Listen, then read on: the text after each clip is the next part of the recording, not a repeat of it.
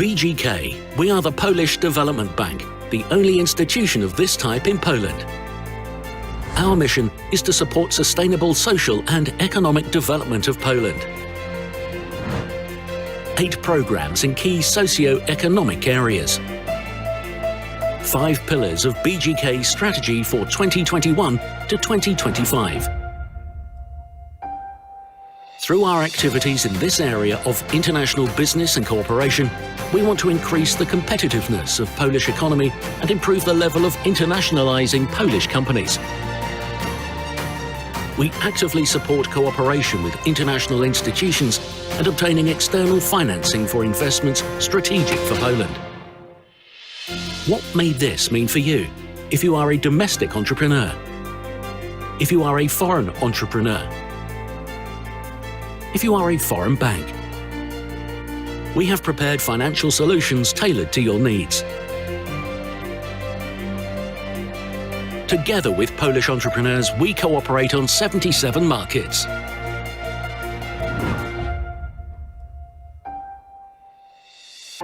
We want to be your partner in international business, create trusted and long-lasting relationships, and work together on the position of a leader in sustainable development, growing together for a sustainable future.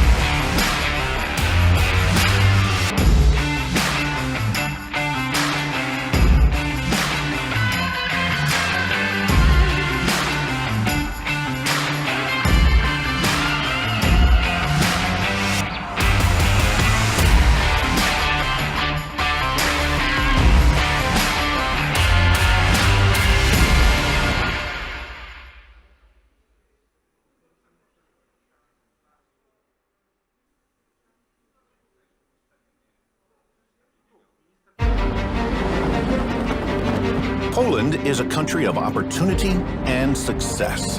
It offers a safe place to live and grow your business. One of the leading exporters in Europe and around the globe, Poland has a modern, steadily growing economy. It's also one of the most attractive locations for foreign investments. This success did not come out of nowhere. We have a strong and receptive internal market, an excellent geographic location, modern infrastructure, educated workforce, public institutions which cooperate well with businesses, and last but not least, a highly developed culture of support for foreign investors in the form of tax exemptions and financial instruments. That's where KUKA comes in. We cooperate with firms that want to conquer the EU market and continue to grow on a global scale. Here are our new solutions for you. Invest in Poland, where KUKA guarantees 80% of your capital expenditure loan for investments in Poland that will boost your company's export capacity. We take on the risk so that your bank is able to provide the financing. Shop in Poland is a solution that helps foreign buyers find suitable suppliers in Poland. We arrange financing and carry the risk. You benefit from working with Polish businesses.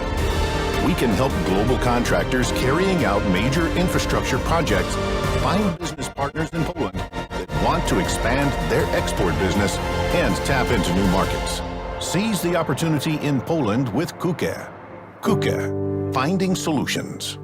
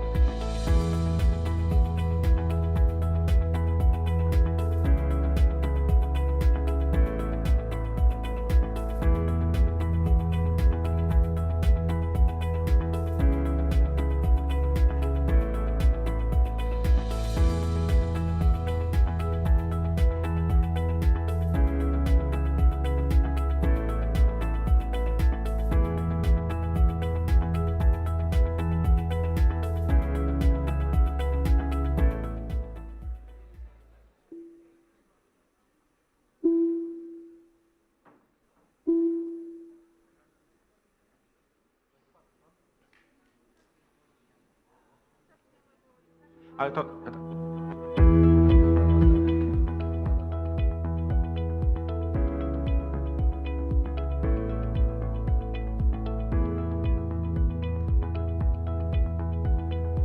Ladies and gentlemen, we will start our conference in a few minutes. Please take your seats. The conference will be held in English. However, some parts will be in Polish as well. So if you need translation, please use headphones. You can find them. Prosimy, Szanowni Państwo, zapraszamy do... ladies and gentlemen, please take your seats. The conference will start in several minutes. Our conference is in English and Polish. If you need interpretation, please use your headsets that you can find at the entry.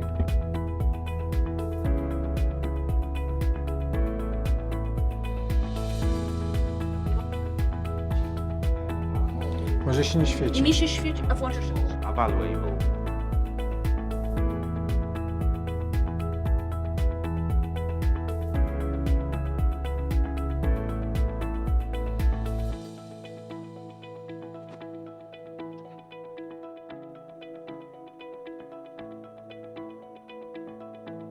One, two, three, one, two, three, one, two, three.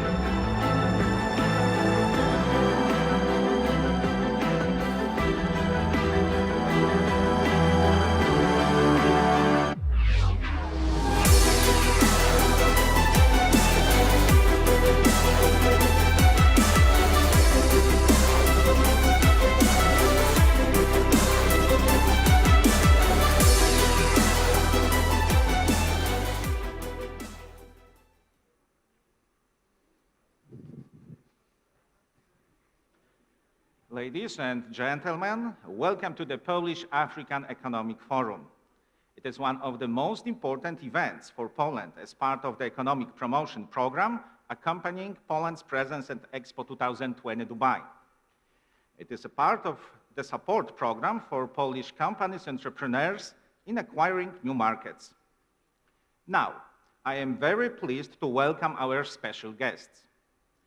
Grzegorz Piechowiak, Secretary of State, Minister of Economic Development and Technology. Welcome.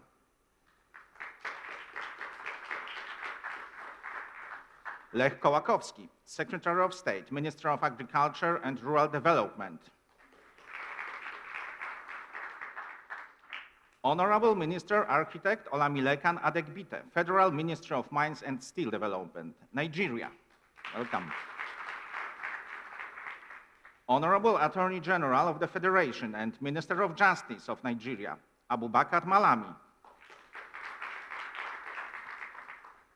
Honorable Minister of Interior, Nigeria, Ogbeni Rauf Aregbesola. Honorable Minister of State of Niger Delta Affairs, Honorable Senator Omotayo Alaso Adura. Jakub Sławek, Ambassador of the Republic of Poland in the United Arab Emirates.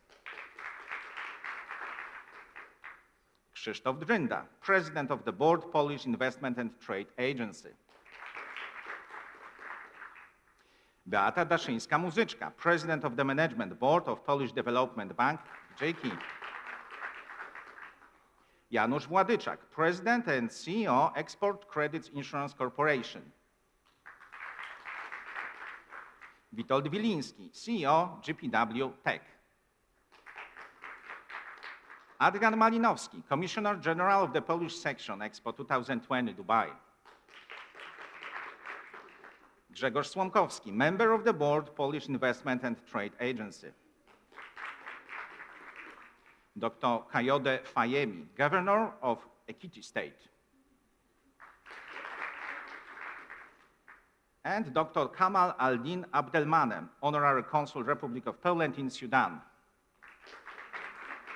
And we welcome Polish entrepreneurs and our foreign partners from over 20 countries. We also welcome participants who are watching us online.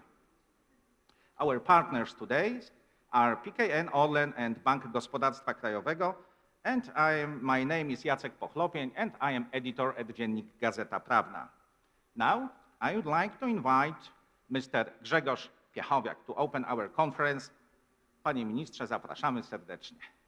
Minister, the floor is yours.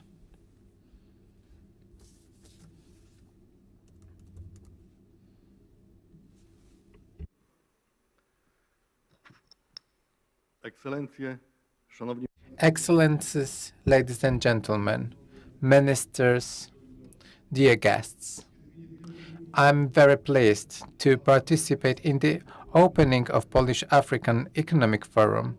At the very beginning, I would like to thank the representatives of the African states to accept our invitations and participation in this event. We are very pleased to welcome you and debate the perspective of economic cooperation between Poland and Africa. I would like to thank also all the representatives of business that are present here, both here in Poland and also online. This event is for you, first of all. I really hope that those conversations and contacts and networking will translate into specific business undertakings. I would like to thank Krzysztof Drinda and Polish Investment and Trade Agency as the organizer of this forum. This forum is one of the most important events in the framework of Polish presence at Expo 2020 that culminates our involvement during the Expo. For the Polish government, that together with Lech Kołakowski, Minister Lech Kołakowski, represents the priorities of economic priorities that promote investment and development. Together with our African friends, we're able to meet in this place, and at this moment it has a symbolic and practical aspect. Expo gathers representatives of the entire globe in one place and also is in a midway between Poland and the African continent. For us, it's not only geography, but also an expression of philosophy in business and economic relations that we are trying to develop. We meet midway. Well, let's cooperate to make it beneficial for the both parties. Thank you so much.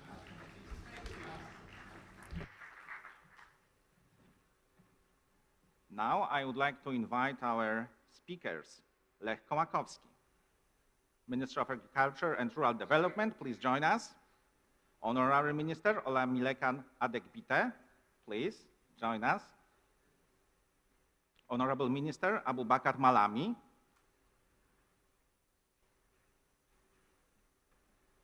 Pan Krzysztof Drynda, Mr. Krzysztof Drynda, Polish Investment and Trade Agency. Beata Daszyńska-Muzyczka, Polish Development Bank, please. And Jacques Mukwende, Acting Director, African Union Commission. He will probably join us in a few minutes. Please take your seats, microphones are on, and we can start. First of all, I would like to ask you, what are the prospects for the development of economic relations between Poland and African countries? Panie ministrze. Minister, the floor is yours. Ladies and gentlemen, as I've mentioned before, we're meeting at this forum to discuss the economic cooperation between Poland and Africa. Maybe this subject is not fully discussed or is not discussed thoroughly yet. I would think that Africa has a great potential. As Poland, we also have a great potential that we can offer to Africa. Poland is a stable economy right now. We have a lot of resources, many proposals, many offers that might be useful for Africa. And we also expect to learn many things from African states. And we expect to be able to import many things from Africa to our market. The level of cooperation and economic exchange do not reflect the potential of Poland, which is one of the biggest global economies. Ladies and gentlemen, we perceive Africa as the perspective area future,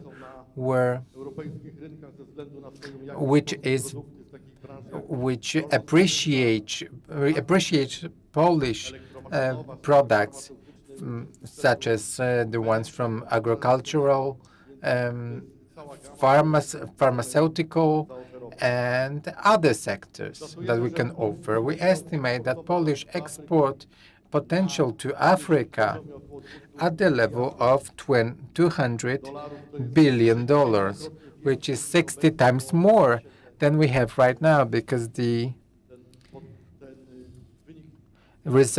financial result of the economic exchange is pretty scarce in our evaluation. So I would like to welcome especially the new states. We are present in Morocco, Algeria, but we are also very happy to host our friends from Nigeria, Ghana, and we do not forget about Congo or Republic of South Africa. And ladies and gentlemen, I'm convinced and I deeply believe that those economic relationships will accelerate in the way to benefit both parties.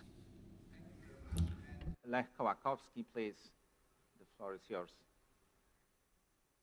Szanowni Ladies and gentlemen, excellencies, dear guests, I'm very satisfied. I'm really happy to be able to meet with you and also present the offer and capabilities and possibilities of cooperation between Poland and African states.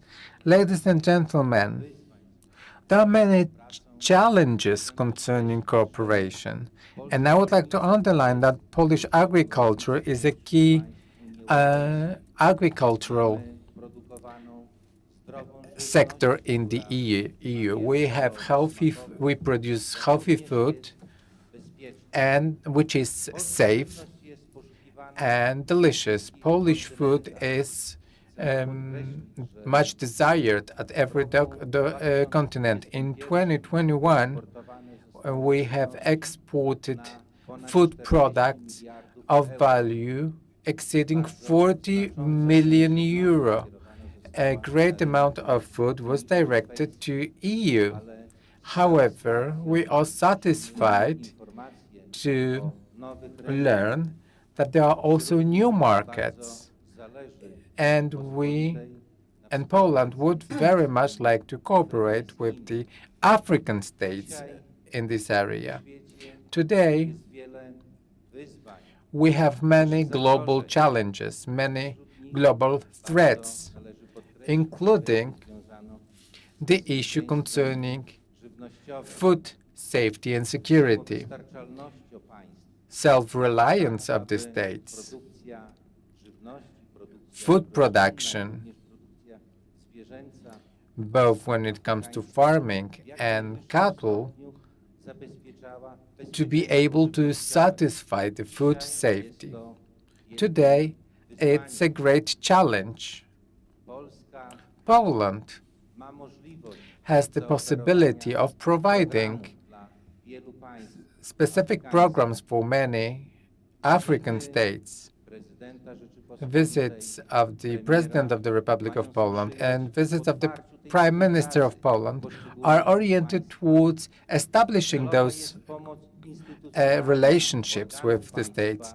Institutional cooperation is also required, and also delegations at the level of Prime Minister and President, and also representatives of the Ministry of Agriculture and Rural Development, and also other institutions dealing with the cooperation in the field of food processing, food export, and food production. Our capabilities and research capabilities, I need to say that we have great scientific professionals, scientific institutions, R&D stations. Our educational sector is one of our critical strengths. Food production in the area of food processing allows for a lot of cooperation in many aspects. Poland specializes in production of meat when it comes to both meat and dairy. And I would like to establish partner relationships, economic relationships with many African states to contribute to the development of our countries, the countries that we cooperate with. And here, a great role should be assigned not only to export, but also to all the activities supporting development of agriculture in the African states. We should understand the specificity, capabilities, and the ability of financial instrument that would be able to finance specific programs dedicated and addressed to specific African states.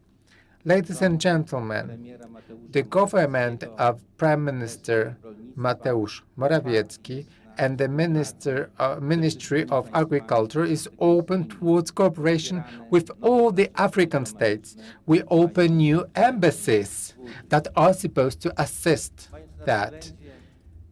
Regarding the very important event that we are having today, which is critical not only for Poland, but seems also important for the African states, we propose the offer of cooperation, bilateral cooperation that would cover all the aspects of agriculture, including food processing, trade, exchange, and please pay attention to one more aspect that I would like to mention. Poland is the EU member and also provides this great capability to allow the agricultural products produced in African states to be sold in Poland and via Poland, and with the permission of the EU Commission to be sold in the EU. It's a huge market. Within the EU, we have over 500 million inhabitants, and EU is independent in terms of producing various food products, but given its geographical characteristics, it's at the same time a huge importer of agricultural products. Here I can see a major opportunity for many African states that are able to supply various food products to the EU markets. Hence, these relationships are actually necessary and desired, both for the benefit of Poland and African countries that we want to support in terms of their agricultural sectors. I would like to draw your attention to one more aspect too. Year on year, the trade exchange of agricultural products between Poland and Africa is going up, and I'd like this volume to go up as much as possible. Thank you for having me here, for allowing me to present this offering. I will be waiting for your proposals regarding cooperation opportunities directed by the Polish Ministry of Agriculture and Rural Development. And given this opportunity, let me also apologize for needing to leave the conference early because of other commitments. Still, thank you for this opportunity to meet you here, and I wish lots of economic success to all African countries, including economic success based on agricultural development. Mr. Minister Olamilekan Adegbite, please. Thank you so much. I'd like to appreciate the Polish government for inviting us today. Though this is called the Polish African Economic Forum, but you can see a very strong presence from Nigeria, which means we're willing to do business with Poland. The first thing about Nigeria is that we've come of age to the realization that we no longer want to do business that is just one-sided. That is, we don't want to do business of just exportation of raw materials. Taking off from what the Undersecretary of Agriculture said, Secretary of State Agriculture, we'll invite partners from Poland to come into Nigeria, you know, in food processing, in agricultural processing. We've got a lot of agricultural products growing very well in Nigeria. You talk of food, you talk of fruits and all that. What we appreciate in that field is investors to come in on a mutually beneficial basis, you know, to do processing, which of course can be consumed locally and can also be exported. That's actually stemming from what he said. But I'm here today to talk about mines and steel development, which is actually my forte in Nigeria. And there's ample opportunity in that sector in Nigeria. We know with the, it's a fact now that the fossil fuel is going out in the world. And what do we replace fossil fuel with? You know, everybody talking about renewable energies. Renewable energy can only come from minerals. We know we need minerals like lithium, copper, cobalt, and all that. And Nigeria has got these minerals copiously all over the country. So we invite investors who will come into Nigeria to mine and process, you know, establish industries within Nigeria. For instance, we have a lot of lithium. We don't want anybody coming to Nigeria and taking our lithium out, but come to Nigeria, establish a battery industry. So you manufacture lithium batteries, lithium-ion batteries from Nigeria for electric cars. You could go the extra mile, you know, to come and build your electric cars within Nigeria. So there's a lot of room in that sector. Our steel sector is still developing. We've got a very large reserve of iron ore, which is, of course, essential in production of steel.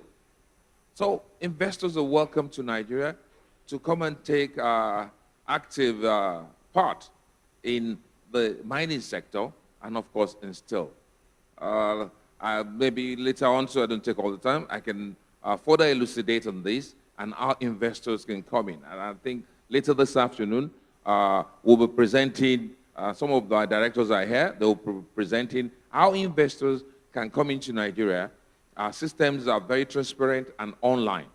From the comfort of where we're seated, you can access our cadastral system, that's the licensing system. You can access our National Geodata Center, which gives you all the minerals available in Nigeria and where they are. That's from the comfort of wherever you are. It's online. Thank you so much. Thank you very much. Thank you. Lots of possibilities. And Mr. Minister Abubakar Malami, please.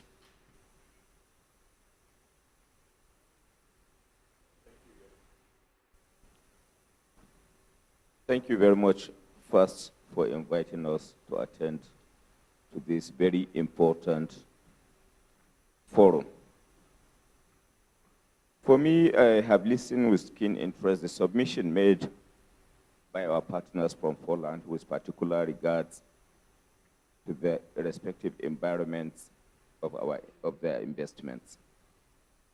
But I think the point needs to be made that regardless of where you invest in Africa, Nigeria is indeed the better environment for consideration as far as investment is concerned.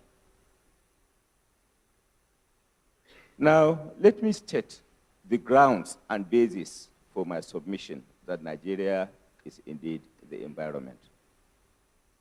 If you are looking at it from the point of size of the population, Nigeria has a population of over 200 million, and that gives you an idea of the size of the economy.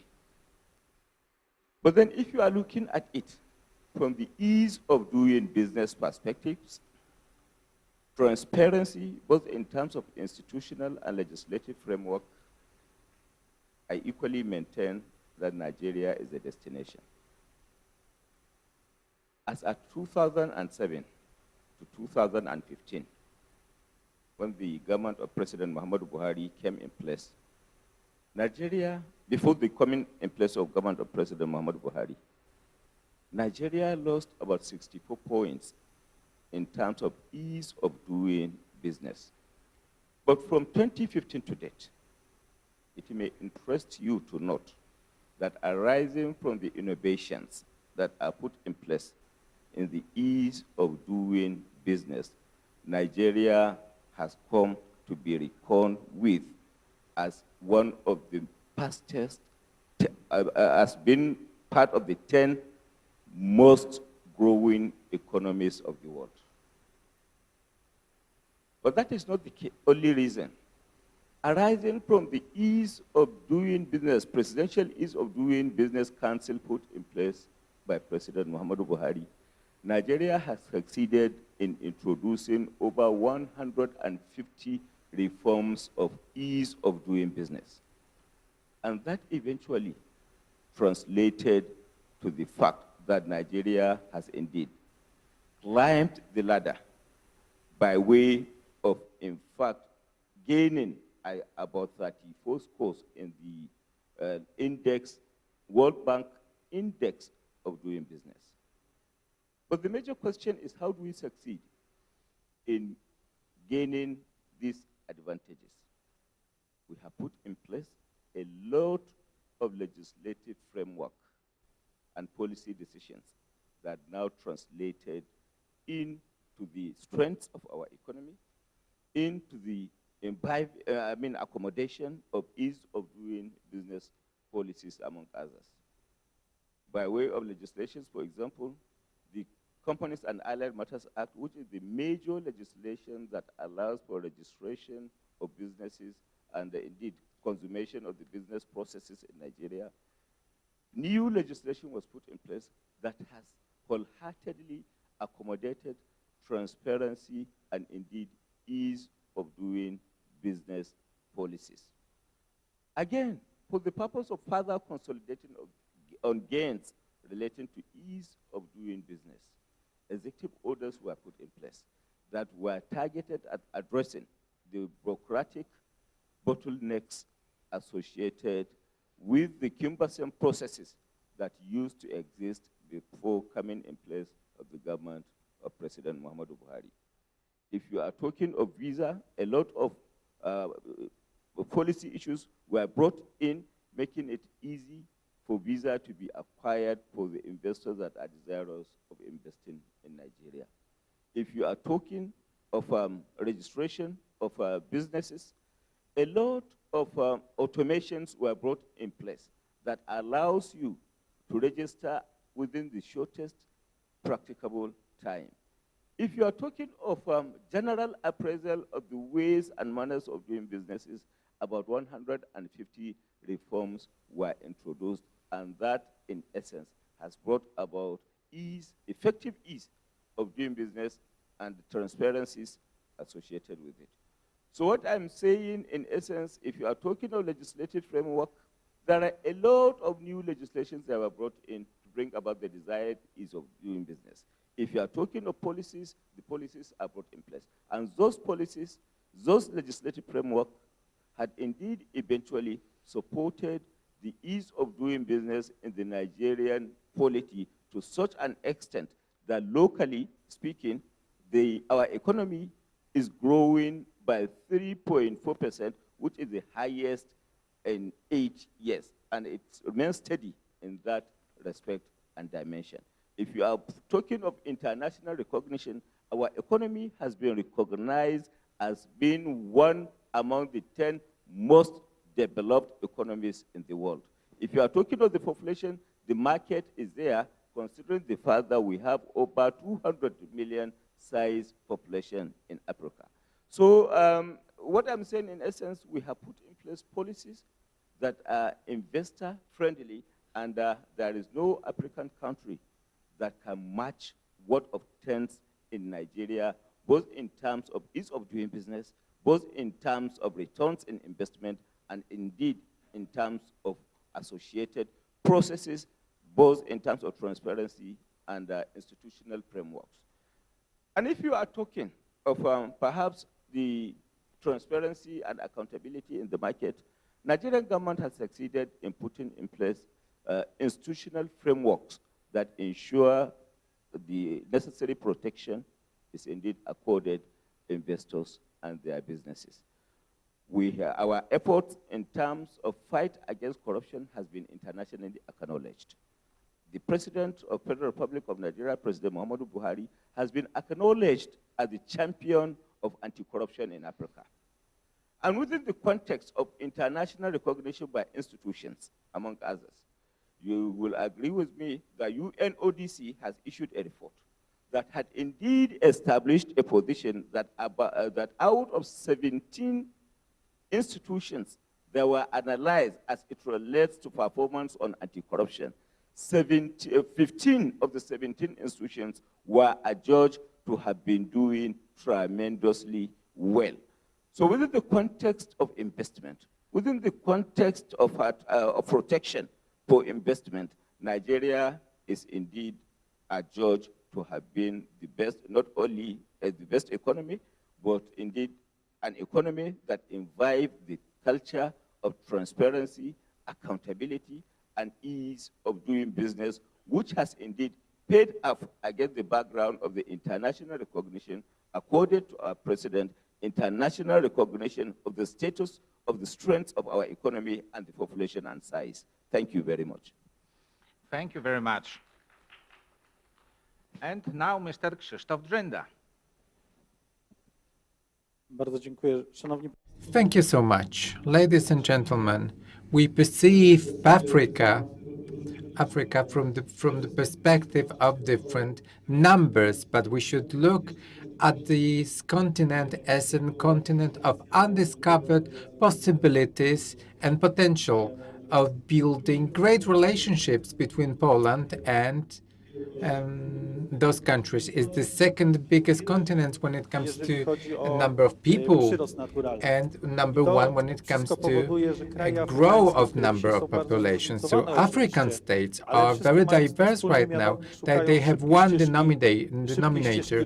They are looking for a quick path towards development. When we look at the history of Polish transformation, we can see that there's a great space to talk about possibilities of cooperation and increasing the trade and investments. When we look at the trade only, it's not impressive right now, to be honest. It's 8 billion euro in 2021. But what is significant here is that comparing with 2020, the growth is around 30%. And that shows that the possibility of growth of trade is significant. When we look at this, when we were preparing for this event, we were searching for areas that could be critical when it comes to building economic relations between Poland and Africa. And we have identified 4 main areas. The first one is food safety. Minister Kołakowski has mentioned that already. We can give you a number of examples. We can talk about very simple trade like vegetables, fruits, or cereals. We can say that Polish export of cereals to Morocco, for example, was last year was around $150 million. But first of all, we perceive this context from food safety perspective. So we talk about processing and storage capability. In Kenya, Poland has built 300 warehouses for milk, for example, and we are thinking about a similar project in Rwanda right now. Another area is the infrastructure. And when we talk about bridges, roads, highways, trains, and Polish technology and experience can be also applied to the technologies of water provision and also other huge infrastructure investments. For example, in Tanzania, there was a project concerning electricity power. When it comes to trade, one of our greatest African partners is Nigeria, and we constantly observe a huge growth of trade value with Nigeria. Another area that, from Polish or European perspective, less significant, but this is not true, that's the issue of renewable sources of energy and energy transformation. These are areas that we should discuss. We have a great success in this field. Polish companies can share these technologies with African states. And the fourth area that is connected with medicine. And here, depending on the area of different African states, we talk about construction of hospitals, modular hospitals, as well as all the issues concerning cutting-edge technologies, so namely artificial intelligence and all the elements concerning remote medicine or telemedicine and development of the IT sector in medicine. We'll have a chance to discuss it in another panel concerning financing instruments.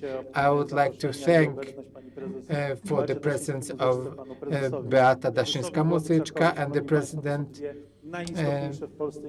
of the most important institutions that deal with all those sectors and all these areas to get it all together from the financial perspective to provide the success of the Polish and African economies. This is what we care for, and in the nearest future, we want to strengthen all those economic ties and economic relationships and get on a higher level. Thank you so much.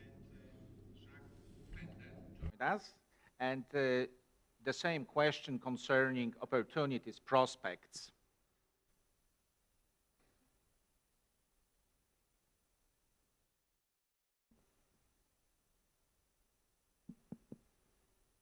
Good morning, everyone, and sorry for joining you a bit late.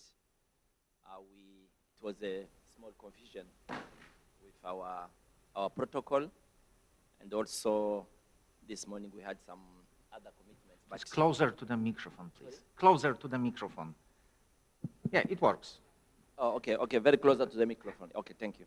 Yes, I was saying that, sorry for being a bit late. It was a small confusion protocol, but also we had a very important commitment, but we said we have to be there since this is very important event. First of all, my name is Jack Mukwende. I think maybe they have already introduced. I'm working for the African Union Commission, and I'm the Director of Partnership and Resource Mobilization Management. Yes, the opportunities, I think, maybe I'm sure that colleagues from our continent have already maybe said it. The opportunities are huge in our continent for three main reasons. The first reason is that our continent has already set up a continental framework, which is very clear, is going until 2063. And this continental framework is very ambitious. It has many areas of cooperation with different partners in the world. That's the first opportunity. The second opportunity, that the fact what is happening on the ground. As you may know, our continent is a continent which has more than 60% of youth. This is a very big opportunity for those who would like to make a partnership with us. But also, our continent is more focusing in agriculture. And agriculture for us, I can't say is still low, but it's an opportunity for those who would like really to partner with us. And we know very well that Poland is very, very expertise in this area. And this area is really an area where a partnership can be well developed. And as you know very well, it's good to develop the agriculture, but also to make an agriculture which is more focusing on the business. And another aspect which I think is very important, that in our continent we have already set up a very enabler for business, which is the African Continental Free Trade Area, which we call CFTA. This is something which is very important for us, for those who are ready to partner with us, now to come and partner with us in agro-industry. And we know that mainly Poland is very well expertise in that area. Industrialization, because those products should be industrialized, then make sure that you put on the market a product which is finalized with a very high value addition. And also, I think there is an aspect which was raised just now about the health facility. Those sectors, I think we need to emphasize also on that area, where we have also some challenges in health facilities. We have seen it during this pandemic, the COVID-19 pandemic. We have seen that there are still some gap in that area. And Poland, we are very sure that it can play a very, very important role. But another aspect which also is a challenge for our continent, but which might be an opportunity for our partners, is the digital transformation. We know very well that that is a sector which is now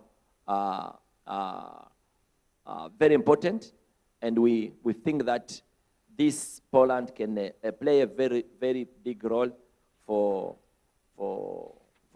this to happen.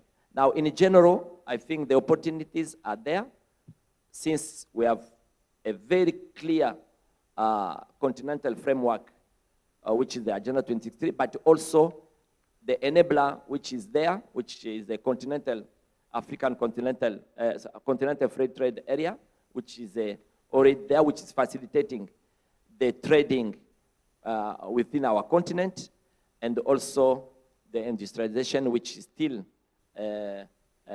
needing partners to come and operate together.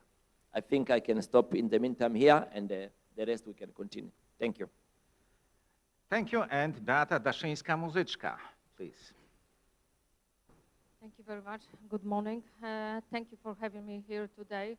It is a great opportunity to discuss about our possibility to cooperate. My congratulations to the trade agency to organize the Polish African Economic Forum, especially we are in the different time, to be honest. We are witnesses of the change in the world. In the recent years, we have the huge crisis. First, it's related with the COVID. Now we notice this is a new crisis related with the war in Ukraine. So these two aspects has a huge influence what is going on and what is the challenge in front of us, in front of Europe, in front of Africa as well. Because Africa is the continent which supply chain, especially in the food production, it is huge, related with the Ukraine and Russia. So now it is time how to, after the broken the supply chain, how to find the new opportunity based on our relation, how to find a new direction, how to find the new business model to organize our economy. The world is changing and we have to be open and to open our mind, our business, to find a new way of cooperation. For Europe and for Poland and for Africa, we have to know each other better, and we have to build the trust, how to build the business between our countries. It is a huge opportunity, and I think for African countries and for Poland, we can find a niche for our cooperation. Food production, FMCG goods, and ICT, new technologies, it is the enormous opportunities for both sides. We as a BGK, as a Polish development bank, we cooperate with many countries, with all our exporters who are looking for a new way of doing business. We are present in 16 countries together with our exporters. And of course, I check on the list. In Nigeria, it is enormous opportunity and very small numbers. So thank you for your advice how to develop our cooperation as a Poland and Nigeria.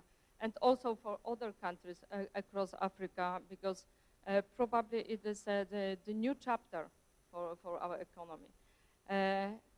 If we take into account how much transaction in the recent time we made in Africa, it is almost 100. It is not enough. I see this as a lot of space how to develop and how to show the potential for our business, Polish business. And of course, we need your voice as an African voice. Where is this opportunity? How we want to cooperate? What type of institution can be involved in cooperation with the financial institution as Polish Development Bank, as a KUKE, the insurance exporters. So it is two very important aspects: how to build the trust, how to find the business, and how to be ready to open the financial institution to support importers and exporters. Of course, food, ICT, food production, ICT, agriculture industry, it is obvious. But maybe it is also what we have to take into account the education sector. How to develop the opportunity for many people from African countries and also for Polish community, how to find the way to study, to educate, because in this way we can know each other better. We can understand better our countries and how we can support each other to build the business for the future. It is a younger population in Africa. In Africa, I see a number of people, young people, who are looking how to build the better world, how to build the better future for them, and how to be ready to cooperate globally in the new, to build a new world. Because nowadays we have to change thinking about the business which we know in the recent years. Now it is time how to rebuild our businesses, how to find a new business model, and how to find the opportunities for our businesses. Not only agriculture, because it is obvious, not only ICT, the new renewable sources of energy, but also the education which help us to build better our businesses. Thank you very much. Thank you very much. Thank you.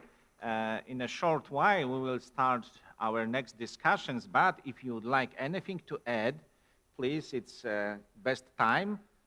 Panie Ministrze. Ja bardzo krótko Minister, I would like to refer to what was said by the president of BGK, because the geopolitics shifted globally.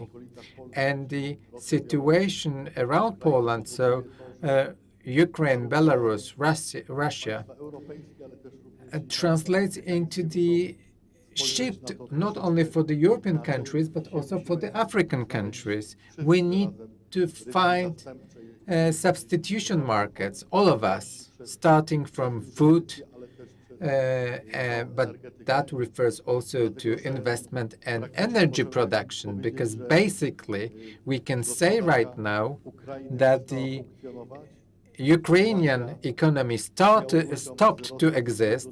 The relations and sanctions on Belarus and Russia stopped our cooperation with those countries.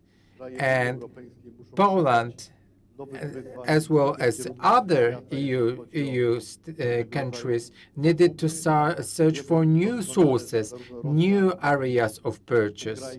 We know very well that Ukraine and Russia were or are the countries that were feeding the global economy when it comes to agriculture, but also fossil fuels. And now we need to search for new suppliers, and we need to do it jointly. The ones that we can purchase alternatively and also sell our products. And it's a great area for cooperation for us, for Poland, but also for Africa. Any of you would like to add anything? Please do. Yes, please, ministers.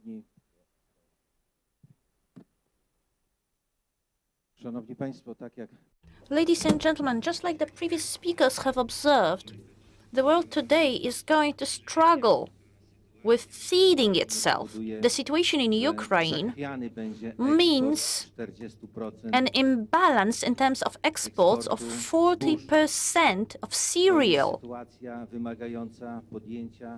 This situation requires specific steps to be taken to compensate for that.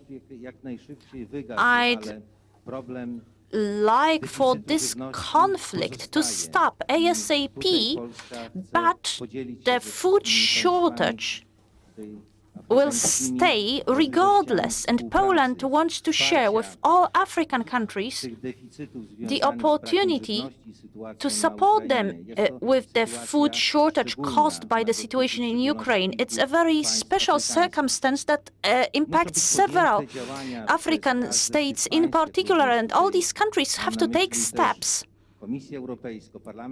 And so does the EC and the European Parliament to support these shortages. Ensuring food security requires the involvement of multiple financial instruments too.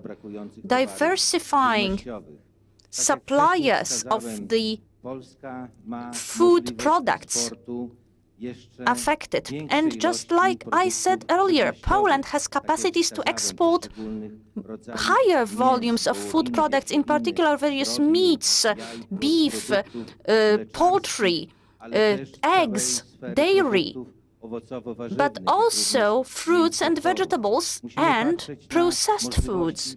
We must look at processing capacities, cooling capacities, freezing capacities. These are all precious activities that can secure food security for African countries and for the whole world.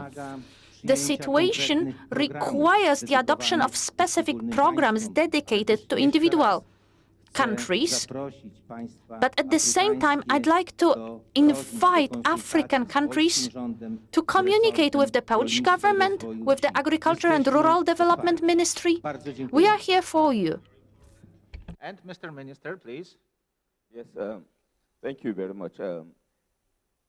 Mine is simply to overflow and to reiterate that as far as the African economic prospect is concerned, Nigeria is indeed a destination. And majorly on account of the following. One, this is an economy that is growing by 3.4% per annum. Two, it is an economy of over 200 million population. 3, it is a reformative economy in respect of which over 160 completed reforms were introduced, on account of which Nigeria progressed to about 39 places aggregate on ease of doing business index as introduced by World Bank. 4, by World Economic Forum report, Nigeria has been identified as one of the most competitive business in terms of entrepreneurship. 5, above all this, realizing these economic fortunes in terms of progress, development, and international recognition, Nigeria has developed a bill known as Omnibus Bill, which is aimed at according adequate protection to investors, aimed at putting in place ease of doing businesses legislative framework, and indeed the legislative bill is being considered by the National Assembly. So what I'm saying in essence, all it takes for the investors' protection, all it takes for investors' return in investment, all it takes for the purpose of transparency as far as doing business is concerned, Nigeria has put in place, both by way of policy, legislative framework, institutional framework, and infrastructure. So I invite you to Nigeria as far as investment is concerned. Talking of Africa, talk of Nigeria. Thank you very much. Thank you. Yes, please. Thank you so much. Just to add to what the Attorney General said, you see, with all these great facilities in place, you know, you got the environment, you got the market, Nigeria is indeed the destination to come to. And particularly, I want to address this to the Polish Development Bank. Yes, I think there are areas where we can partner if you come into Nigeria, that's supporting Polish businesses and all that, especially as it relates to mining. One of the people that I've come here with today, there's a development fund in mining in Nigeria, which I think can benefit and could be mutually beneficial between the Polish Development Bank and that particular body. And I'm sure maybe outside this forum, this particular debate, we can talk further on that. But Nigeria is indeed the place to be for Poland to extend. We got all these agricultural products. A lot of it goes to waste because of processing, you know. So if the Poland can bring its own knowledge, technology to Nigeria, we can help stem some of this waste and, of course, export excess food that's already processed out of Nigeria. Thank you so much. Thank you. Yeah. Thank you very much. Mine will be very, very short, since my predecessor has already said. For us, I want to just say in general for our continent, Africa has already a clear transformative socio-economic development plan, which we call Agenda 23, which is available everywhere, where you can see all sectors where we really need partnership. That's one. The second one is that Africa has already set up a very clear common market, which we call CFTA, Africa Continental Free Trade Area, where the trade can be operated easily. But also our continent has, in the world, the young population than all a part of the world. This young population can also be an advantage for partnering with the rest of the world. But the last one, which I think is very important, is also to see where Poland has more capacity, for example, in agriculture, industry, in agricultural transformation, but also in industry, because all those sectors are still need really partnership with the rest of the in Africa. I thank you. Thank you. Very shortly, I would like to stress the African women power. I know that women are developing very fast, and there are very good businesswomen, and especially the most important person in the World Trade Organization is the Nigerian women. If I not mistake the name, the Ngozi Okonjo, yeah. So I think with this huge power of women power, it will be able to develop our trade. Thank you very much. Thank you. So thank you for this discussion, for this fruitful discussion. I feel Africa and Nigeria are closer after this discussion to Poland. And now I would like to invite you to a short coffee break. Then we have parallel discussions. We also invite you to visit information stands, Investment Center of the Polish Investment and Trade Agency, and Pomeranian Medical University.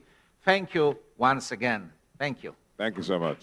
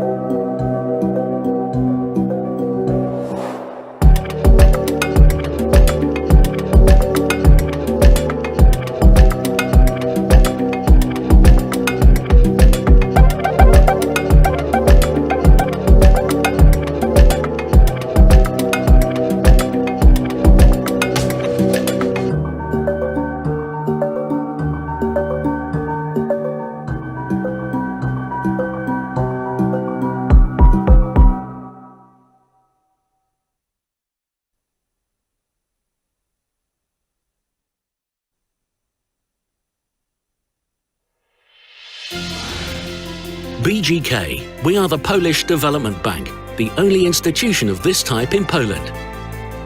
Our mission is to support sustainable social and economic development of Poland.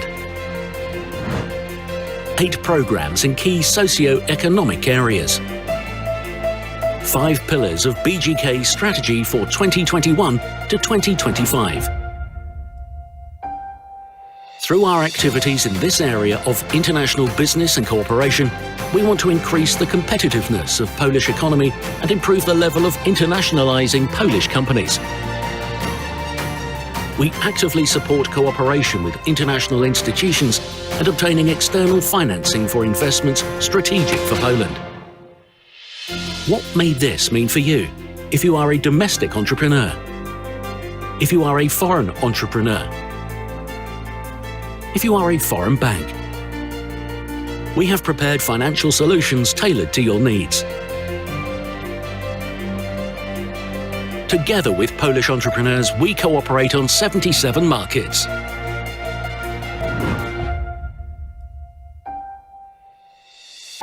We want to be your partner in international business, create trusted and long-lasting relationships, and work together on the position of a leader in sustainable development, growing together for a sustainable future.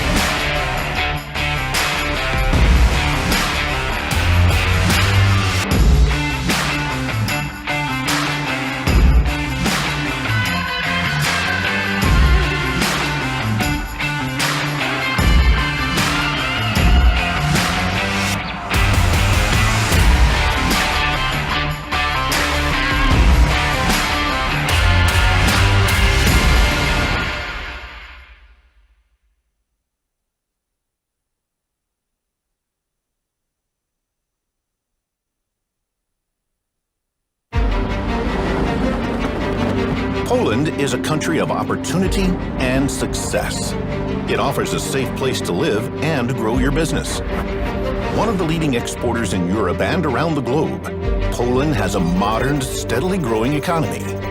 It's also one of the most attractive locations for foreign investments. This success did not come out of nowhere. We have a strong and receptive internal market, an excellent geographic location, modern infrastructure, educated workforce, public institutions which cooperate well with businesses, and last but not least, a highly developed culture of support for foreign investors in the form of tax exemptions and financial instruments. That's where KUKA comes in. We cooperate with firms that want to conquer the EU market and continue to grow on a global scale. Here are our new solutions for you. Invest in Poland, where KUKA guarantees 80% of your capital expenditure loan for investments in Poland that will boost your company's export capacity. We take on the risk so that your bank is able to provide the financing. Shop in Poland is a solution that helps foreign buyers find suitable suppliers in Poland. We arrange financing and carry the risk. You benefit from working with Polish businesses. We can help global contractors carrying out major infrastructure projects find business partners in Poland that want to expand their export business and tap into new markets. Seize the opportunity in Poland with KUKA. KUKA, finding solutions.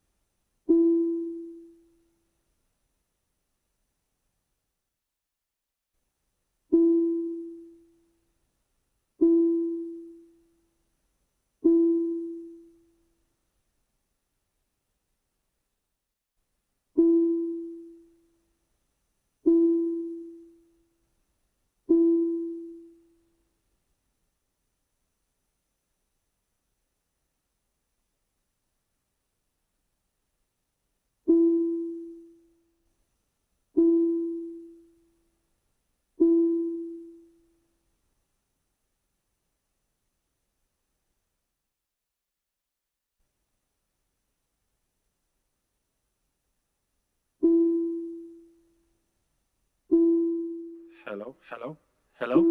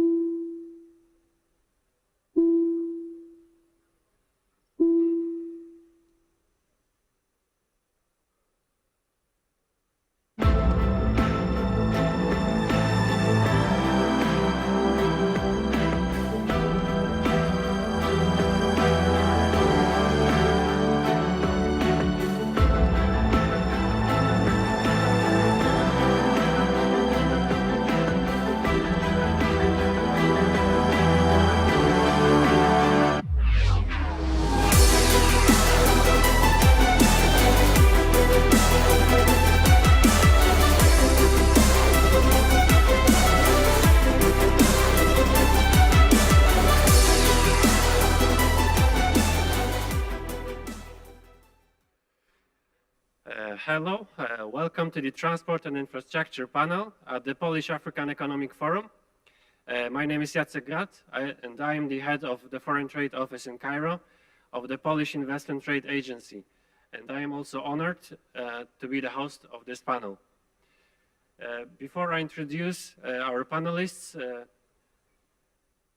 let me start by laying the foundations for our further discussion.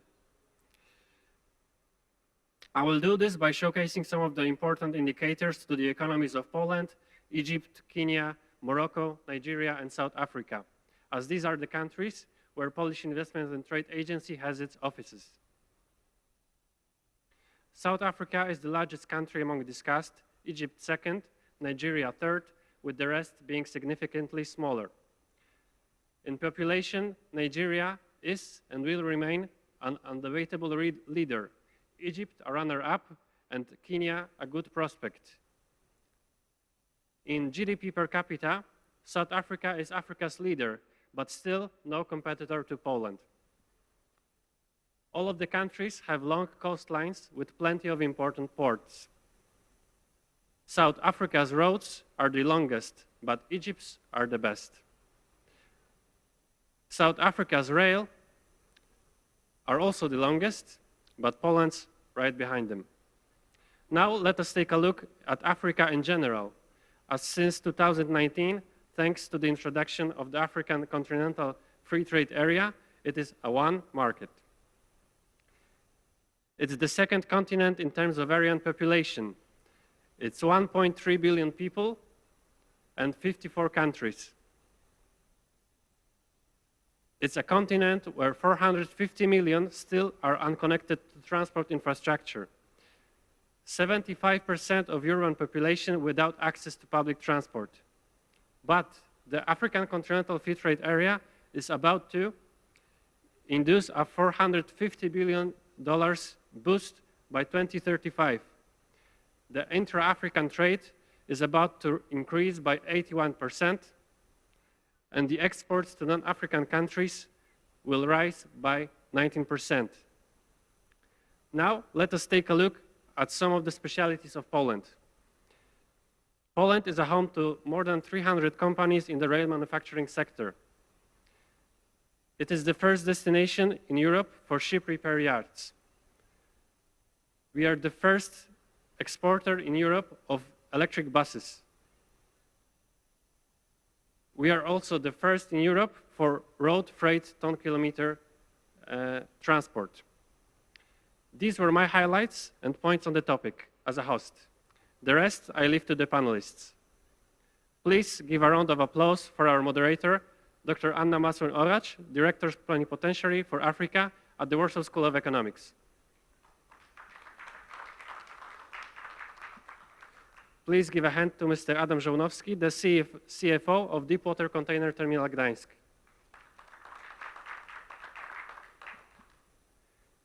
Next, we have Engineer Maher Khalid as a substitute for Dr. Mustafa Muharram, the Executive Director of Muharram & Associates from Egypt. Next, Dr. Engineer Konrad Markowski, the CEO of Fiber Team Photonic Solutions. Please applause Mr. Michał Łupkowski from Poland, New Business Development Director at Lug Light Factory. Dr. Hubert Joint from South Africa, Center of Excellence Program Manager at Infrastructure South Africa at the Industrial Development Corporation. And last but not least, Dr. Michał Beim, Assistant Professor at University of Life Sciences in Poznan. Dr. Anna, passing to you. Please give our panelists a final round of applause. Thank you. I hope you can hear me well. So it's distinguished to lead that panel as a moderator, as Africa is in my heart for the last 25 years. There's a saying, and I'm always saying that even if I'm white, I've got a black soul. That's why, you know, I'm staying there most of my time during the year time. So today, I have the privilege to conduct this panel as actually transport and infrastructure connection in Africa is very, very important. Why? Especially right now when Africa is more and more connected during the agreement that was signed last year. What is more and more people are also trying to do their businesses across the Africa, like from Senegal to Kenya, from Kenya to South Africa. And what the business needs? Business needs a good infrastructure and a good transport. That's why I have the privilege to conduct this panel. As you can see, we have like six panelists, so each of them will give like mostly 6 or 7 minutes to speak. And my first question to Mr. Maher would be, as we know that your company as a design engineering consultant has been involved in the biggest infrastructure projects, not only in Egypt, but also in Africa and Middle East, and even worldwide. So could you just tell us how does the process of preparing the master plan for infrastructure project look like in the region? And also who are the stakeholders and how to navigate between them? The floor is yours. Okay. Thank you so much. Thank you so much for having me here today. As planning for an infrastructure project can be divided into 6 stages, specifically. So the first stage starts with the stakeholders identifying a problem. Then the second stage could be as a consultant. That's where our role starts, which is we start identifying the demands of the project. Then after that, we start conducting analysis to identify the risks, identify the requirements needed. Then after that, we start studying different alternatives and start assessing their impact on the community. And after that, we start budgeting each alternative and finally choosing the most appropriate alternative that would achieve the full ultimate function with the common, to achieve the full function of the project according to the stakeholders. And as for the stakeholders, we can classify them into 3 groups. The first group is the main authorities, or the main regulating authorities. For example, on some of the projects that we are working on, like the light rail train and the Road al-Farag Bridge, which is one of the widest, which was classified as the widest bridge in the world. And both projects were aiming to reduce the traffic congestion in Cairo. In both projects, the main regulating authority was the National Authority for Roads, Bridges, and Land Transport, which was acting as the client in this project. And this could be, and we can consider this as our first classification. The second classification can be considered as the companies working on developing all different aspects in the project. And the third classification can be the ultimate users. And as a consultant, we should navigate through the whole stakeholders, or all the stakeholders involved in the project, by ensuring by ensuring that that each piece of information should be delivered to the right stakeholder at the right time. And also we must ensure that the project is, all the specifications and standards of the project is being achieved according to the regulating authority to achieve its full ultimate requirements.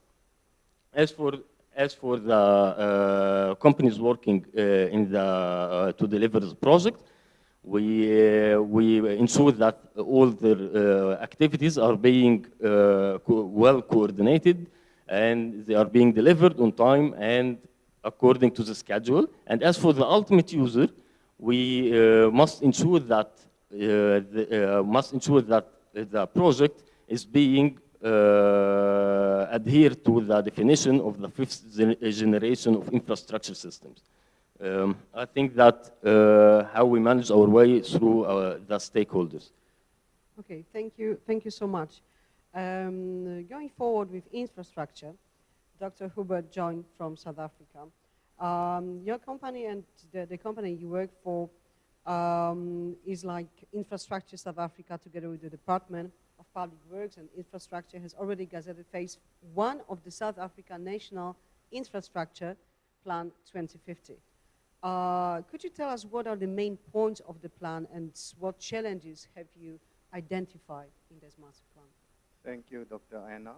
Yes, the NIP, as we call it, it's our strategic vision and plan for the establishment and delivery of our top priority infrastructure projects by the year 2050.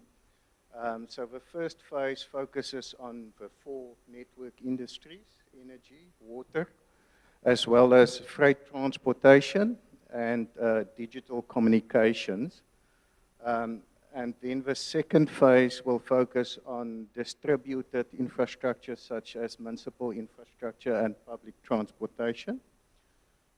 It's got various chapters, the plan. I don't think I can go into all of them, but it entails a critical analysis of the 4 network industries.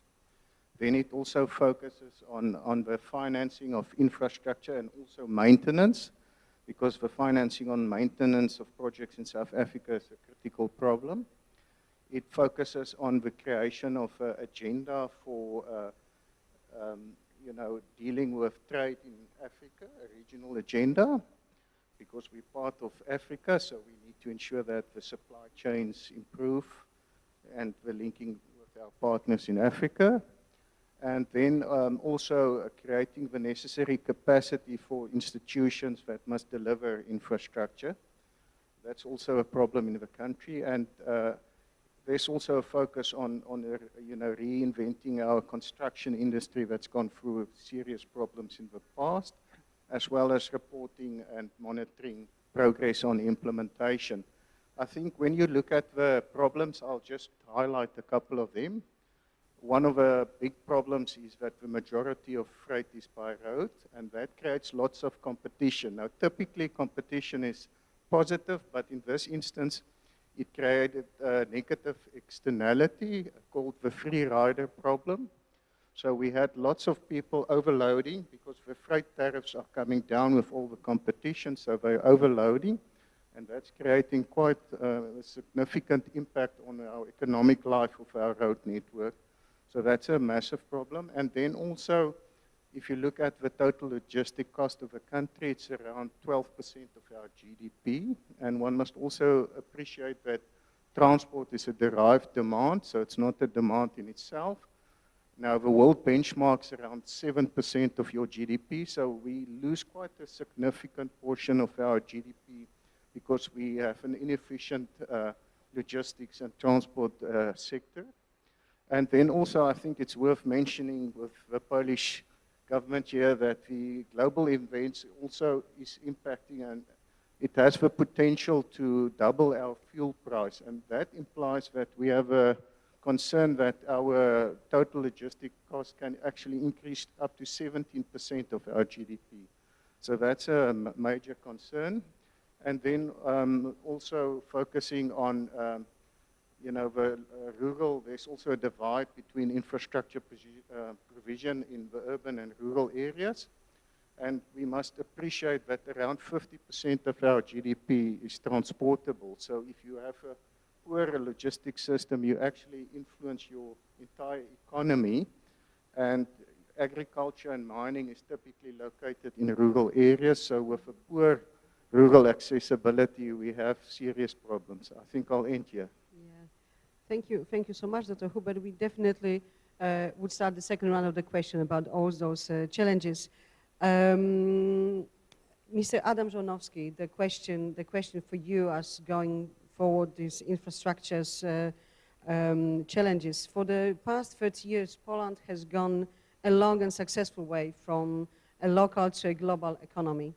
Working many years in FDIs, you have had the first-person view into the foreign involvement in this development. Could you, would you be the do's and don'ts as an advice for African economies from your perspective in terms of infrastructure and FDIs, please? Yeah, thank you very much.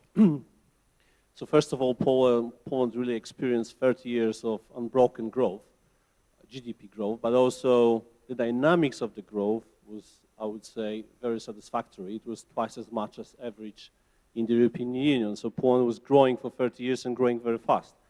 So the question is, how is it possible? And by answering these questions, I'm going to, of course, refer to the foreign direct investment. Because in the history of Poland, and I think history is shaping the country, each country, and it was also shaping Poland, we have undergone several different systems, economic systems. We had full capitalism, where people had no access to education, or it was very difficult, where there were monopolies.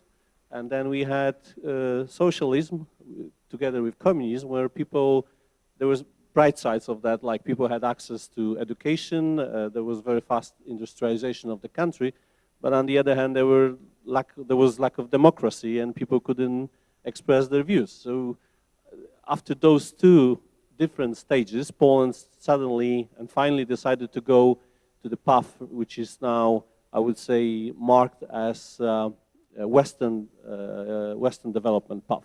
And this Western development path was based on a few elements. First of all, private ownership, then trade liberalization, foreign direct investment, and finally, trust that the country can manage itself. When we look on the reasons why Poland was growing, I would mention that foreign direct investment was crucial. Why? Because foreign direct investors brought knowledge to Poland. Imagine that country wants to develop energy sector or some IT developments, and without proper education, it's extremely difficult. So foreign investors are coming and they are sharing the knowledge.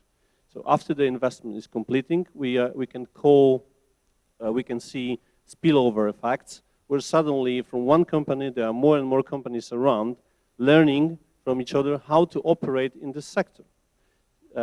So that's one element. The second element, foreign direct investment, actually financed all those developments.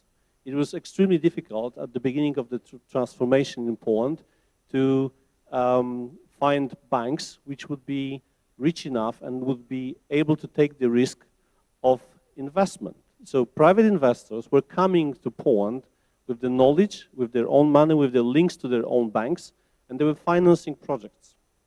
So that's the second element.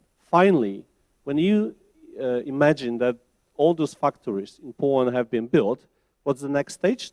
Of course, foreign direct investors were thinking, oh, we have great factory in Poland, we are covering Polish market and neighboring markets as well, so what's the next step for us? So the next step was trade. So as you see, investment is followed by trade. And then Poland actually became a quite important hub for export of goods produced in Poland with the involvement of foreign direct investment. When you look historically about involvement of foreign direct investors into the labor creation or job creation, I would say that quarter of jobs created in Poland after year 1990 was was done with the involvement of foreign direct investors. So 1/4 of the jobs created in Poland, that's a lot. When you look on the trade, I would say 50% of Polish export is with the involvement of foreign direct investors. And what are the cons? What you need to be afraid of? I mean, first of all, you need to be aware that investors are willing to transfer money abroad. So you need to allow for that, but you need to control this a little bit. And then when you allow foreign direct investors to come, don't be also aware that there might be monopolies created. And then when you have monopolies, it's difficult to manage them, and you might have also problems with your own citizens, how to convince them and how to keep them satisfied with the involvement of foreign direct investment. So these are the two elements you need to be afraid. But generally, the balance related to involvement of foreign direct investment in Poland is very positive. Thank you. Thank you. Thank you, Mr. Adam.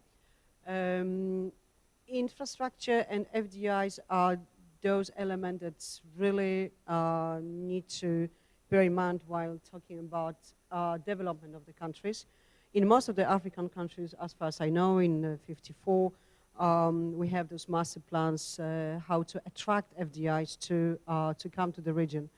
But Mr. Adam also mentioned the capacity building and the competences of the people who are involved in leading such projects. So maybe now I would ask Dr. Engineer Konrad Markowski from Fiber Team, as a Warsaw University of Technology spin-off company, and great example of knowledge and technology transfer from academia to business. Can you tell us about your experience of cooperation between academia and business, and why do you think it's important for Africa also to focus on this area? The floor is yours. Thank you for being here. So, in fact, I would distinguish three major factors that are important here. First of all, I believe that governments of Africa should support academia and research and development. Why? Because not only it gives prospects on building up very advanced knowledge here, but also it develops a transfer of knowledge to the society. So in fact, it gives a possibility to build a society that is based on knowledge. The second issue is patience, because let me say that development of new technologies is very time-consuming, all right? Here I'm with Fiber Team Photonic Solutions, and I'm representing over a decade of research here in this field, started by my supervisor, Kazi Andrzejewski, and now continued by me and my colleagues. So 10 years of research is right now being deployed in the business, all right? There are numerous of examples in the business similar to that. For instance, silicon photonics from Intel, the biggest chip manufacturing company. It takes them 17 years and billions of dollars to develop silicon photonics telecom chip, all right? So basically, patience is a crucial. And the last but not least element that is required from business is that at the very last stage, business should support this transfer. Why? Because there is need to certify those, let's say, developments, to give it a box that is suitable for industry, all right? And all of those three elements must be, I believe, are the most important, all right? And at the very end, not only investments, as my colleague said, will give prospect for development, but also development and transfer of knowledge and building up the knowledge will give a proper path for Africa to develop, right? So thank you very much. Thank you so much for raising such important issue. I'm coming from academia as well, and I really believe that in every project, the people should be like in the center of every development. It's not just the manual on infrastructure, but the capacity building in terms of academia is very, very important. As far as I know, Mr. Michał Łupkowski, you as a Light Factory, you are a very innovative manufacturing company that's already taking part in development of new projects in Africa. And the gap in Africa's infrastructure is a challenge, but at the same time, it creates an opportunity to get it right from the beginning, but there's also an interesting topic of the so-called legacy of infrastructure. So what could be the benefits of rethinking of what there already is compared to development of new projects from your perspective? Please, the floor is yours. Thank you. Thank you for the opportunity to be here and for the excellent question. So over the last 30 years of our company's operation, we've had the opportunity to work on projects in more than 70 countries all over the world. And as you pointed out, this includes countries in Africa. So in that time, we managed to gather some experiences, and I would like to make 3 points on this. The first one is that while working on infrastructural development, we should always think ahead and make sure that we approach projects in the right way from very early stages of their development. By thinking ahead, I mean preparing master plans, nationwide, region-wide development strategies whenever possible. So we shouldn't think about infrastructural projects as individual, separate, independent beings, but we should think about how they all connected together create a whole meaningful role. So we cannot achieve that if we don't plan development in advance. Second is the right approach towards project preparation. So my colleague from Egypt already went through the process. So adding to what he said from a manufacturer and solutions provider point of view, I would say that it's always important to focus on the very specific details of a project that is executed in an environment such challenging as African countries. By that I mean that there is a number of atmospheric conditions we need to take into account, such as temperature, humidity, air salination, and so on, which should define what kind of materials and what kind of approaches we need to use. This is unfortunately quite often neglected and can end up in us losing money and having trouble when implementing and operating such projects.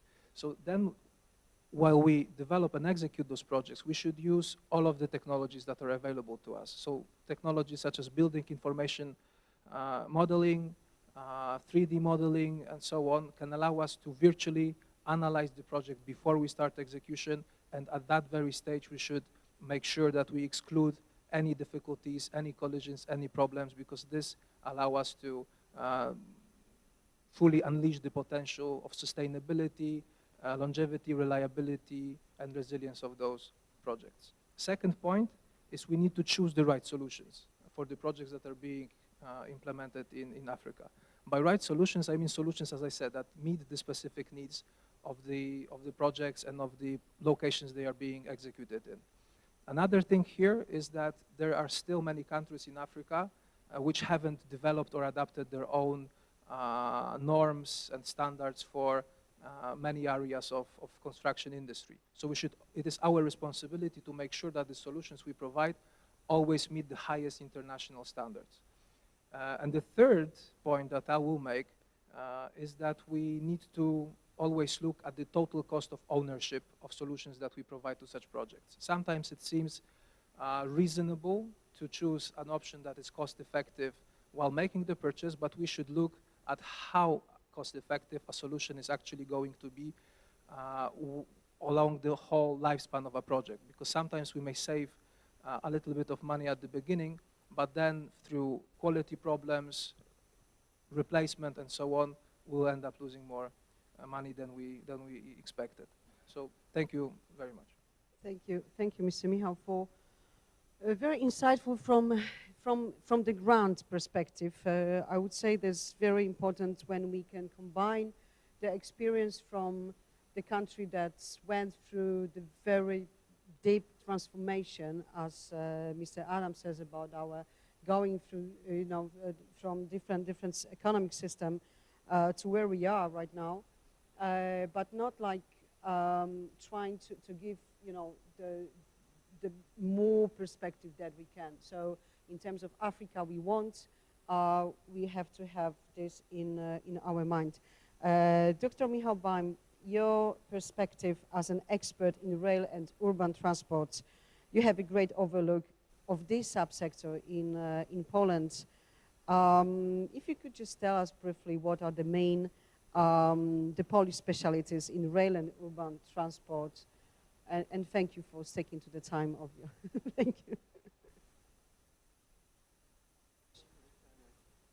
Bliżej mikrofon.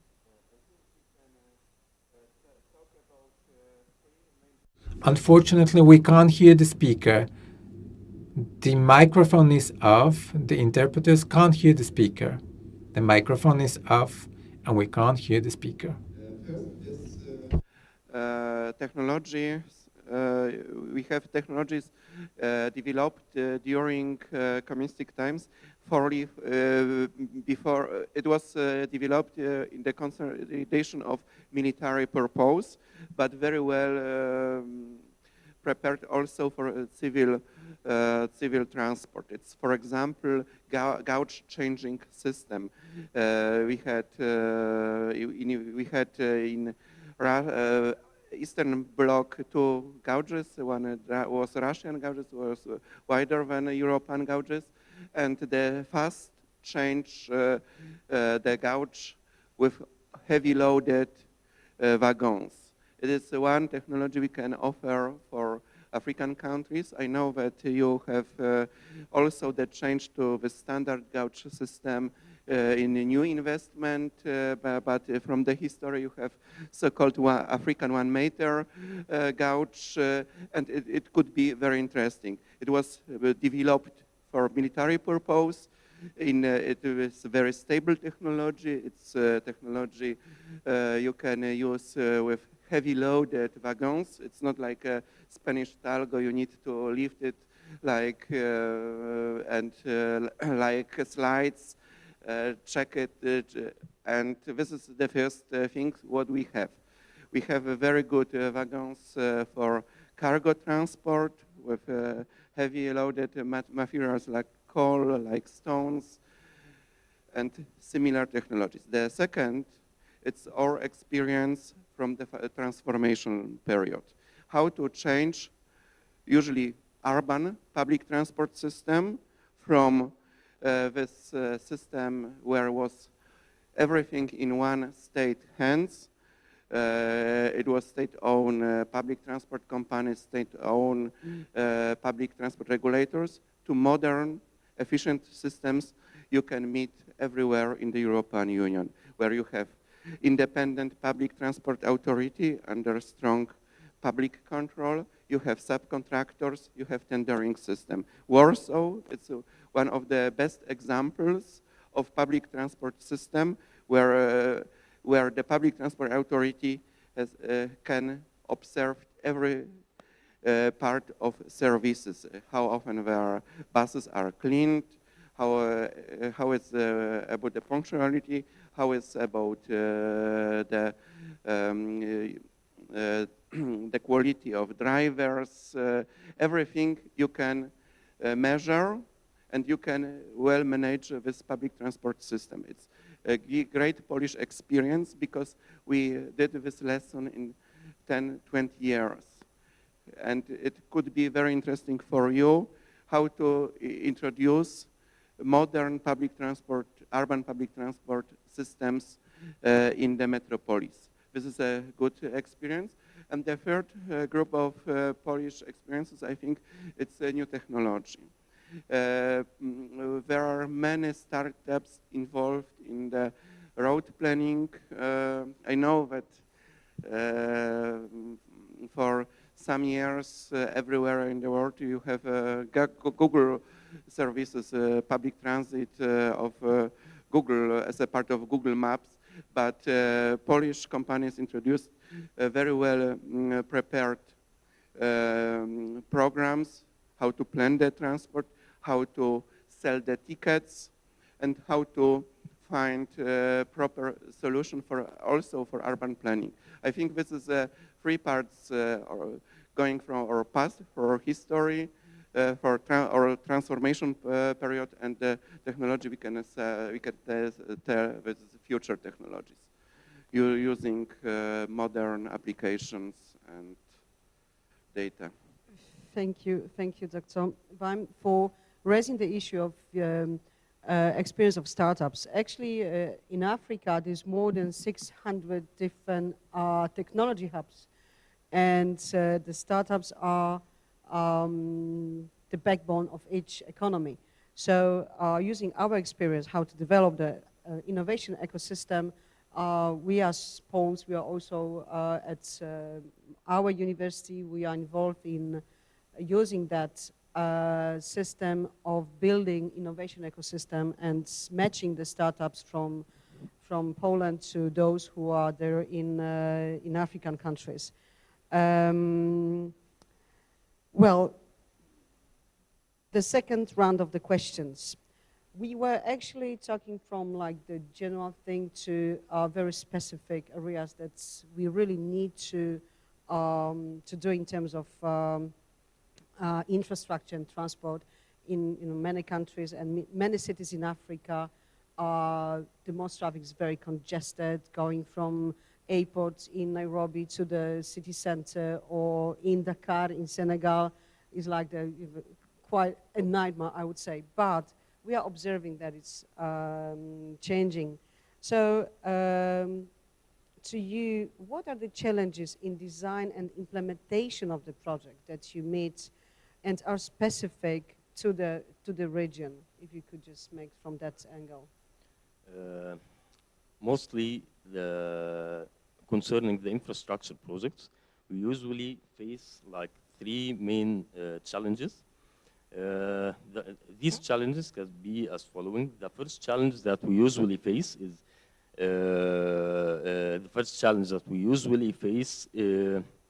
is alignment between all the stakeholders involved in the project. And the second challenge that we face is that almost all the infrastructure projects are considered as a fast-track projects. So it must be delivered in a very tight time with a very high level of quality. And the third challenge that we usually usually face, and we specifically consider, is trying to reduce any negative impact that could be developed to the community, like for example, demolishing old structures and minimizing the use of hazardous materials. So this is mainly the most challenges that we face in infrastructure projects. And I would also like to add that currently, currently political and economic events currently political and economic events in seemingly in different places among the world are having a global impact. So, and especially they do have a great impact on the developing economies by which the African countries are one. So we must, so as the main issue or the main problem is having a global nature. So I think that we must all collaborate in order to find global relevant solutions. Thank you so much. Dr. Huber, you mentioned about the South Africa National Infrastructure Plan 2050. How do you want to tackle the challenges you've mentioned during the first round of the question to implement the plan, for example, in terms of regulations? Thank you, Dr. Anna. Yes, I think in terms of regulation, economic regulation is a very critical component. And one of the first focus areas is to establish an independent port authority. Currently, the Ports Authority is part of Transnet, and that's also an operator that creates certain concerns. And then we also need to approve a single transport economic regulator. I was part of a team that completed a project in 2012 to establish the rail economic regulatory capacity. And it's now 10 years later, and we're still waiting for that implementation to occur. So that's critical. I did mention the problems related to road transportation. So we also need to ensure that we have a move of freight from road to rail, especially those commodities and products that are rail orientated. Then we are also looking at improving 6 border posts, in a land border post in South Africa. That will be completed by 2025, also to improve trade flows to Africa. Most of you have seen the long queues at the border posts. And another major issue that we need to get approved is the road funding policy. We had problems with policy decisions on, so a number of our toll roads stopped, and especially planning of new projects due to the uncertainty in the market. So we also need to approve that tolling policy. And then the rail policy is another policy that's been drafted, and it's been in circulation now for many years. So we also hope that that gets approved within the next 3 years. So I think, you know, those are the short-term focus areas. There are longer-term focus areas where we want to establish a transportation center of excellence. We need to introduce e-logistics into our system. You know, one of the potential problem areas is in terms of freight flows. Our revenue services, they document the postal address of the originator and the destination, but that's not always where the freight flows. So we need to increase our data analytics from a logistic perspective. But yeah, I think I can go on for a long time. I'll rather stop here. Thank you, Dr. Anna. Thank you, Dr. Huber. Obviously, we are not in a position to speak, you know, in front of, like, you know, in terms of 54 countries that are on the continent.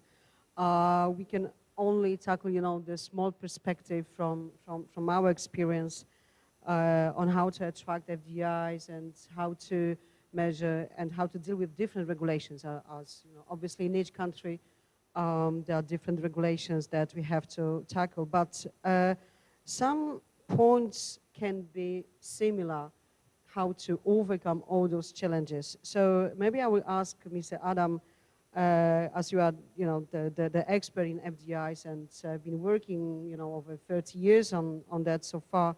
How can we develop deeper and tighter economic relations between Poland and Africa in terms of this infrastructure or from FDI's perspective? Thank you.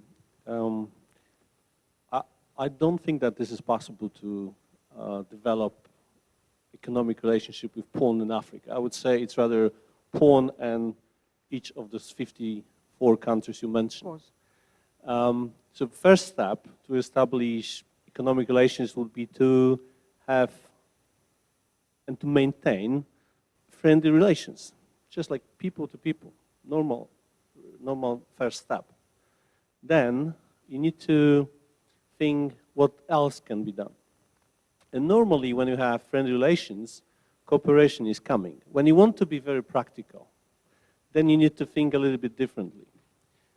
I mean, from my perspective, the best option is to determine in each country, so in one of the African countries, for instance, I don't want to mention any deliberately, and Poland, you choose 3-4 sectors or 3 or 4 products. You have competitive advantage, so you feel good. You feel that you could really treat these products or these sectors as an engine of growth. After you determine those 3-4 products, you think, how could you make these products more competitive? So you group together, you sit together people from finance, from strategy, from Ministry of Infrastructure, from Inward Investment Agency or Trade Agency, and you let them work to make those products more competitive in the world. And one of the elements of the strategy they should develop would be maybe to attract foreign direct investment.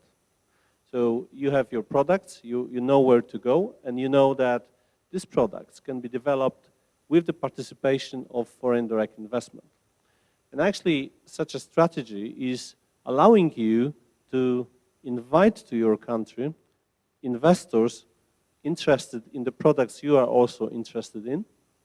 And then those investors, when you treat these sectors as a priority, should be also given proper care from the government. So, for instance, the infrastructure should be created in terms of energy or roads or rail, whatever. Everything is what you need is needed, is provided. So in a way, you are strategically choosing investors you want to have on your territory. Those investors are coming to you already knowing that they are welcome, and then you work together with your key priority sectors to make those sectors really competitive, which means that the trade will follow after the investment. And I think this is the simplest way of working and attracting foreign direct investment. And this is the simplest way of setting up cooperation between Poland and each of the African countries. Thank you, Mr. Adam.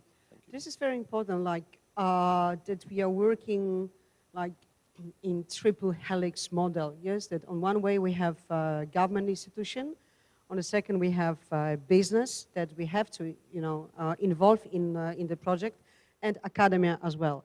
And this triple helix model is, worldwide acceptable in every region across the world, and recently in African countries as well. Me personally, I'm involved in a few of such projects in East Africa and in West Africa. So we are trying to build up that capacity system of, different institutions working together in terms of infrastructure and FDIs and so on. So, Dr. Engineering Conrads, the question for you as the representative of your fiber team, you're playing, the role like Africa's infrastructure might be technologically ahead of Europe, I would say. In this leapfrogging technology, sometimes the African countries are way ahead from Europe. So from your perspective, do we have any leapfrogging made in Poland, and what can be implemented in Africa, or maybe not implemented but introduced for implementation in Africa right now? The floor is yours. All right, thank you for this question. So the leapfrogging actually happened in early 90s in Poland, and it gave us huge advantage over, let's say, Western-based technologies. And one of the biggest industry, which is telecommunication. All right, in Western Europe, there was constant growth of the needs on the telecom, let's say, services. So first, we had analog systems, and then Western Europe switched to digital system called PDH. All right. In Poland, we developed these digital systems at the early 90s, where new standard called SDH and American standard SONET has been introduced. So it provided much, let's say, greater capacity, all right? And we in Poland implemented SDH right over, while in Germany or France, they had PDH at that moment. So what it gave us? Here, 30 years later, we still have one of the best internet connections in the whole world, all right? It's much better than in Germany. It's much better than in France. And yeah, this is the greatest example of the leapfrogging that I know, all right? So the telecommunication is enabling technology. So it enables numerous of technologies, applications, and so on.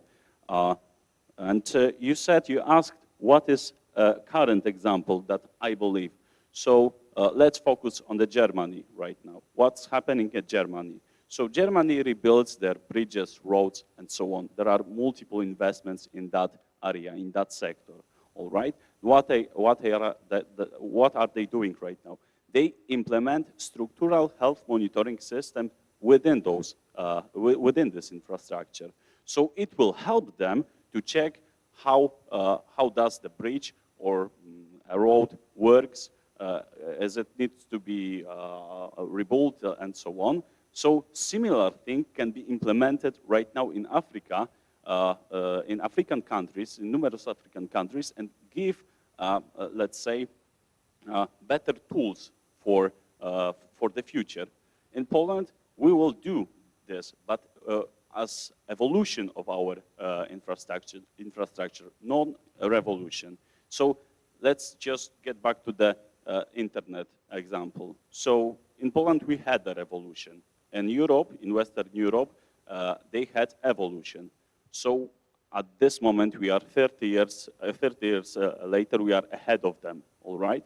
So I believe with the structural health monitoring, with this IoT-based solution, all right, Africa can have much better technological perspectives within 5, maybe 10 years. Thank you very much. Thank you so much. We know that Africa sometimes is seen as a mobile continent. Yeah, there's more users of the mobile phones than everyone else. So we definitely can use that technology. I've been to more than 20 countries out of 54 in the continent, looking at different projects, and infrastructure project needs a lot of money as well to be done.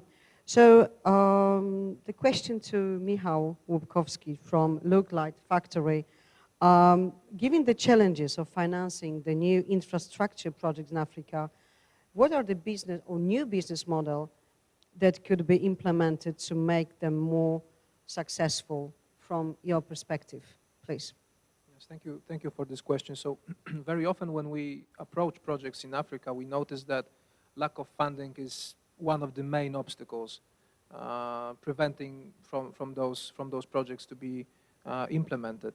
So we should all, I mean, stakeholders, project owners, contractors, solution providers, as well as financial institutions, we should be open to creating and implementing business models that would allow us to overcome this issue and enable us to implement the highest standards of solutions to infrastructure in Africa. So one of those is, I think that most of us have noticed in how many spheres of life ownership of assets have been replaced with use of services. So for example, we have a very popular concept of mobility as a service. And similar approaches can be used to provide high quality solutions to infrastructure.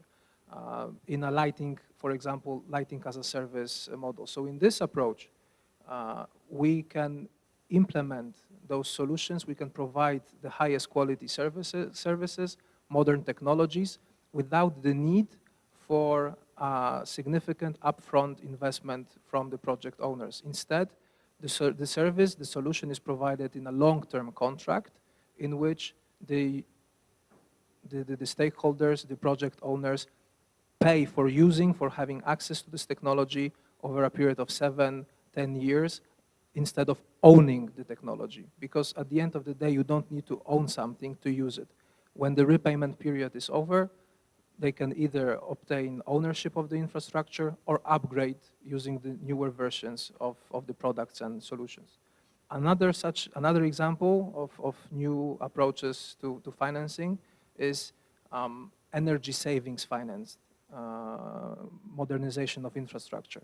There is a lot of legacy infrastructure in Africa which is very energy consuming, very inefficient, and we can use that as an opportunity. While introducing new technologies to such projects, we can generate significant energy savings.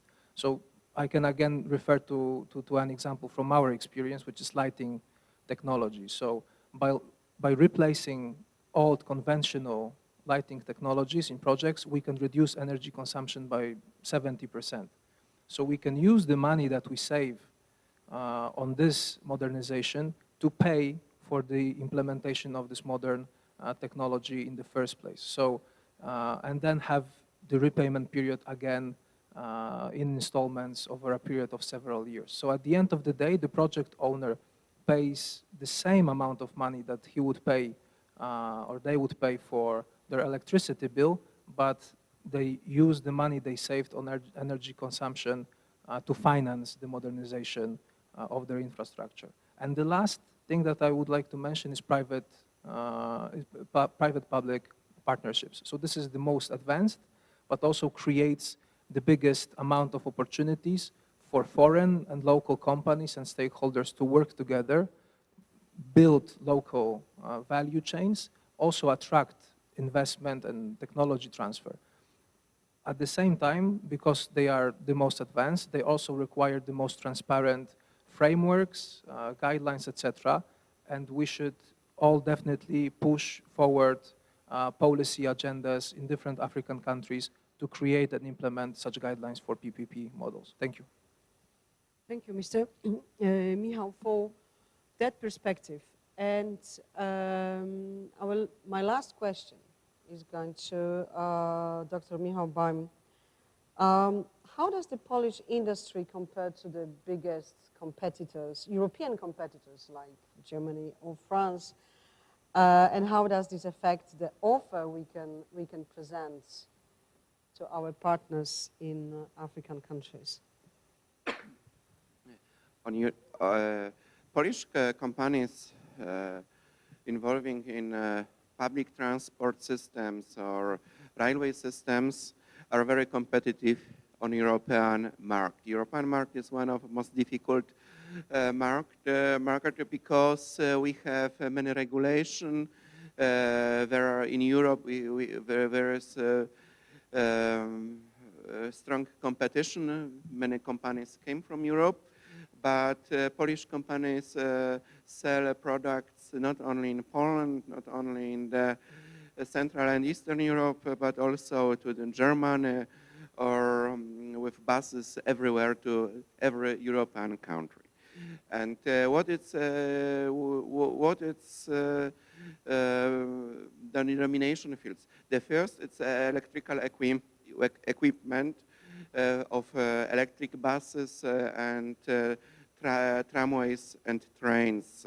There is one company who sells quite to everywhere in the world some components used by global companies manufacturing locomotives or tramways or electric buses. The second branch we can say what is very important, there are some things done from the plastic. For example, chairs for the buses or chairs for tramways and railways. There are many companies located in my region, Western Poland. There are usually Polish companies selling their products everywhere. And we have also in the same region some Western companies, foreign investors from Germany, producing. But the result, it's Polish and foreign companies in one region. This is the result. There is the knowledge base. In my region, people know how to design, how to develop good, comfortable seats for passengers, the chairs for railways. And we have also the final producer. It means the producer, you see the brands on the tramway, for example, from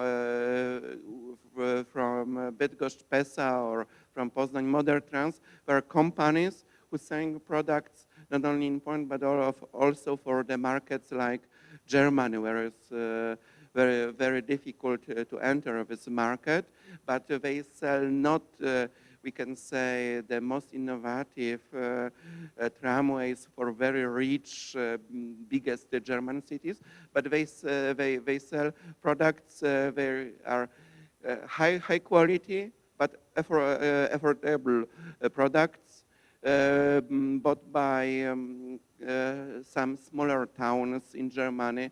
They would like to have stable construction, nice design, and good quality. And I think we have also very good producers of components of the railway infrastructure for trucks.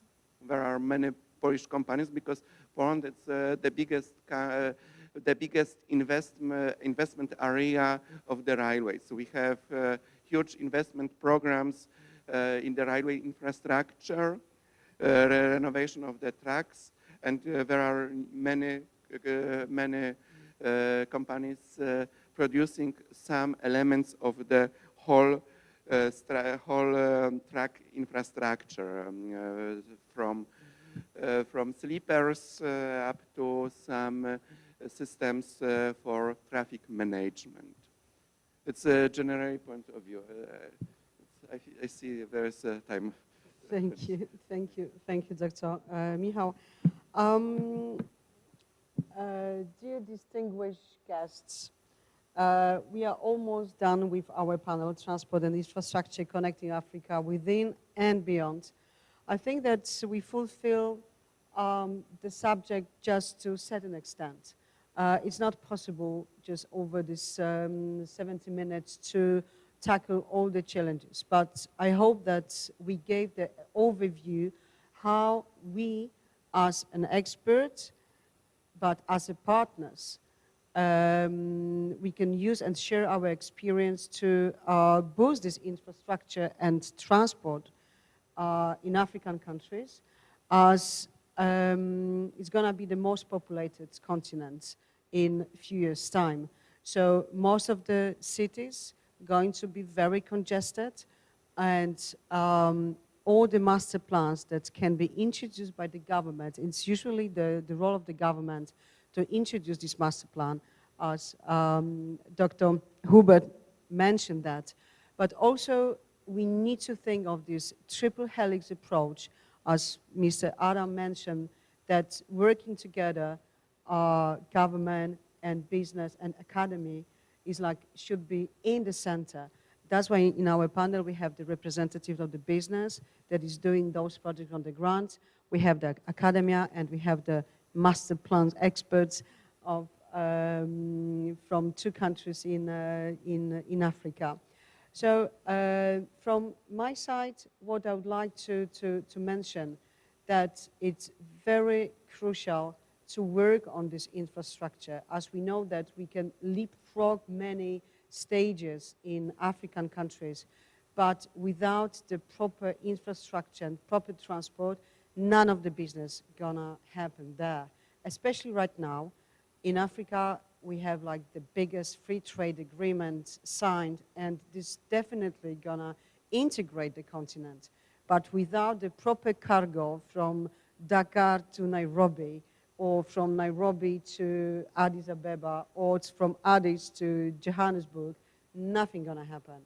And the business needs that. So I think that it was very important panel to tackle some of the issues. And I really thank to all my panelists for taking your time and to be with us here today.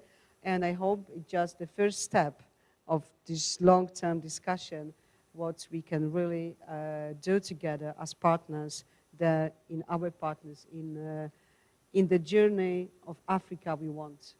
That's what I would really like to happen next in my life. So thank you so much. I don't know if you have any questions to us. It's usually like during the conferences, there's like small discussions are happening outside the main conference room.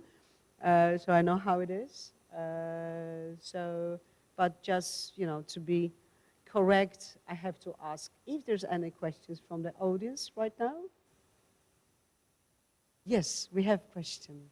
Thank you. The micro.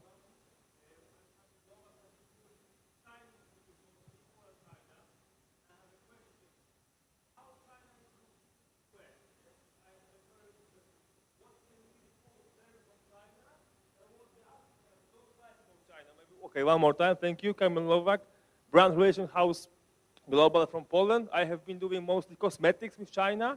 Biggest Polish brand, J&B Bielenda, were bred to China by me. And then Poland government came to help. So I would like to ask, what can the Africans tell us, the Westerners, what should we learn from the Chinese? And what don't you like about the Chinese, yes? How can we be better than the Chinese? Because they are everywhere in Africa. We know they're doing construction, infrastructure, railways, etc., yes? Djibouti, Ethiopia, railway is Chinese controlled. So what can we do to be better than the Chinese so the Africans want to work with us, not them? Thank you. Thank you for that question. As we have just 1 minute and 25 seconds, I'm not sure if we can just answer the full question. So maybe just one of our panelists, Michał, you just be concise. I think the most important is that you buy from the most competitive market. Yes, in European market it's competitive. It's not state regulate like in China. Yes, it's checked by customers or products. This is the one. And the second, it's political independence. We sell products, we can cooperate, but we don't integrate like Chinese economy in a whole economics of countries cooperating with China. And you can see also that Chinese trains, Chinese tramways have problems to enter to European market.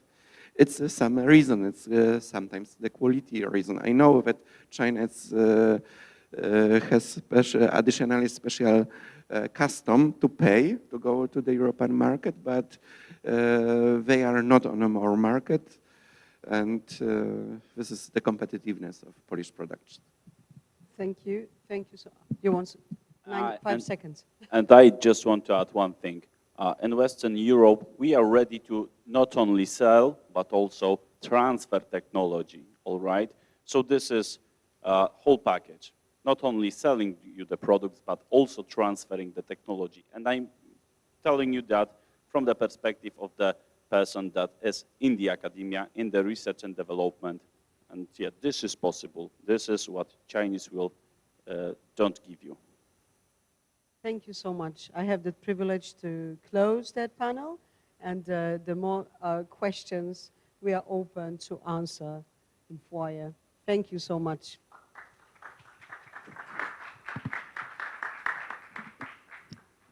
Yes, a big round of applause again for the panelists. Thank you, Dr. Anna, Mr. Adam, Mr. Michał, Mr. Konrad, Mr. Michał, Dr. Hubert, Engineer Maher. Thank you once again. Now there will be a short break, and then we invite you to the next exciting panel about green energy. It's going to be in this hall, or if you prefer to listen about the future of health, in the next hall. But here, about 10 minutes, we'll have 10 minutes, am I right? Okay, soon there will be the next panel here, green energy. So I invite you all, and thank you once again to all the wonderful panelists and Dr. Anna for excellent moderating. Thank you.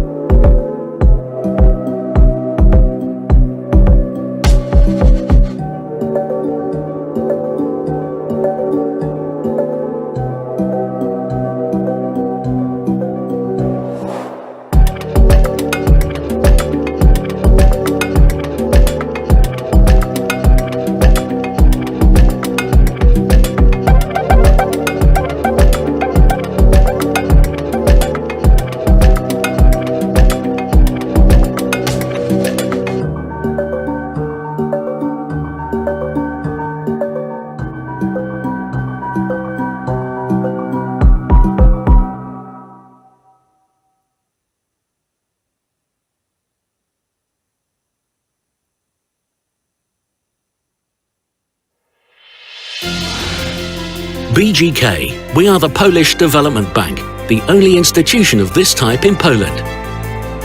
Our mission is to support sustainable social and economic development of Poland.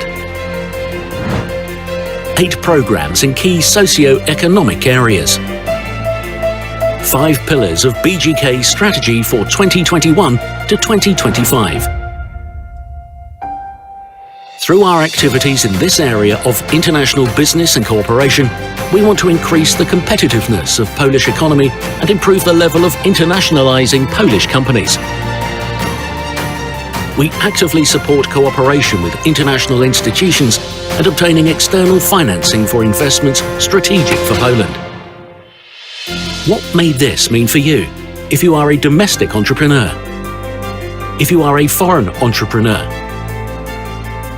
If you are a foreign bank? We have prepared financial solutions tailored to your needs. Together with Polish entrepreneurs, we cooperate on 77 markets.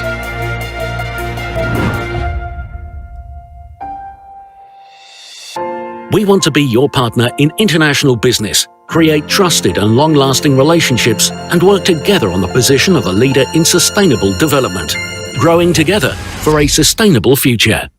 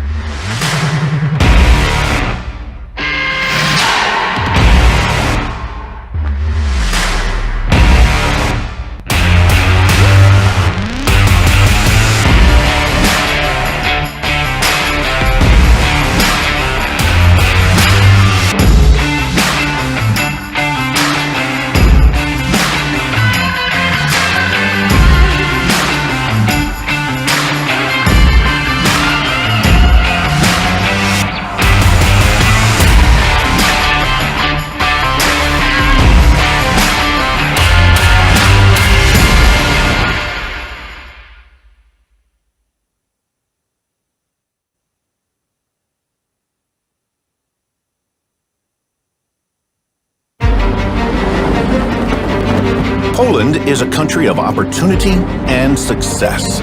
It offers a safe place to live and grow your business.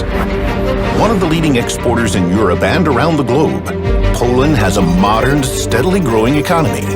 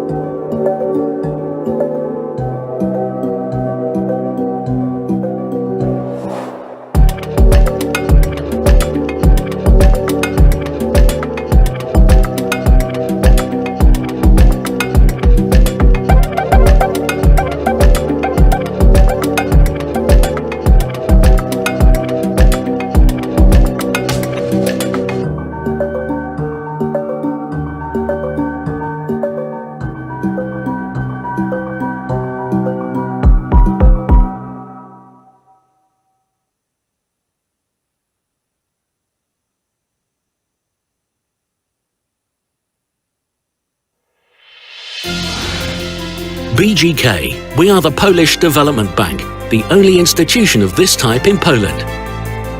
Our mission is to support sustainable social and economic development of Poland. 8 programs in key socio-economic areas. 5 pillars of BGK's strategy for 2021 to 2025. Through our activities in this area of international business and cooperation, we want to increase the competitiveness of Polish economy and improve the level of internationalizing Polish companies. We actively support cooperation with international institutions and obtaining external financing for investments strategic for Poland. What may this mean for you if you are a domestic entrepreneur? If you are a foreign entrepreneur? If you are a foreign bank? We have prepared financial solutions tailored to your needs. Together with Polish entrepreneurs, we cooperate on 77 markets.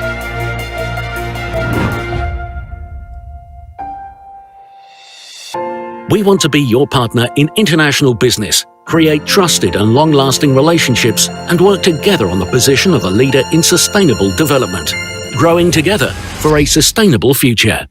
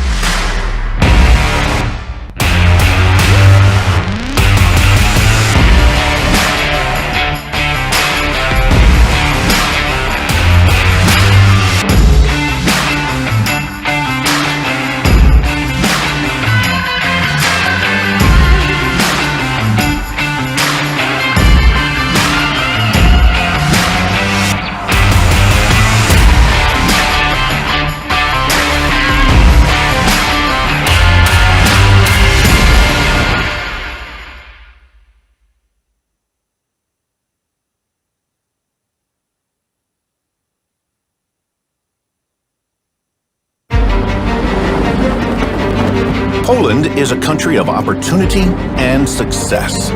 It offers a safe place to live and grow your business. One of the leading exporters in Europe and around the globe, Poland has a modern, steadily growing economy. It's also one of the most attractive locations for foreign investments. This success did not come out of nowhere. We have a strong and receptive internal market, an excellent geographic location, modern infrastructure, educated workforce, public institutions which cooperate well with businesses, and last but not least, a highly developed culture of support for foreign investors in the form of tax exemptions and financial instruments. That's where KUKA comes in. We cooperate with firms that want to conquer the EU market and continue to grow on a global scale. Here are our new solutions for you. Invest in Poland, where KUKA guarantees 80% of your capital expenditure loan for investments in Poland that will boost your company's export capacity. We take on the risk so that your bank is able to provide the financing. Shop in Poland is a solution that helps foreign buyers find suitable suppliers in Poland. We arrange financing and carry the risk. You benefit from working with Polish businesses. We can help global contractors carrying out major infrastructure projects find business partners in Poland that want to expand their export business and tap into new markets. Seize the opportunity in Poland with KUKE. KUKE, finding solutions.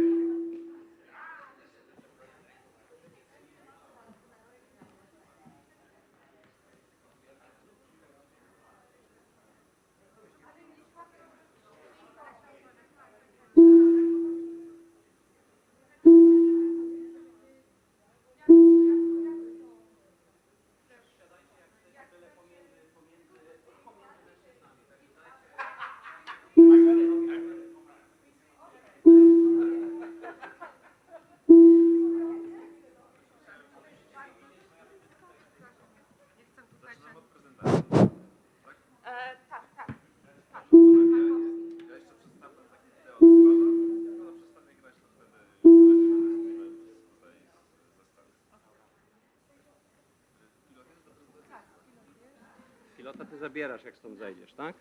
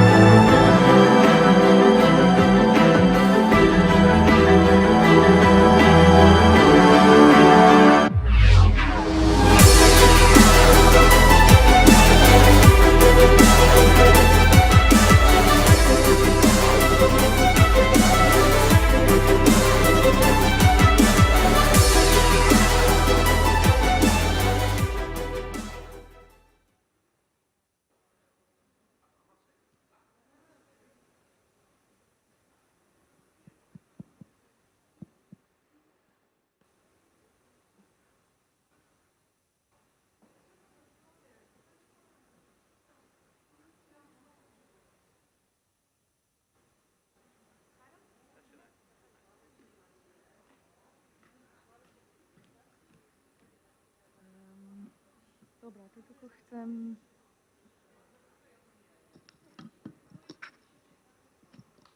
Okej, słyszycie? Halo? Okej, wszyscy mnie słyszą?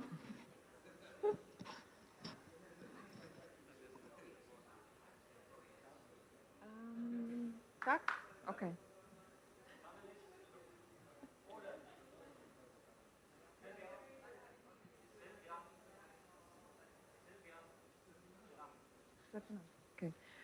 Good afternoon, ladies and gentlemen, to those who are here with us and our guests joining online. Welcome to our very first fully dedicated Polish African Economic Forum. And thank you for joining this particular discussion, where we will cover some of the most pressing topics in the energy and renewables sector.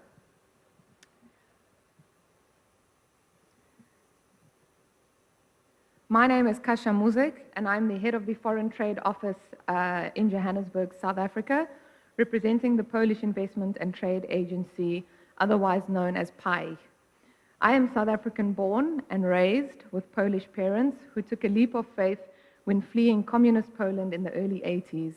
I have had a unique opportunity in this role at PI to identify opportunities that can potentially coexist between both Poland and South Africa. This forum will explore many of those opportunities, but the highlight for me, of course, is this discussion titled Green Africa, an Inclusive and Sustainable Future. Having lived my whole life in South Africa, I've truly come to understand and appreciate the importance of inclusive growth, that the benefits of a growing and prosperous economy need to uplift and move communities forward. This speaks to the title of this panel and its importance during the discussion today. Leading up to today, I came across a report published by the International Renewable Energy Agency, which said that sub-Saharan Africa faced severe energy poverty. In 2018, less than half the population had access to electricity.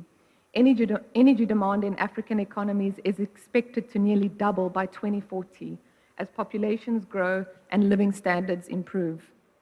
In that same year, nearly 1 billion people on the African continent relied on traditional uses of biomass, sometimes referred to as bioenergy.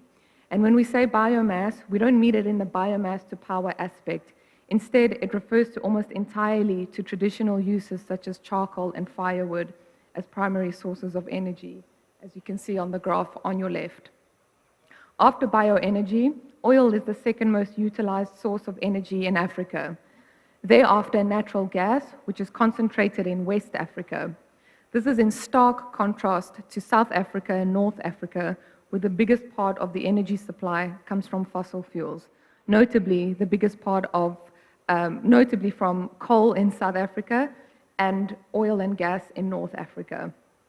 Interestingly, combined emissions from fossil fuels in Africa made up only 3.6% of the total global, despite being the continent being home to nearly 17% of the world's population.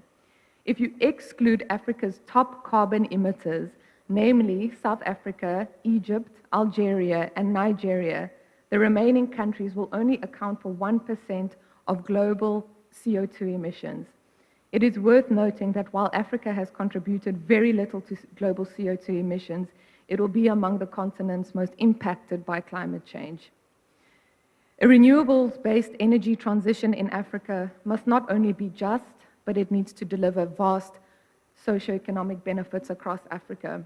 It needs to improve energy access, create jobs, and boost energy security. Now more than ever before, African countries have a unique opportunity to leapfrog fossil fuel technologies to a more sustainable, climate-friendly power strategy, which could potentially find export markets. African countries are gifted with hugely large, untapped renewable energy potential, vast land, abundant sunlight throughout the year, and other types of resources, such as geothermal, which are located in Eastern Africa, or wind power in the Horn of Africa and other coastal regions. The image you see on your right is merely theoretical, but basically it tells us that Africa's theoretical potential to generate onshore renewable energy from existing technologies is more than 1,000 times larger than its projected 2040 demand for electricity. Countries such as Egypt, Ethiopia, Kenya, Morocco, and South Africa are leading energy transition efforts. However, today, our experts will put emphasis on South Africa's energy transformation journey purely because it is known to be one of Africa's largest carbon emitters, making it an ideal business case for Africa's energy transformation journey. So without further ado, I'd like to introduce and welcome our panel of experts. Firstly, Meta Mkhlari, co-founder and director of Mahlako Apala Group. She is fund principal of the recently launched 1.7 billion Rand energy fund. In dollars, that's about 120 million US dollars. This fund seeks to invest in businesses and energy projects with notable growth potential along the entire value chain. Mandy Rambaros. Mandy is the general manager in the office of the Group Chief Executive of Eskom Holdings, South Africa's primary electricity provider. She currently manages the Just Energy Transition Office and holds a key position in Eskom's energy transformation initiatives away from coal dependency. Thomas Roos, Senior Research Engineer at the prestigious Council for Scientific and Industrial Research in South Africa. He is a leading expert within the hydrogen economy and actively promotes South Africa's green hydrogen potential for export markets. Sylvia Koch-Kopushko, board member of the European Biogas Association and the coordinating council of the Biogas Agreement at the Ministry of Climate and Environment in Poland. Sylvia is an expert in the field of legal and regulatory provisions in the energy sector, and particularly in biogas and biomethane. Szymon Beliński, Director of the Department of Electromobility and Hydrogen Economy at the Ministry of Climate and Environment in Poland. As the director of the department, he currently designed and was responsible for the process of adoption of the Polish hydrogen strategy to 2040. Representing PKN Orlen, one of Central Eastern Europe's largest petrochemical companies, we are joined by Anna Filipowicz, Program Manager for the Hydrogen Transition, and with her today, her colleague Dominika Niewierska, who is head of the new Business Streams Development Department responsible for implementing hydrogen solutions for the group. Today, our panel will be moderated by Dr. Jacek Guzek, an Associate Director at Deloitte Consulting Southern Africa in Johannesburg. Jacek works mainly with large multinational companies in energy, resources, and the industrial sector, and will be able to tie all these interesting topics together from a both African, South African, and Polish perspective. Thank you for your attention. Siyabonga. Dziękuję. Jacek, over to you.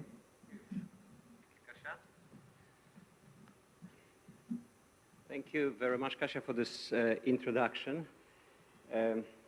I wanted to start this panel differently, but I changed my mind. And I'm going to start from letting you on an organizational secret. So this panel was originally planned to have 10-minute break in between, but the organizers told us that if we give you a break, you're going to disappear and won't come back, okay? So Kasia, please close the doors, okay? You're a captive audience, but I promise that if you stay with us, we'll make it interesting for you to stay and be in the panel. So thank you very much for being with us here. I must start also by saying that the panel will have distinctly South African bias. All panelists from South Africa, from African continent actually are coming from South Africa. And South Africa casts quite a deep economic shadow over Africa, specifically Sub-Saharan Africa. It's the largest continent's economy, occasionally changing places with Nigerian, depending on the exchange rate of the local currency. But the issues, threats, opportunities, problems, which we're going to discuss during the panel, are largely representative for the entire continent. So treat it as a test case, but largely representative for the entire Africa. A few words about the two countries, South Africa and Poland. They are so geographically removed, but so similar, you wouldn't believe it. Especially economies show surprisingly remarkable similarities. Both countries emerged from the relative political isolation in the early 1990s. Poland from the Soviet-dominated system, and South Africa from internationally condemned apartheid systems. Both countries seized the development opportunities which opened up through the democratization of their political systems, and later accelerated by the accession of both countries to large trading and economic blocs. Poland to European Union in 2004, South Africa which joined the BRICS countries a bit later. But nowhere those similarities are more pronounced than in the field of energy and mineral resources. Both countries are very well endowed with minerals. Both Poland and South Africa have a lot of underground resources which they mine successfully and export. Both countries are fast growing and energy hungry to power that growth. Poland has almost 47 gigawatts of installed powered capacity, South Africa in excess of 58. Both countries' power supply is dominated by coal-fired power, coal-fired electricity. Poland actually creates as much electricity from coal as all other European countries together, bar Germany. and South Africa produces and consumes more than 60% of electricity in the sub-Saharan Africa. The energy transition is gaining momentum in both countries, and I feel that they are lagging behind the developed world a little bit, but that's changing. And the objective of our panel today is to discuss common and specific challenges Poland and South Africa face in the transition to the green energy future, and point out the areas of overlap and areas of common challenges, common opportunities, which can be then exploited by specific business players in both countries. We're going to talk today about transition to renewable energy, about wind, solar, biomass, also touch a little bit on the nuclear. We will talk about hydrogen and electromobility. And our goal is to show that the countries are so similar and have so similar challenges and opportunities that the opportunities for collaboration and cooperation is great. And still a few minutes before I ask my esteemed guest for answering the questions which we would like to vent to you, I would like to show you a bit of a side-by-side comparison of Poland and South Africa. This is the sort of a fact sheet, some big people, environment, and economy indicators for both countries. Poland on the left, South Africa on the right. Yes, South Africa is bigger by landmass, 4 times, 58 million people. Poland's 4 times smaller by landmass, 38 million people in Poland. Population density in Poland is much higher than in South Africa. But if you look at all the other indicators, energy use, CO2 emission, the share of global CO2 emissions, electric power consumptions, and so on, you'll find out that those numbers are remarkably close. The countries are really quite similar. You can also look at the economic indicators at the bottom. You can see that the structures of both economies are very, very similar. That makes up for much maybe made in heaven. Let's see if business people can do it so. Kasia, please change slide to the next one. Very pertinent to the topic of our discussion today, or to the scope of this panel, is how energy is generated in both countries. And you can see the picture for South Africa and Poland. 2020, the picture, this is obviously the past, and 2030, in 10 years or less than 10 years in the future. Right now, both countries rely very heavily on coal in producing their power, producing their electricity. Poland, nearly 70% of electricity is produced from coal. South Africa, almost 90%. In Poland, gas is also very, very important. Not so in South Africa. There's no sizable gas resources in South Africa. Not so in Southern Africa, but not in South Africa. Poland is also big on wind, and biofuels and solar and some other forms of energy are less important. South Africa, from renewable resources, wind, hydro, and solar, almost half of what Poland produces. There is nuclear power in South Africa. There's Koeberg Nuclear Power Station near Cape Town, very well run nuclear power plant. There are plans in both countries to also forward nuclear energy. And then fast forward to 2030, if you look at the ambitions of both countries, they almost back to back, reflecting each other. Coal reduced in Poland to 56%, in South Africa to 58%. Renewable energy sources in both countries at the 32-33% level, and other sources of energy 12 to 9%. That transition is not going to be painless. That transition is going to have costs, and it's going to have the consequences. There's a very significant workforce in Poland and in South Africa which is engaged in coal mining and coal-fired power station production of electricity from coal.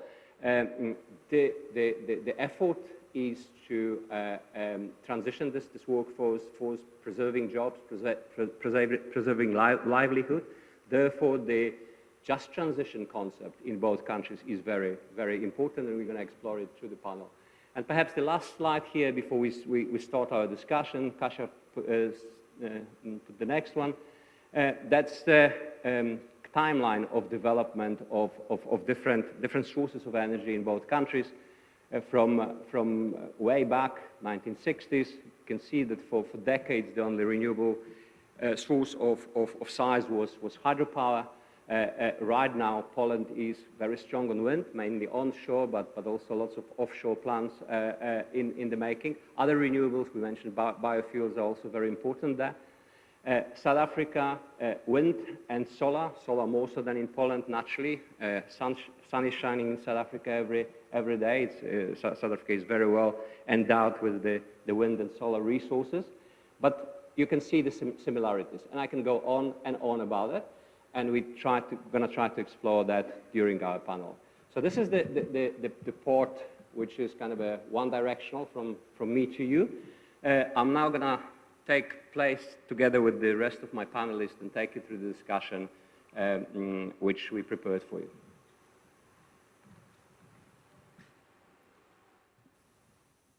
Can you hear me? Okay, you can. And Mandy, I'm going to start with you. So you represent the South African state-owned utility, Eskom, still a virtual monopolist on the South African power market. Essentially, all power generated, transmitted, and distributed in South Africa comes from Eskom. Eskom was once the world's envy utility. If you looked at any operational business and financial metrics, Eskom was up there, way higher than the competitors. But times have changed. Eskom has got problems. Situation evolved. I wanted to ask you, what are the key Eskom challenges today and in the near to medium future, and what are the Eskom plans to transition into renewable energy from coal, which it relies on so heavily? Thanks. Can you hear me? You have to talk close to. Okay, that's. Thanks for that question, and thanks for the very interesting context, both by Kasia and yourself. I think really there's so much synergy between Poland and South Africa. It's quite amazing. From an Eskom point of view, so for those of you who don't know, Eskom is the power utility in South Africa. We are a monopoly. We supply about 95% of the power in South Africa, and we have about 54 gigawatts of installed capacity, and 88% of that is coal. So there is our first challenge, right? So 88% coal, with the world transitioning with, there's so much pressure on global climate change, on the fact that we now know the impacts of coal. There is a lot of pressure on us to transition. But if you think of South Africa's economy, and the industry was built on, our primary energy industry was built on coal for many, many years. So there's a lot of people, communities that have built their lives on the coal industry, so power generation and coal mining. So as we transition, the other challenge obviously is how do you deal with the social impact of transition? But coming back to Eskom and some of the challenges we face, there's a number of challenges we face. Operational challenges, our coal fleet's about 41 years on average, 41 years old on average. And as you know, when you hit your 40s, certain things happen. Same with coal-fired power stations. There's certain things that are happening, and they are reaching the end of the economic life, and so we do have to shut them down. So we're looking at shutting down 22 gigawatts of coal by 2035. Which is not very far away, and that's about 47% of our capacity. So as we shut down the coal, we will continue to have capacity gaps in the country. We already have a capacity gap in South Africa, so as we shut down the coal, we would really need to build new capacity as a country. When I say we, not just Eskom, as a country, we need to build new capacity rather quickly. So operationally, we are very challenged because our coal fleet is old and the plants are not performing like they should be performing. Then we also have financial challenges. So we are in debt. We're heavily indebted company, about $27 billion US dollars in debt. And so we have been putting in a number of strategies in place to deal with that debt. A lot of our debt, about 10% of the debt, is due to non-payment by municipalities.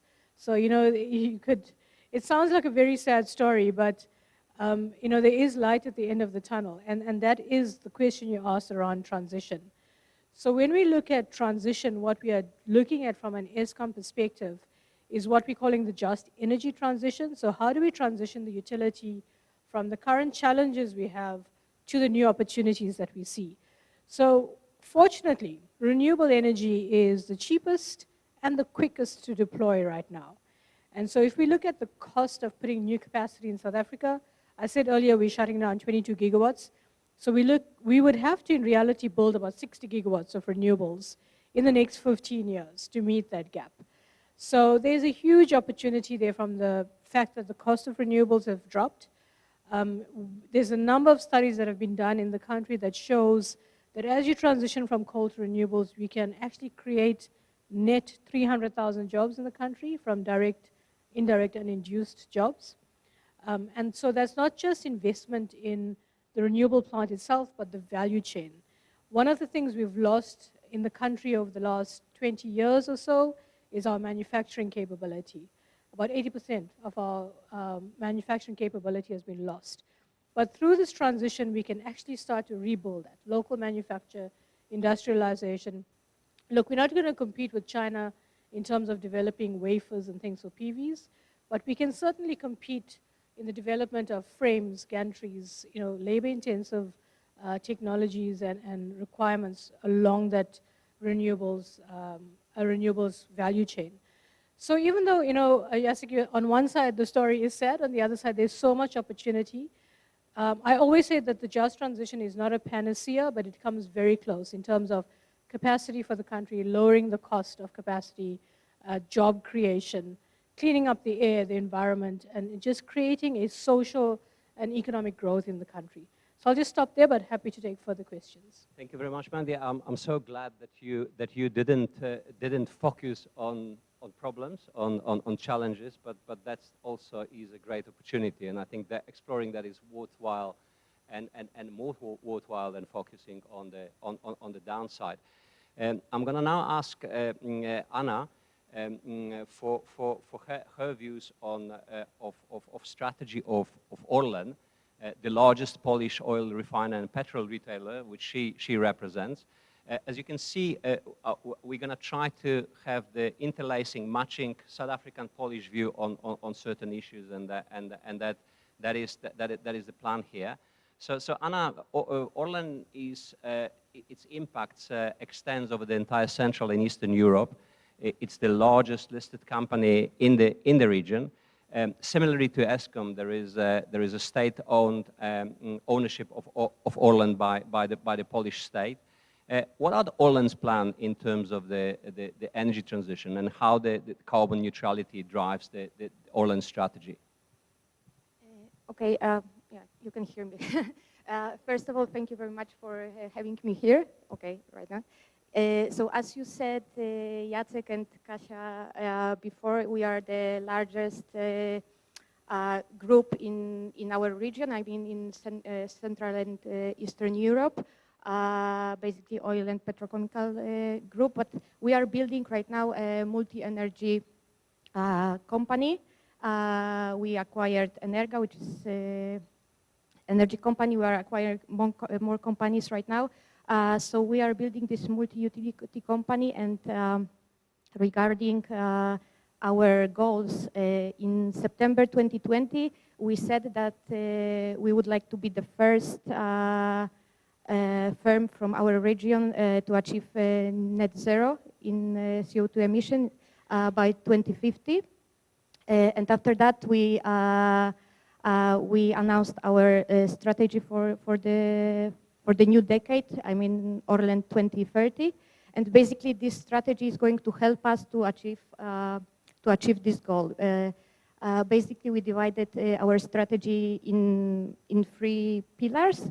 I mean the first one, which is focused on maximizing performance of our current business, and of course thinking about refining petrochemicals, but we want this business to be decarbonized. Then the second pillar are a strategic project, and for us, for example, renewable energy is part of this pillar. So for us, it's strategic for our future development.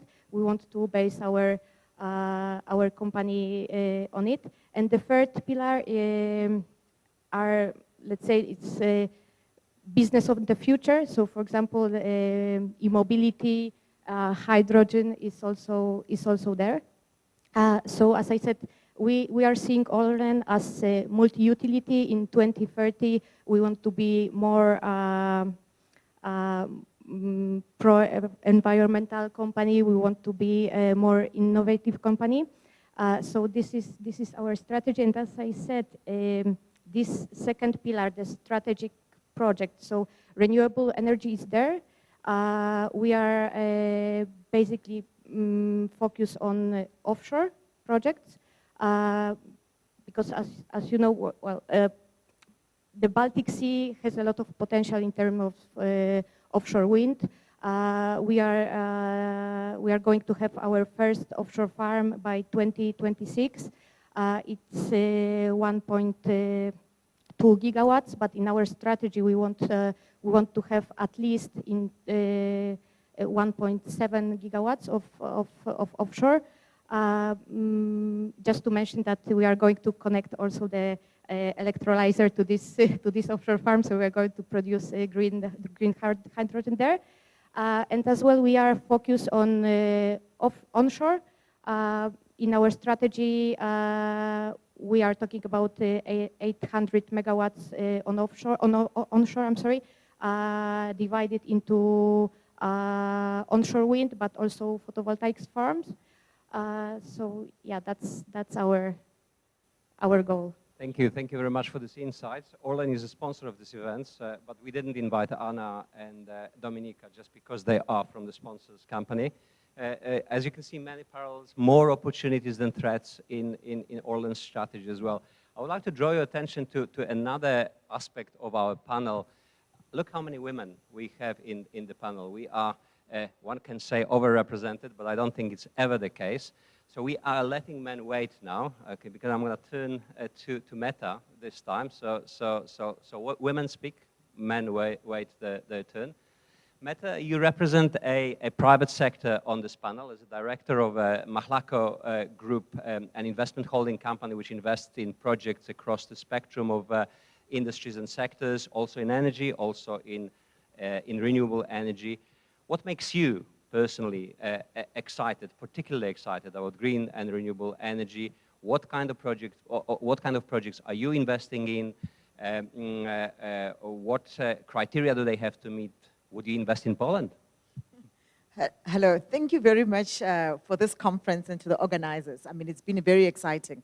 Actually, it got a lot of me researching about what is happening in Poland and the similarities that you've spoken about. And our fund currently only focuses on South Africa, but then looking at all the opportunities that are coming out of Poland, then got us thinking in terms of our research, the bigger companies, the 4 major companies there that are there, in terms of how can we now strategically partner with them. Because I'm Meta, I come from a company led and owned by women, and if you know the injustices of the past of South Africa, that's like significant. And I own this company. The company is named after my mother, who died at a very tender age of 47. And it's managed by me and my sister. We're raising a 2 billion rand fund, which is going to be investing into multiple energy projects throughout renewable and throughout the value chain. But then we will not be touching any oil, but then we will be investing in opportunities for gas as a transition fuel.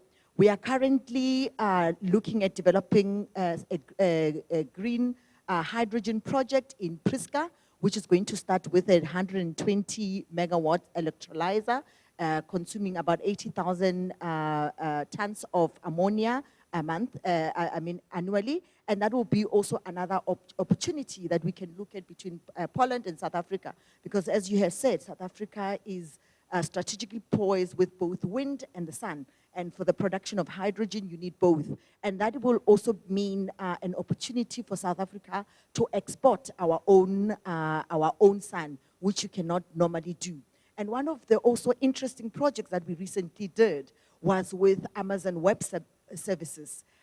It was actually a first project of its kind in terms of how it was developed. As you know, Mandy representing ESCOM, everything in South Africa since just the recent past had to all go through ESCOM. But then Amazon was the first wheeling project that was done whereby the electricity was wheeled from one part of South Africa to another part of South Africa, obviously using ESCOM's transmission.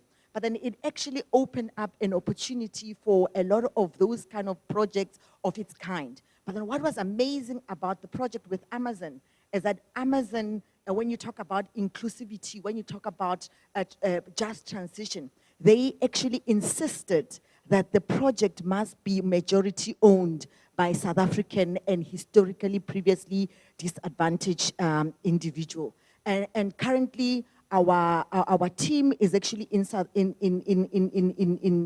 Dubai as well. We are looking at a couple of projects that we can be investing from that particular side, and it's one of the things that we can be looking at.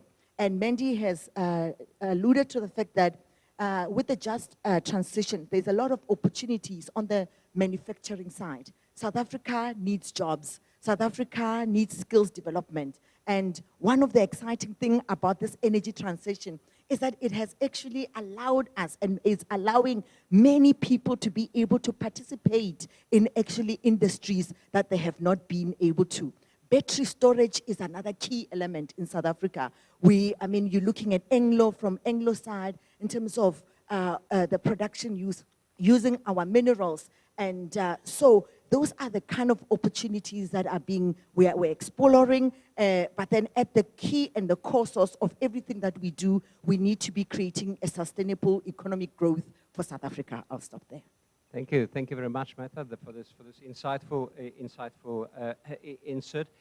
Meta, staying with you for a second, I don't think the mandate of Mahlako is extending beyond South Africa, right, at the moment? Currently. But then obviously with our first fund is quickly getting deployed, and with our second raise, we will be looking at other economies. I had never thought about Poland until the past months when I started researching about all the opportunities that are happening in Poland. And I think there is a strategic, when you look at the history of transition from your economies, how South Africa also has a history of transition between the apartheid economy to now. And when you look at from Poland, where it's been coming from. So I think there is an opportunity for us. When you're looking at the whole world and with our experience of what we have experienced in terms of raising capital and deploying it properly, effectively,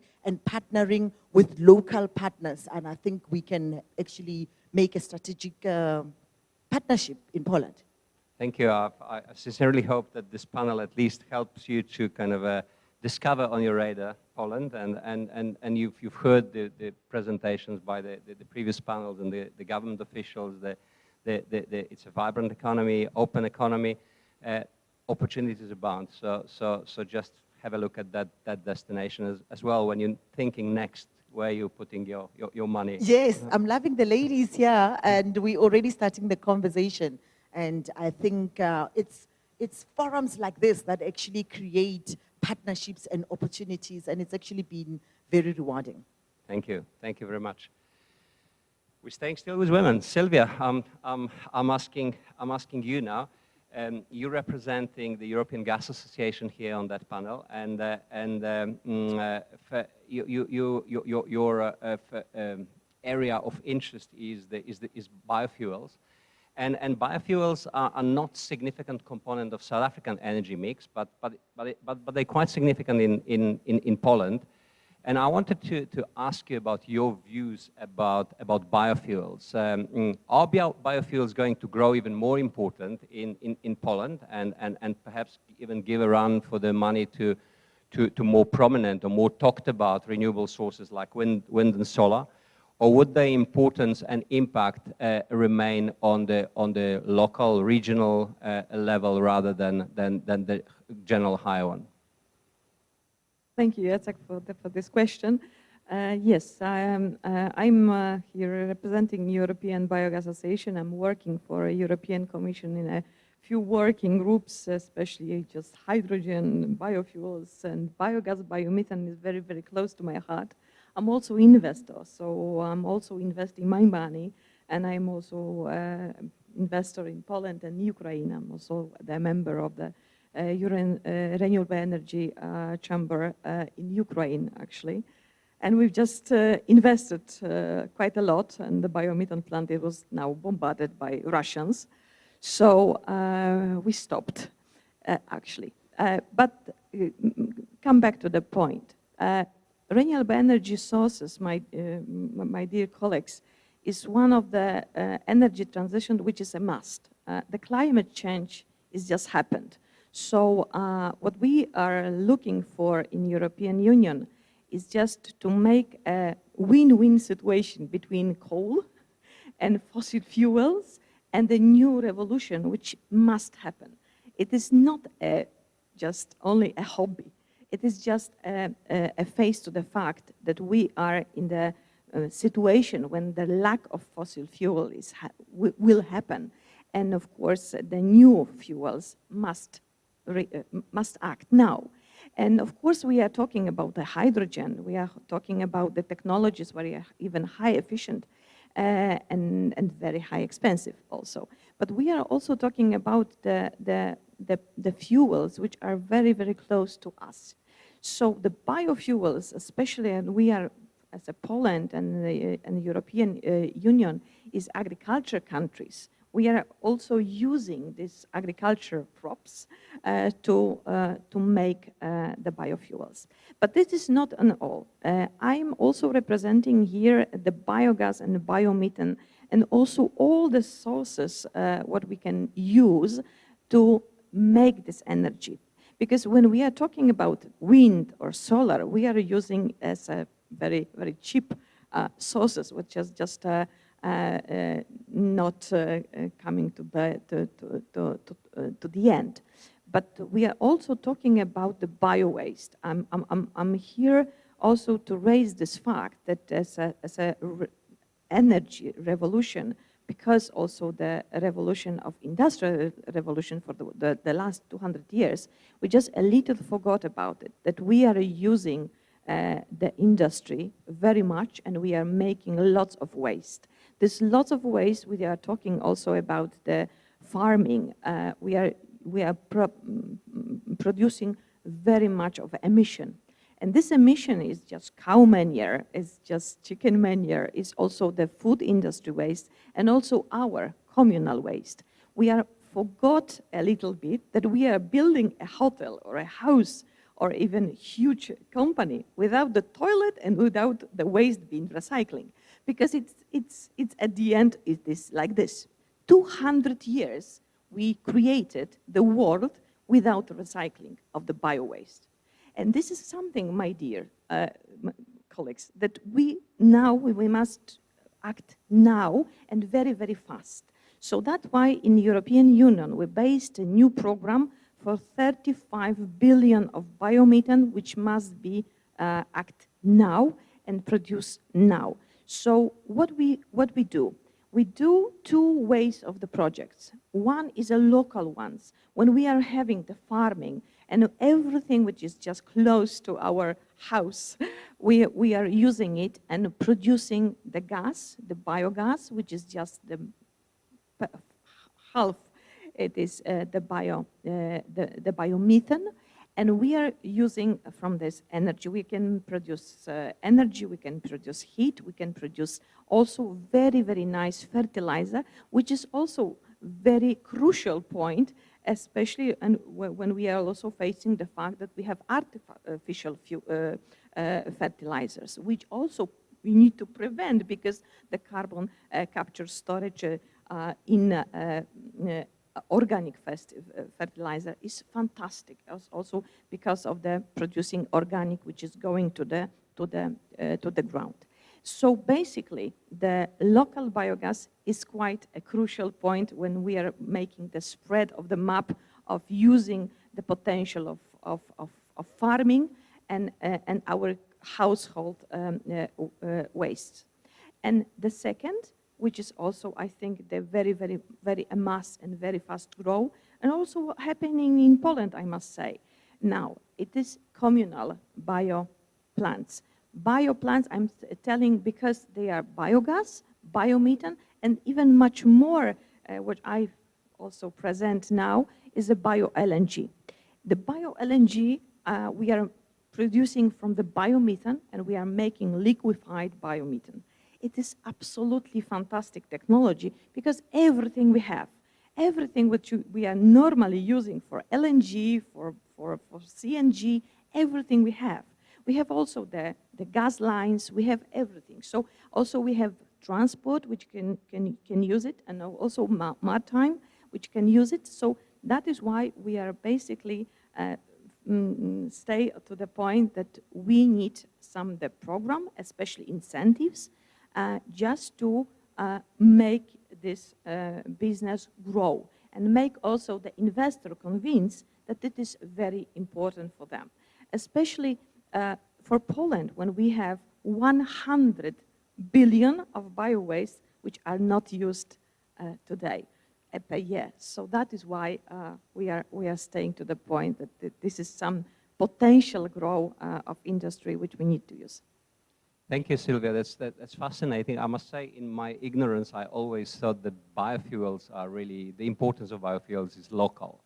Okay, but there is a trick to achieve the scale, right? And that is very desirable. I mean, this is probably not only the clean form energy, but it also reduces the waste in such a significant way. So thank you very much for that. I think in South Africa we can learn from your experiences, and certainly we will take it up perhaps outside of this panel.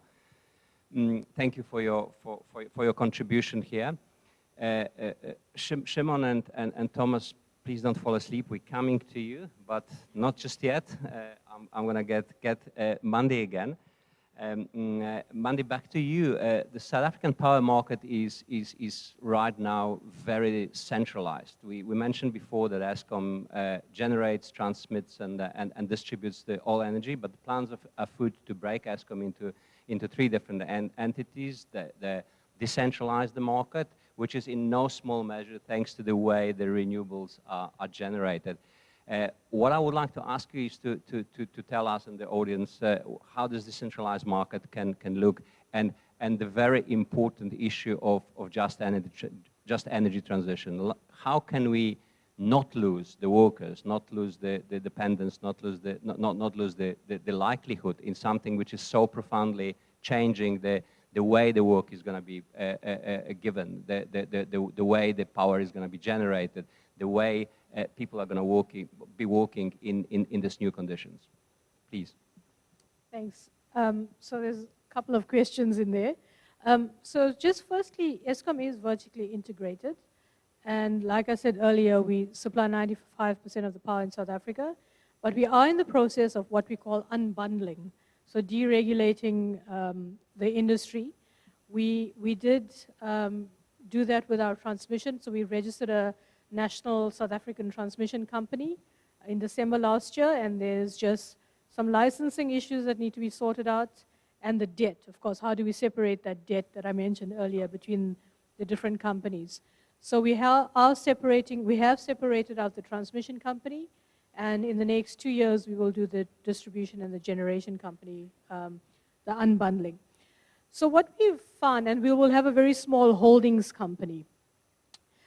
What we found is that in the just transition discussions, and I'm not sure if the audience is aware, but at the climate change negotiations in COP26 last year, there was quite a fundamental or groundbreaking deal between South Africa and 5 foreign governments that agreed to fund the just energy transition in South Africa based on an Eskom plan.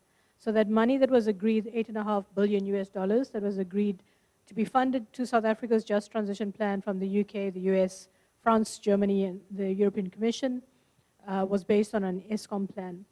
And in our discussions with the funders over the last 21 months or so, one of the biggest issues was around the just.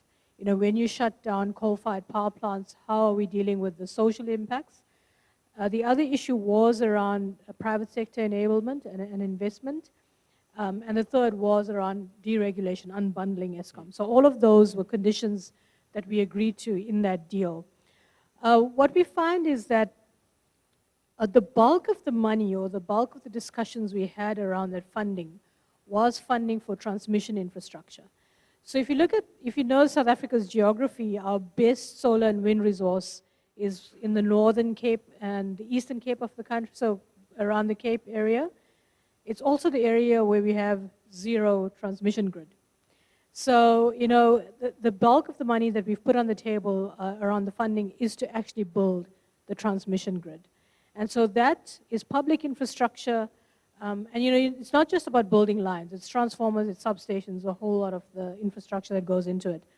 And that will enable further private sector investment in generation capacity, which is absolutely needed.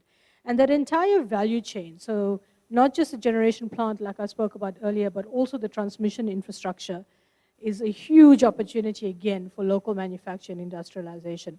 So if you look at what we've done in South Africa, it's called, Eskom has done a transmission development plan. We need to build about 8,000 kilometers of line in the next 10 years. And we will run out of supplier capacity for transformers, for switchgear, for steel. So there's, you can, like we were saying earlier, either you can slit your wrists and be depressed, or it's an opportunity to get suppliers to come into the country and to supply that. And then there's the job creation along the whole value chain. And then when we look at generation capacity, so as we're shutting down our coal plant, Eskom will invest, what we've put on the table is about 8 gigawatts of clean capacity, and a lot of it is repowering and repurposing our existing coal-fired plants. So we shut down the coal units permanently, and we're looking at repowering with renewables, battery storage, so PV, wind, battery storage, and at some stage we may need some gas. But if Thomas can get us hydrogen quicker, maybe we can, you know, leapfrog to hydrogen. So there's all of those opportunities, and just one other point is, where we're shutting down the coal-fired plants is in Mpumalanga province. It's nowhere near the Cape province, but it's where we have transmission grid capacity. And as you shut down coal, we will have more grid capacity available. So we're also looking at making land available in that area for renewable development. So a lot of people say to us, why do you want to build renewables in a part of the country that is not the best solar and wind resource? But the solar and wind resource in Mpumalanga province is not as good as the Cape province, but it's about 40% better than Amsterdam, about 37% better than Germany. And we have grid capacity. So, you know, so we're looking at developing all of this. And, you know, I was just saying to Thomas earlier, it's a no-brainer in terms of the just transition, the jobs you create, the capacity, and all of those. So that's the big plan around the just. You know, it's, and this is my personal opinion. A lot of people say we need to create a fund, we need to have a special purpose vehicle, we need to have social grants. But when we've done socioeconomic studies in the areas where we're shutting down our coal plants, people say to us they want meaningful work. They don't just want a social grant. So I think industrialization, local manufacture, creating jobs is what we need to do in the country. Thank you. Thank you, Mandy. That's fascinating insight. I still want to actually ask you a bit of a subsidiary question to what you spoke about. It's not going to be smooth sailing, right? We've got 85,000 workers digging coal in coal mines, and probably close to 50,000 workers in Eskom power plants. I mean, these people are not really particularly looking forward to change, right? I mean, they've got quite decent jobs, working for big companies, they're unionized, they've got bargaining power, and the green energy is essentially decentralized. I mean, forget 2,000, 3,000, 4,500 megawatt power plants that we have in South Africa. Those are small entities. These people don't really want to move, right? And it will take quite a lot of convincing and quite a lot of preparing of the just transition plan. I've heard you quote saying something in South African press about how much it can cost Eskom. I promise we won't quote you in the press now, but surely you have a figure in mind. What is that? What is the just transition going to cost Eskom, just on top of your head, ballpark figure? Well, you're more than welcome to quote me because I've said it before. But so if we look at the plans we have on the table right now for the next 10, 15 years, we're looking at about 30 billion US dollars. So the 8.5 that we had agreed at COP is a start, but it's not, the full amount. And so yes, there's a lot of, I wouldn't say there's a lot of resistance. There is some resistance. Obviously, when you look at coal mining jobs, when you look at power generation jobs, it won't create jobs like with capacity. It doesn't do one-to-one replacement with renewables.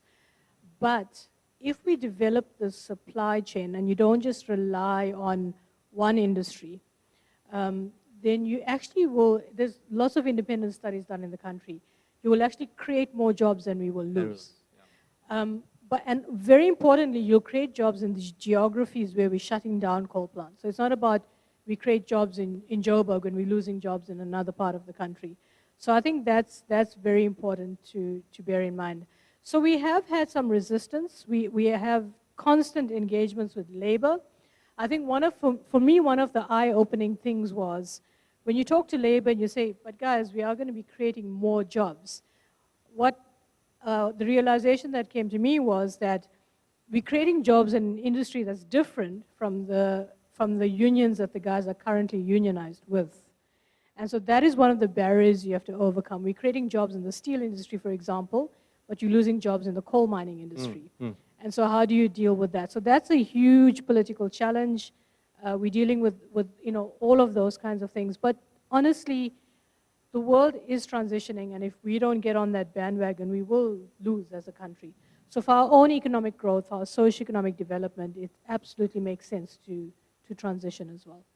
Thank you, thank you. There's more opportunities than threats, and I think that's really is the underlying theme of our discussion now. And now, ladies and gentlemen, 50 minutes into our panel, first man is going to talk. Szymon, I'm turning to you right now. You represent Polish Ministry of Climate and Environment, and we spoke about just transition in the South African context. I believe that in spite of better access to financing of just transition in Poland comparatively with South Africa, the just transition is just as important than in South Africa. There's more than 80,000 of workers directly involved in coal economy, very well organized, unionized, very vocal, not really particularly happy about the transition and the change, sometimes openly defiant to the green energy imperative. Can you please tell us how Poland is going to ensure that they and other affected parties are not left behind, and then that they can carry on with the jobs, their livelihood and the professional development? Okay, it's quite a big responsibility to be the first man in the panel, so I hope I will manage. But when we are talking about transition in Poland, I think our energy policy defines how we would like to prepare ourselves to the changes in economy and in the energy sector, because our energy policy have 3 pillars. One is just transition, second is zero emission energy system, and third is clean air. And when it comes to just transition, I think we have a very similar way as South Africa has, because when we're talking about the changes in energy sector or in economy, we think that we should do these changes slowly in more in evolution way than revolution. I know that we one step ahead in revolution energy sector, but we need to think about people that are working in coal sector, that are working in energy power plants and so on. And what we would like to do, I think we could say no one left behind, because without the support of the people, we are not be able to change our economy. So that's why when it comes to our coal region, we would like to help people to find another job. We would like to open another industry in this area, because when we are talking about Poland, we are talking about the region Upper Silesia. It's a region that's mostly dependent of coal and not only when and a lot of people are involved in all coal industry. So that's why we are thinking to change it maybe to electromobility industry, maybe to other innovative industry, because in Upper Silesia we have a lot of places that industry could open new plants and could be active. When it comes to the second pillar, zero emission system, we would like to change into nuclear energy and of course renewable energy system. But the third pillar is also, I think, very important, because we are talking about clean air. And I don't think that in South Africa you have a problem with heating system, because obviously you don't need it. But in Poland we have a lot. We have a lot of electricity and heat plants. We produce cogeneration, electricity and heat. And we have, in the biggest city of Poland, we have a heat system. A lot of people using it, but we mostly depend on coal. This heat system mostly depend on coal. And we need to find another way to produce heat. And also it's quite, a lot of people is also involved in this business. And what is also important is just transition. If we produce heat, for example, from the renewable energy, the price of the heat should be for everyone. So because the energy carrier shouldn't, we have a lot of what is called vulnerable consumers. And it's very important for us that they will be able to pay their bills for heat or for the electricity. And so that's why this transition in heating sector will be very difficult. And we also have a lot of individual heating. In our houses, we use also individual heating systems, also depending on coal. We try to help people to change into renewable energy or natural gas, but still it's more expensive than coal. So that's why we create whole system for the vulnerable consumers to help them to pay their bills. Thank you, Shimon. Thanks for this Polish perspective. Very similar to South African. Obviously, the context is a bit different. The access to funds from European Union helps, but the challenges remain similar, and I think the response is also similar. Meta, I'm going to come back to you again. One of many hats you are wearing in business is being a co-founder and the chairperson of the Black Energy Professionals Association in South Africa. That organization represents and champions the interest of black people, which they aim to achieve radical economic transformation in the energy sector in South Africa. And we spoke about it already in the context of just transition. It's the black people who are going to bear the brunt of the transition, of this 120,000 odd workers in the coal-related industries. Most of them are black. Their dependents are black. So what are yours and the association's concerns with respect to just transition in South Africa? What specific initiatives they do promote? No, thank you very much. I guess the just in the transition is very important. And as Mandy was speaking in terms of when you say, when you don't want people to be resilient or resisting to change, you must make sure that the people form part of the change that is happening. So one of the key things that why we formed the Black Energy Professionals Association, we saw that change was coming in South Africa, but then change was not including the majority of the people. And that's why you had a lot of strikes from the unions and everybody else. So you had, I think, 5 big rounds of renewable energy purchases in South Africa. And we realized that in those big rounds, the majority people, black people, especially women and youth, were not included. So that's why we formed the organization, so that we can lobby government, so that when the RFPs, when the requests for proposals are written, when everything else is done, they need to make sure that it takes into account the historically disadvantaged people. And that way you will also make sure that you are taking them into your plans and they support your plans. And one of the key examples, like Mandy said, manufacturing. So because when you, every time people are just thinking about the way our renewable energy program was done, we just imported everything. And there was no consideration on the ground in terms of how are we creating local industries, because those local industries are the kind of industries that are supposed to be absorbing these jobs. Because sometimes, obviously, maybe a PV plant does not absorb so many jobs as a coal-fired plant, but then if you created the local industries, then you will have more. And there's a very, I'm going to give you an example of a key program that South Africa is actually currently embarking on. It's called the Integrated Renewable Energy and Resource Efficiency Program. It's supported by the Presidency and the Minister Patricia de Lille in Infrastructure SA. That particular program, it looks at greening 92,000 government buildings. Government currently spends over in excess annually, the cost of also Mendy's problems at Eskom, 8 billion rand in utilities, and they end up not paying Mendy, so at Eskom.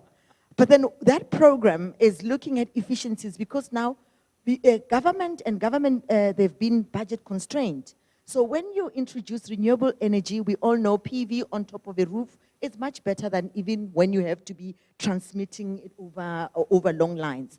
And also when you are creating efficiencies, even the UN has, and the World Bank has identified energy efficiencies as first fuel. Before you create, you must use properly. South Africa, we've been having an energy security problem. But then within that particular program of greening, what has been identified is how we are going to upskill people who might have been affected by the just transition. So 117,000 people are going to be upskilled from that program alone. And 146,000 jobs are also going to be created from that program alone. And 3,800 SMMEs are also created. Because South Africa, we've also had a challenge where monopolies like Poland have been created through, you know, when you're moving from all the different economies. So you have concentration. So, but then we all know for any economy to grow, you need to have the SMMEs. So this particular program is actually going to be focused on SMMEs. And so that, and what we also identified in the RIP program, whereby the big multinationals were able to bid very low prices at the exclusion of the locals because of their access to the funding that they get from their balance sheets and everything else. So this particular program is also now embarking on raising over 10 billion rand so that they can support the SMMEs to be able to bid into these programs. So this, the program is going to be executed on a PPP basis, where the private sector is the one that are going to be given long-term 15-year concessions, and they will raise the funding, but then government will help the SMMEs to raise that particular funding. And it is expected that the majority Black South Africans and women and youth, because we also have a challenge of youth, and there's also a skills development program attached to that particular program that is going to make sure that even before it starts, they have identified the skills that are required, and all of those people are going to be funded. The young people are going to be funded so that by the time the program is executed, the young people are able to participate. I will stop there. Thank you. That's great. I think that the promotion of work, the promotion of opportunities through the organization is amazing, and I think this is what we need in the country.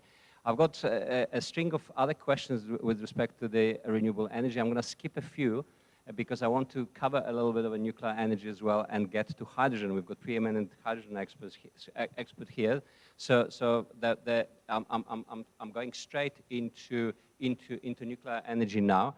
Nuclear power is not, strictly speaking, a renewable energy, not falling into renewable energy category, but it's the second largest source of low carbon electricity in the world behind hydropower right now.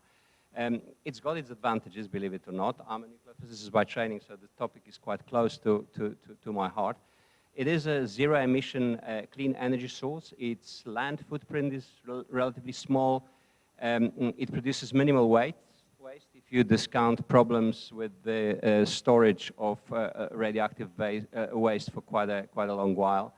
And it seems worth considering as a clean baseload alternative to coal-fired power. And South Africa already has a nuclear power station at Koeberg, so we generate some of the nuclear energy in the country. And Poland is seriously considering introducing nuclear power into the national energy mix.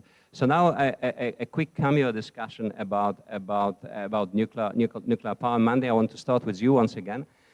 South Africa already in the past attempted to take large nuclear build program off the ground, but for various reasons that was never completed.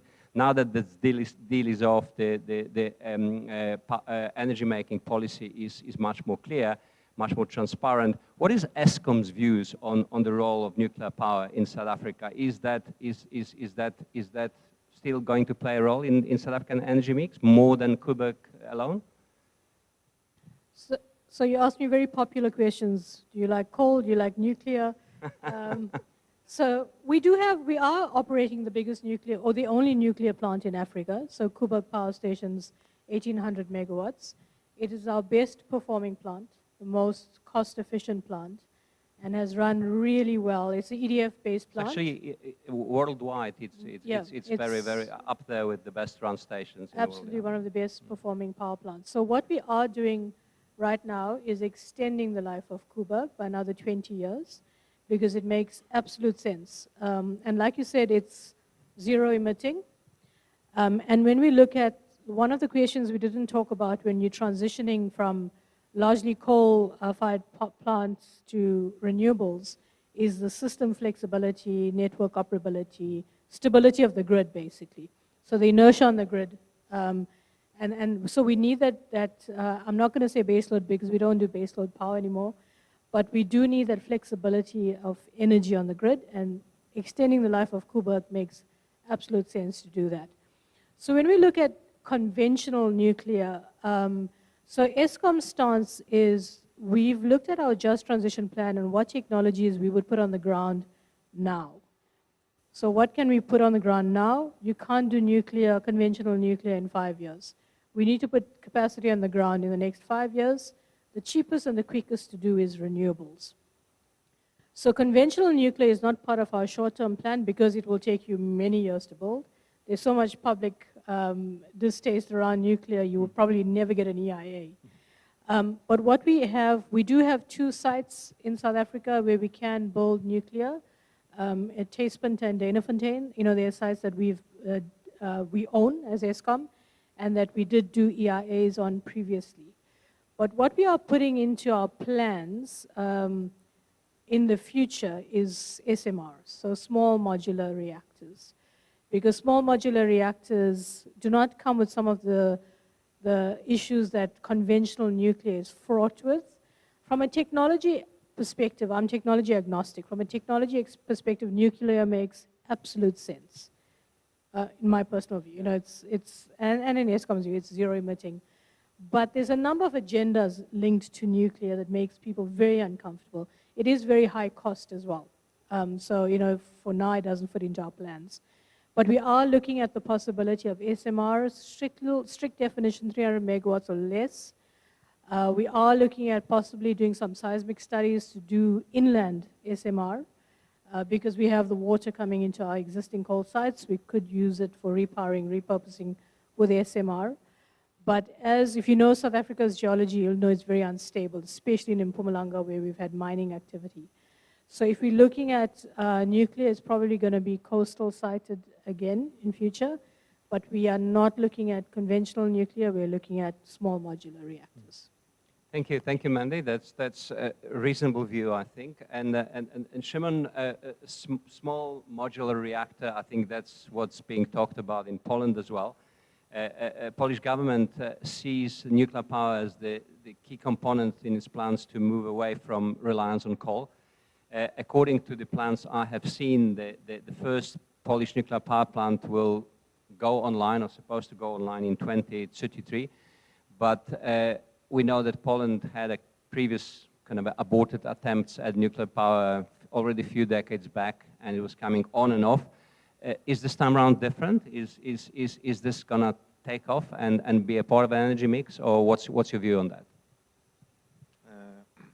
Yes, I think that this time is different because at first point we should withdraw from coal.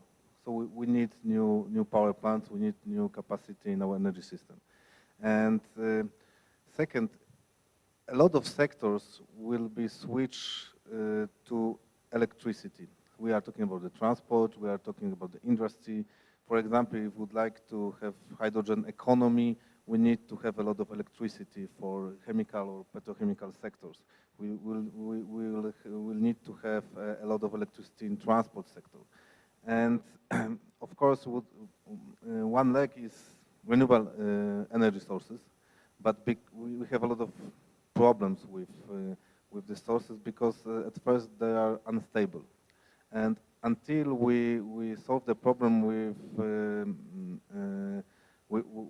this unstable of with energy storage, we need a stable energy source. And I think the nuclear power plants are very stable, very flexible for the system, and they will be very important to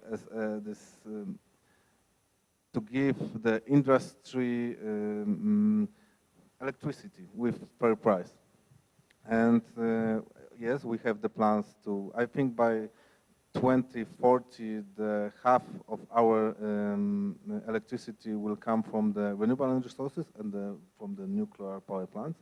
Of course, the cost of investment to nuclear is very high, but then when we talk about the operational cost, so the cost of the fuel is around 20% of the cost of the production of the energy, and if the prices of fuel will go up, let's say about, if I'm correct, if it go up around 50%, the cost of the production of the energy will only rise about 6%. It's different than in natural gas power plants because the cost of the fuel when it comes to the gas, it is around 70% of the production of the electricity. So that's why we think that nuclear is stable and it could give us fair price for the electricity. Thank you very much. That's also sort of a complementary view to South Africa. Looks like nuclear energy is still firmly on the cards in both countries. There's lots of commonalities and common challenges and opportunities. To close the nuclear topic, I'm going to ask you again. You have advised South African government on nuclear energy in the past. You led the feasibility study on localization and industrialization of the nuclear fuel cycle in South Africa, and also study on readiness assessment for the new nuclear build program. What is your views on nuclear power in South Africa? Is this an opportunity for the country, or more of a threat, which normally large capital projects bring about just by virtue of a lot of money being spent? I love nuclear. So I think it offers a very serious, from an operational cost point of view, I think it's low operational cost. I mean, obviously, high cost to start with, but then when you have to plan for the long term. We cannot just only plan for now. And it also possesses a serious potential to establish complex value chains. I mean, when you look at France in terms of where it is today, you look at South Korea, where it is today. So, I mean, Samsung is a byproduct of nuclear. And when we actually did the study of the localization of the nuclear fuel cycle, we actually partnered with KNF, the Korean nuclear fuel company. And it was actually interesting in terms of from a collaboration perspective, Because South Africa, one thing we are blessed with is land. So much can actually be used in terms of us, from building a nuclear fuel cycles for different markets, for Poland, for whoever, all the different markets that are there. So from my side, lessons learned from what happened in South Africa is that they need to be more open, because there was a lot of perception around the corruption, because there was also a lot of secrecy around what was happening. So I think the procurement program needs to be made very public. It needs to be a proper public procurement and tender system. And there needs to be a lot of education that happens. A normal person in South Africa, for example, does not even know that we have a nuclear power plant, does not know that there is Quebec, does not know that Quebec has been there since the 40s, and it's I don't know, it's operating very efficiently. So we need a lot of education and around it, and if you actually educate people in terms of the benefits to them, and there has been a lot of studies that were done. I know from one, we partnered with a company called Wally Parsons, who did a whole study on the value chain and the benefits for localization for nuclear. So I think we just need to communicate our plans more, have more governance layers, and also just make it open. And there's also, from a money side, there's an opportunity, like the Americans do, to bring in the private sector. I mean, these programs do not always need to be done by government. You can partner with the private sector. We have seen it in other markets where it has been successful. But from the regulatory perspective, it always needs the backing of the government, right? So you have to be in the good books then. Yes, obviously from a regulatory perspective, but then from a capital perspective, there is all kinds of financing. You need government as a partner, but then from a finance perspective, money is out there. There's so much pension fund money that is looking for returns, low risk returns that you can see from a clear signed power purchase agreement. So I believe, and maybe also the problem where the private sector had a lot of speculations, wrong speculations, is because maybe they were not being given opportunity to invest. Maybe if you call them and you give them an opportunity to invest, then it becomes a different story. That's right, that's right. Thank you, Meta. That concludes a bit of a cameo discussion on the on nuclear, and I wanted to short circuit to hydrogen, and here we are. Let's begin the conversation about hydrogen. Both countries, Poland and South Africa, are already significant producers of hydrogen, mostly gray, some blue, but both see a participation in building hydrogen economy as a huge opportunity. Finally, we came to Thomas. Thomas came overnight, had very little sleep. I wanted to give him an opportunity to doze off on stage. Thomas, wake up. Now it's your turn.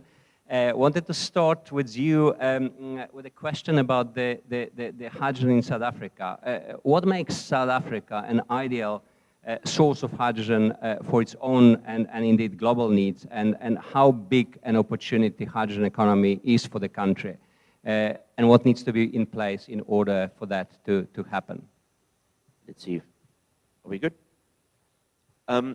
The thing about hydrogen for South Africa is it enables us to export something we can't normally do. South Africa is large, our grid is large. It's been compared saying that it's, if you look at the extent of our grid, it's equivalent to taking it from London to Rome. There's a lot of empty space. Our solar resource is world-class. It is significantly exceeded only by the Atacama Desert in northern Chile. And our wind resource is remarkably good. The conventional wisdom had always been that there wasn't really much wind in South Africa until a wind mapping process was done and the wind atlas was published, and we were pleasantly surprised. It is comparable to onshore wind in Europe. So we've got sun, we've got wind, we've got empty space. We don't have water though, which is a bit of a problem. Sure. We're a water-stressed country. You may remember the problems we had in Cape Town with the drought. We were going towards day zero. So how on earth are you going to make hydrogen with water that doesn't exist? Well, this actually gives an opportunity. It's not an obstacle. The contribution of desalination of water, if you were to desalinate seawater, the cost component of that desalination is in the order of 2 US cents per kilogram of hydrogen produced. And given that the Japanese cost target for hydrogen is $3 US per kilogram, you're talking about 2 orders of magnitude smaller. So what does this mean? It means that as part of your social license to operate, you can make it a requirement in South Africa for your hydrogen producer to oversize his desalination plant by 3 times. So 300% oversize. So in times of good rains and full dams, you run the desalination plant at 300% at 30% capacity. In times of drought, you run at 100% capacity and you sell the excess water to the local utility, but only at the electricity cost component, because the capex of the desalination is built into the hydrogen price, negotiated with a hydrogen off-taker. And given that you're looking at a price of $3 US per kilogram when delivered, and given the fact that the desalination cost component is so small, that does not make a significant fraction of the total cost. This is also consistent with European strategy. The German national hydrogen strategy has a number of requirements. One of them is that the renewable electricity required to make the hydrogen must not be stolen from an allocation already given for the grid. It must be additional. Fine, we can do that, lots of space.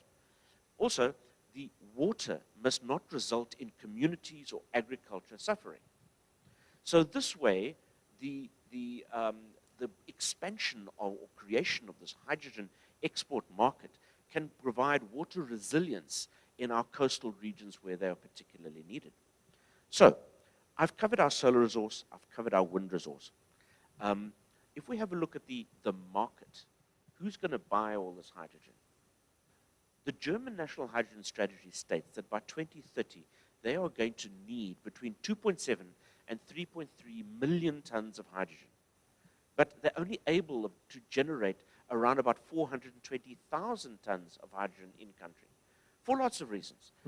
Not in my backyard factor, current difficulties in extending the grid, the renewable resource. Mandy mentioned the solar resource. I have an analogous issue saying that our worst solar resource is in the city of Durban, and that is better than Germany's best solar resource, which is in Stuttgart. So anywhere in South Africa will do, solar-wise. So Germany is unable to make it. They want to import. Some of it will be from the EU, from Spain, from Portugal. The plan was to import from Ukraine as well. That's an ongoing discussion, which I don't think I should get into now.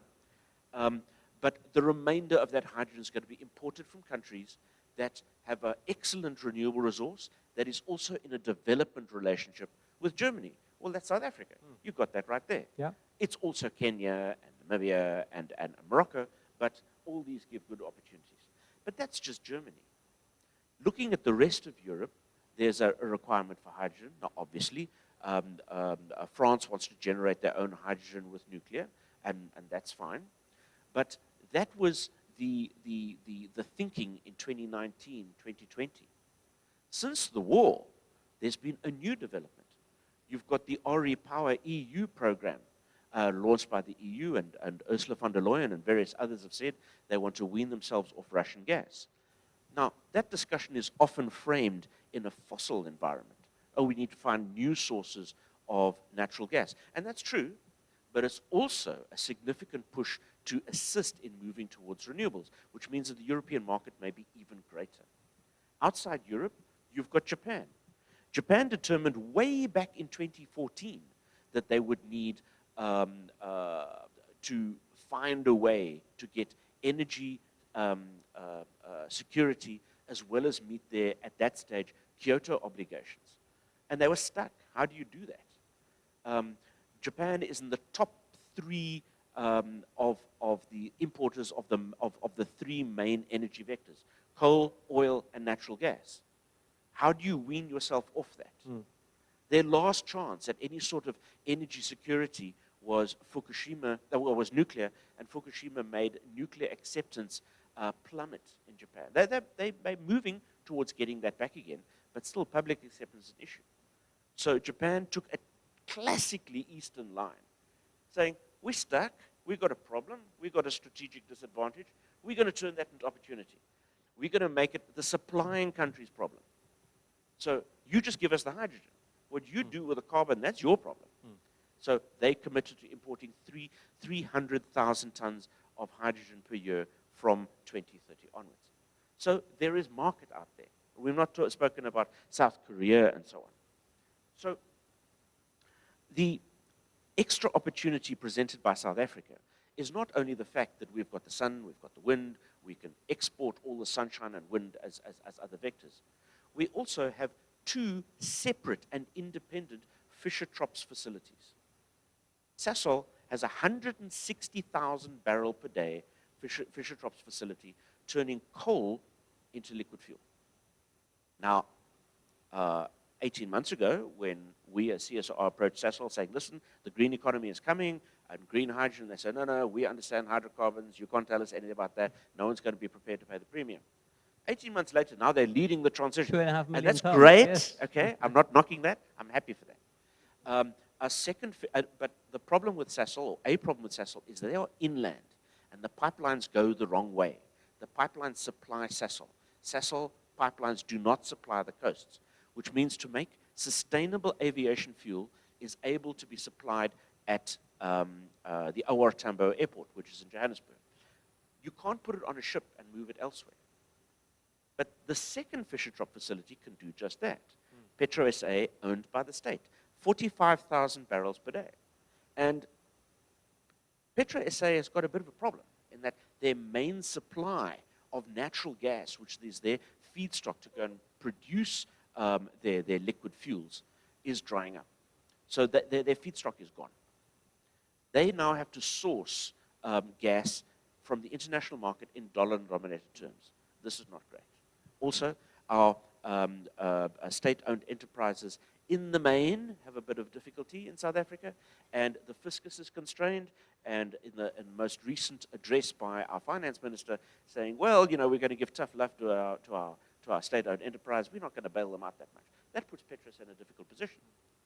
But pivoting towards making green fuels, where your hydrogen comes from green electricity and electrolyzed water, and your carbon comes from other sources, means that you are selling into a premium market. You're not selling into a regular market. Europe is creating new Fischer-Tropsch facilities. We've got one standing. Repurposing it is not a particular problem. Coal to liquid, gas to liquid as well.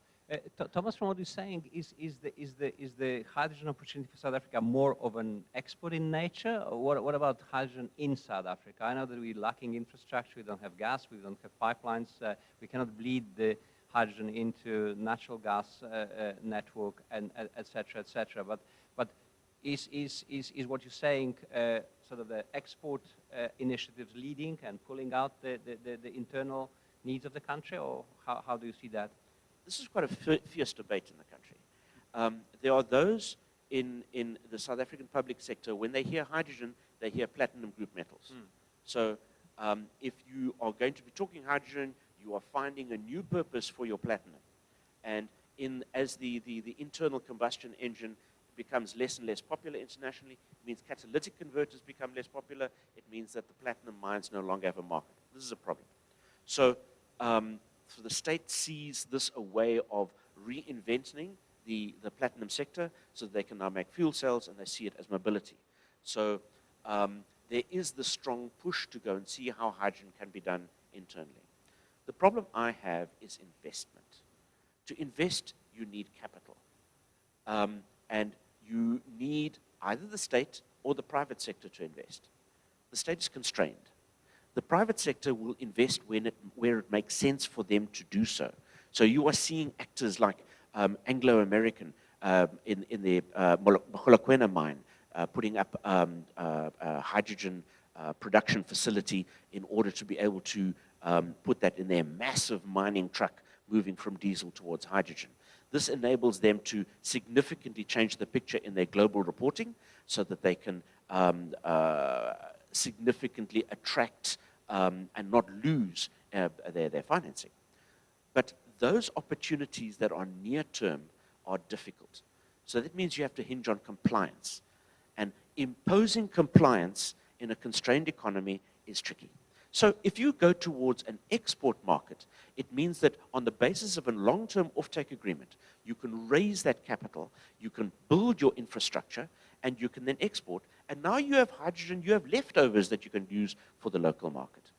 We have a steel mill on the coast of South Africa, Sudana Steel, that was built just in time to compete with whole new capacity brought online in China and Japan. That was a sad story. 700 workers lost their jobs. So that's now in care and maintenance.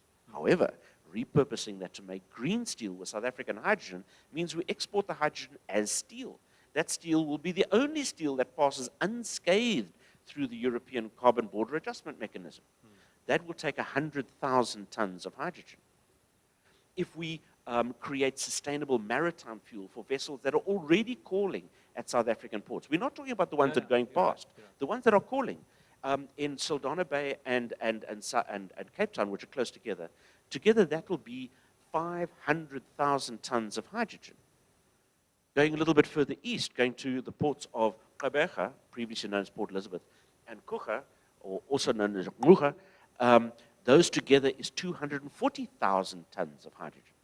Compare that to inland transport, right? If you go terrestrial transport, the amount that will be required by the metro rail is about 6,000 tons. 6,000 tons versus 100,000 tons versus 300,000 tons, 500,000 tons. So you can see the export one is appealing. But if you generate it for export, you can now decarbonize internal markets, and that makes that particularly attractive. You can have whole value clusters. Now, government and Engie and Anglo-American, they're developing the first hydrogen valley, the Platinum Valley concept going from Mogalakwena down to Johannesburg, down to Durban, and putting hydrogen refueling stations that way. 100%. I'm fully behind that. But let's not stop there. We need hydrogen valleys elsewhere. We need to go and create all these value clusters. And they happen when you can bring supply and demand, overseas requirements in Europe, and tie all those together. Now we can have a happy story for everybody. Absolutely. The green hydrogen opportunity is the one that has no South African community which loses. It's not a zero-sum game. Great opportunity, and I like the shift in thinking, you know, that you can not only export hydrogen, but you can export hydrogen product, right? I mean, you hide or you use hydrogen as an input to green steel, green product, and this is fascinating opportunity. Shimon, when it comes to hydrogen, Poland also have big plans, right? And you have driven the development of the Polish hydrogen strategy. Can you please give us a little bit of a rundown of what the strategy is, what are the objectives and drivers of the strategy, and how important is hydrogen going to be in Polish energy landscape? How much time do I have? I know, not enough. That's what I can tell you. Yes, when it comes to hydrogen, of course, as for today, we are a quite big producer of hydrogen, but we mostly produce from fossil fuels. So we need to switch to other sources.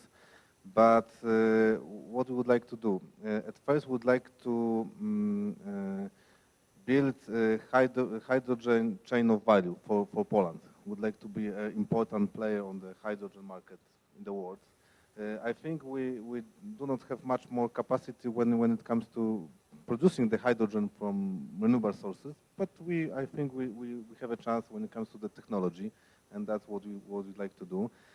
Of course, mostly European Union, we talk about green hydrogen. We don't like to talk about the colors. We would like to talk about the emissions, CO2 emissions during the process of producing the hydrogen. So we think that, as for today, we don't know which way the technology will develop. So we are talking about low emission hydrogen. We'd like to produce, I think, in the end, the hydrogen from renewable sources, but we also think about producing hydrogen from natural gas with CCU, CCS, of course, producing hydrogen from nuclear energy. It will be very important for us. And when it comes to the sectors that we would like to use the hydrogen, of course, energy sector. We think about power to gas, energy storage. Hydrogen could help us to develop renewable sources because, as I said before, renewable sources are not very stable for the energy systems. We would like to use hydrogen in transport, but in transport we have different alternatives because we can talk about the battery vehicles, we can talk about the synthetic fuels. But for me, hydrogen is the way for the railways, for the maritime transport, and for, of course, heavy-duty transport. And what is most important, industry, because we use a lot of hydrogen in chemical, petrochemical industry. Poland are quite big producers of fertilizers. We use a lot of natural gas. Instead of natural gas, we can use hydrogen. So that's why we would like to invest. And what's most important, there is no alternative when it comes to hydrogen industry. But it's perspective, I think, 10 years. But we should start now. And we have effects in 10 years because quick win when it comes to the hydrogen is in transport sector. And of course, we would like to develop our transmission network for the hydrogen. We now have very discussion if we are able to put hydrogen into gas grid or maybe add hydrogen into natural gas, but it's very big discussion in Poland because for the technical reason, sometimes it could be difficult to add hydrogen into the gas grid. And what now we are working mostly in the ministry is this regulatory side because there is hydrogen, we know the hydrogen in chemical industry, but when it comes to the energy sector, we need to define the role of entities that would like to produce, sell hydrogen because in natural gas sector or energy sector, we have unbundling. So the role is divided into the producers, the distribution, and into the sellers of the energy products. So now we have discussion how to create the hydrogen market.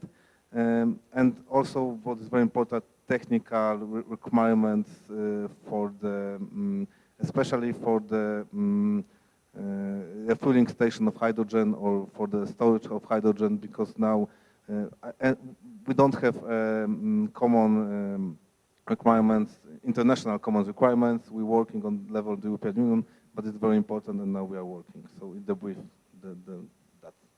Thank you, Szymon. That's fascinating view from Poland as well. I think that I think countries like Poland and South Africa sort of on the face value compete in this market, but at the same time really are compatible and not head-on competitors. I think that the opportunities in both countries in this area abound.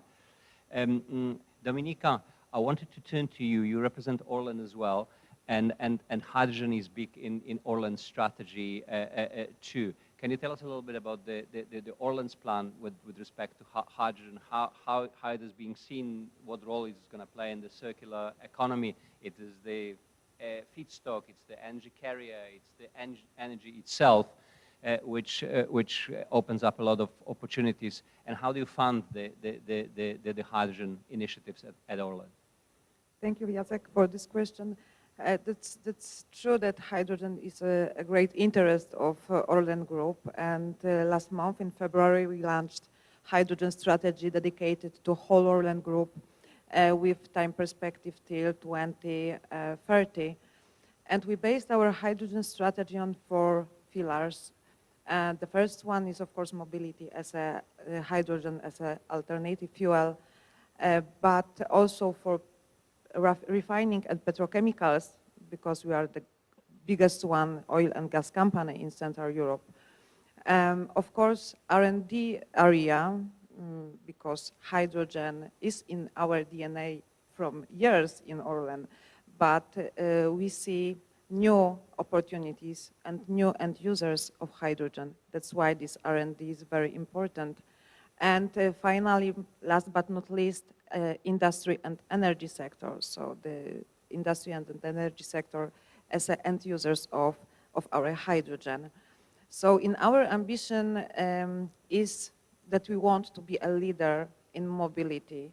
And our goal is to build above 100 hydrogen refueling stations in Central Europe, mainly in Poland, in Slovakia and Czech Republic, but also we see the opportunities in Lithuania and Germany because these markets we are operating now. And of course, very important issue is the decarbonization of our current assets. As Szymon said, in Poland we based on steam methane reforming and want to decarbonize our current assets, many based on carbon capture, utilizations, the directions to synthetic fuels using the Fischer-Tropsch instruments and carbon capture and storage. According to research and development, we see many of opportunities in the new technologies. That's why in our R&D center that we have in the center of Poland, we will have dedicated laboratory for hydrogen technologies. And of course, industry and energy, we would like to distribute our hydrogen, low and zero emission hydrogen to industries like steel, glass, and for energy sector to stabilize the renewables electricity sources. What is important that we based our hydrogen strategy only on low and zero emission hydrogen. We want to be carbon neutral, as Anna said, under our Orlen strategy. So all new production capacity in hydrogen will be low and zero. And we want to be finally reduce the carbon emission from our hydrogen capacities about 50% till the end of this decade, with ambition to 80% even. We, as Szymon said, don't have enough renewables to produce only zero emission hydrogen based on electrolysis installation. That's why we include in our strategy also waste to hydrogen technologies. And we really see not only the challenge, but the opportunity in this to produce hydrogen from non-recyclable municipal wastes. According to hydrogen in mobility, we would like to produce about 20 kilotons hydrogen for road and rail transport in the center of Europe. But it's very important to mention that all new technologies characterized by funding gap from economical point of view. And now in Europe, but not only in Europe, also in Poland, we have many opportunities to get some non-refundable money for hydrogen projects to develop this market, this segment. And that's why, according to our hydrogen strategy, when we defined the hydrogen project pipeline, for every project, we try to find some additional non-refundable money, yes. We have the special team dedicated to it. And for example, our flagship hydrogen project named Hydrogen Eagle is now under IPCEI hydrogen process in Europe. It's a dedicated program for whole European Union for hydrogen projects, which characterize spillover and synergies between each of them. So the project must be implemented not only in one member state, in one European country, but must be implemented in 3-4 countries and has dedicated infrastructure to produce hydrogen, to distribute this hydrogen to end users. And we hope that the European Commission will make the decision according to the additional state aid for this process till the end of June this year. because we are waiting really for this money, for this project. But at European level, we have money for all kinds of projects, from R&D phase, for example, under Horizon Europe, via Innovation Fund dedicated to pro-commercial phase projects, and finally, to investment programs with grants for example, infrastructure for hydrogen refueling. And we try to use all of these programs and financial sources. But in Poland, we also have some money, some grants for hydrogen projects, mainly for R&D projects, but also for industry and companies that want to build the refueling infrastructure in Poland. And now we are under estimation with our project with 4 hydrogen refueling stations. So it's very important to implement and bring to the market this hydrogen in a very stable and sustainable way, step by step. That's why we want to cover the whole value chain in Orlen, but we also know that without big partnerships with partners from abroad, we will not cover all our needs concerning low and zero emission hydrogen. Thank you very much. That's again very insightful. I must actually have a conversation with you outside of the panel. In my consulting career, I often have clients who ask me, interested in hydrogen and interested in entering the field and area, but the questions they're asking is, what are the returns on investment? You know, what are my costs? Where are which technologies I'm going to use? And I'm perplexed to say, I don't know. I mean, it's still happening. I mean, take the first mover step and reap the first mover advantage you learn from the industry, from the inside. Very often those are mining companies which have their own kind of a return on investment criteria, and they kind of walk away from it. So I think if we bring it closer to those entities, they will be more willing to invest, and the interest is there, definitely there, opportunities are there. Thank you, Dominika. And maybe to close the hydrogen discussion, Thomas, South African national hydrogen strategy is still in the making. It's not yet 100% clear. But there's quite a lot of interesting initiatives in South Africa with respect to hydrogen. You mentioned a few already with Anglo-American, Mogalakwena, and so on, but that's always have this platinum group metal tint. We produce quite a lot of PGMs in South Africa. Obviously, they involve both on the electrolyzer side and the fuel cell side. So that's always connected. But we also have the hydrogen South Africa. We also have the wind atlas. We have the hydrogen valleys and the like. So what are the initiatives to watch in South Africa, which perhaps will create that critical mass for hydrogen economy to take off in the country? There are a whole lot of things happening in South Africa, some of them known, some of them not. You mentioned the hydrogen strategy. Now, when you mention a strategy, it starts getting difficult because whose strategy and by who and where. So there are a couple of these parts moving. Department of Science and Innovation released their Hydrogen Society Roadmap, which has got strategic elements to it. It is a political document. It speaks of ambition. It speaks of linkages and responsibilities of different government departments and how they link. So it speaks to government, really. It has engagements with the private sector, but it's a document by government for government, largely. Then the Department of Trade and Industry is developing a separate document known as the Green Hydrogen Commercialization Strategy.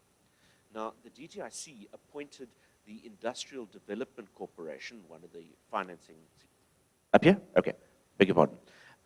They mandated the IDC to be the commercialization strategy, the commercialization partner in South Africa, so they are part of all green hydrogen initiatives. And the green hydrogen commercialization strategy is in draft form. It's not been released. I've read it. It's certainly, it's got good internal consistency. It speaks to the various tensions within South Africa that are as yet unresolved. Where do you do it, and who's responsible and stuff? And that's a discussion that is not yet concluded, but it will certainly stimulate that debate. I'm not sure if you're aware, but in 2021, the German development bank KfW arrived in South Africa with a 200 million euro mandate, and they wanted to incentivize the South African hydrogen market. And that was a lot of fun because all this money arrived in a complete hydrogen policy vacuum because the Hydrogen Society roadmap had not been released yet. And they appointed us as CSR to assist them in finding projects. And that produced an overwhelming response. There were 55 submissions. That had to be trimmed down to a long list of 20 projects, which was then reduced to a short list of 12. And so somewhere between 7 and 12 of those projects will absorb all that budget. So it was significantly oversubscribed. That oversubscription was very well received by the market and by funding institutions. So where the KfW had a budget of 200 million euro, which they had to spend in 2 years, by the way, which is no small feat. The European Investment Bank said, I see you and I raise you. They've got not 200 million, but 1 billion euro to spend in South Africa. And we're not yet talking about the World Bank that also has some ambitions. We mentioned a little bit earlier the Platinum Valley. That's an initiative that is part of the Hydrogen Society roadmap. So there's DSI ambition in there. There's also Anglo-American and Anji and Bambili. They're wanting to put hydrogen refueling stations all along the N3. That's the highway connecting Johannesburg and Durban. And also going up to the Anglo-Mogalakwena mine with a mining truck. I think I mentioned that. There's Boegoebaai. You may have heard of Boegoebaai. Now, Boegoebaai is a port which does not exist yet. But it's in the Northern Cape region with excellent sun, excellent wind potential, but everything else must still be produced. So South African presidency is really excited about this, and they are talking everyone into a corner about how this is the way to go. Other people are saying, yo, but there's nothing there, man. It's just a beach. So that will take a little time to develop. Individual companies are responding to initiatives, approaching us, approaching other sectors, wanting to see what they can do in hydrogen. We have got, separate from national government, we've got provincial governments that are developing their own hydrogen strategies. Some of them are well articulated, some are just well on the way. So there's most certainly ambition and appetite. Thank you very much, Thomas. Lots in this space happening.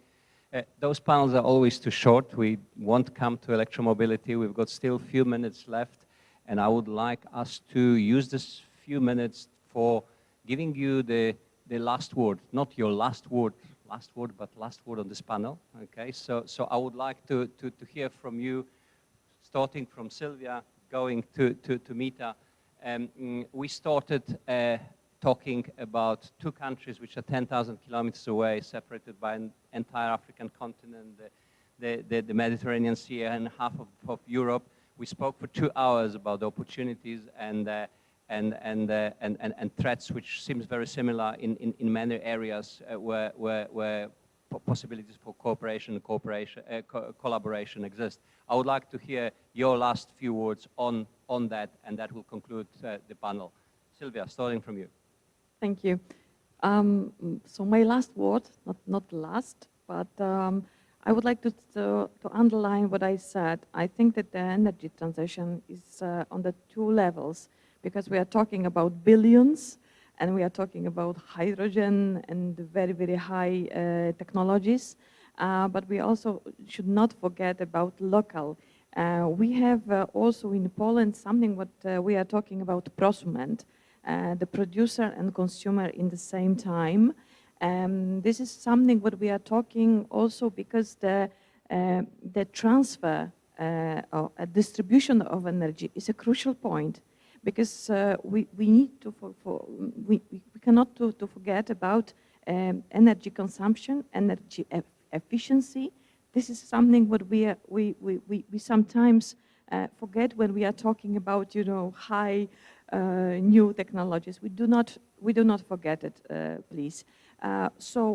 Local energy transformation, prosument, so we are producing and consuming at the same time when we can have and use the sources as a solar, for example, in Poland is now we have much more than 700,000 people who are just prosumers in Poland. So this is quite a big success of our Polish government. This is one. And the second is energy efficiency, what we are now faced to the fact because of our very, very close to our board is a war. And the war with Russia about the energy also faced us to the fact I am also producer and plant producer.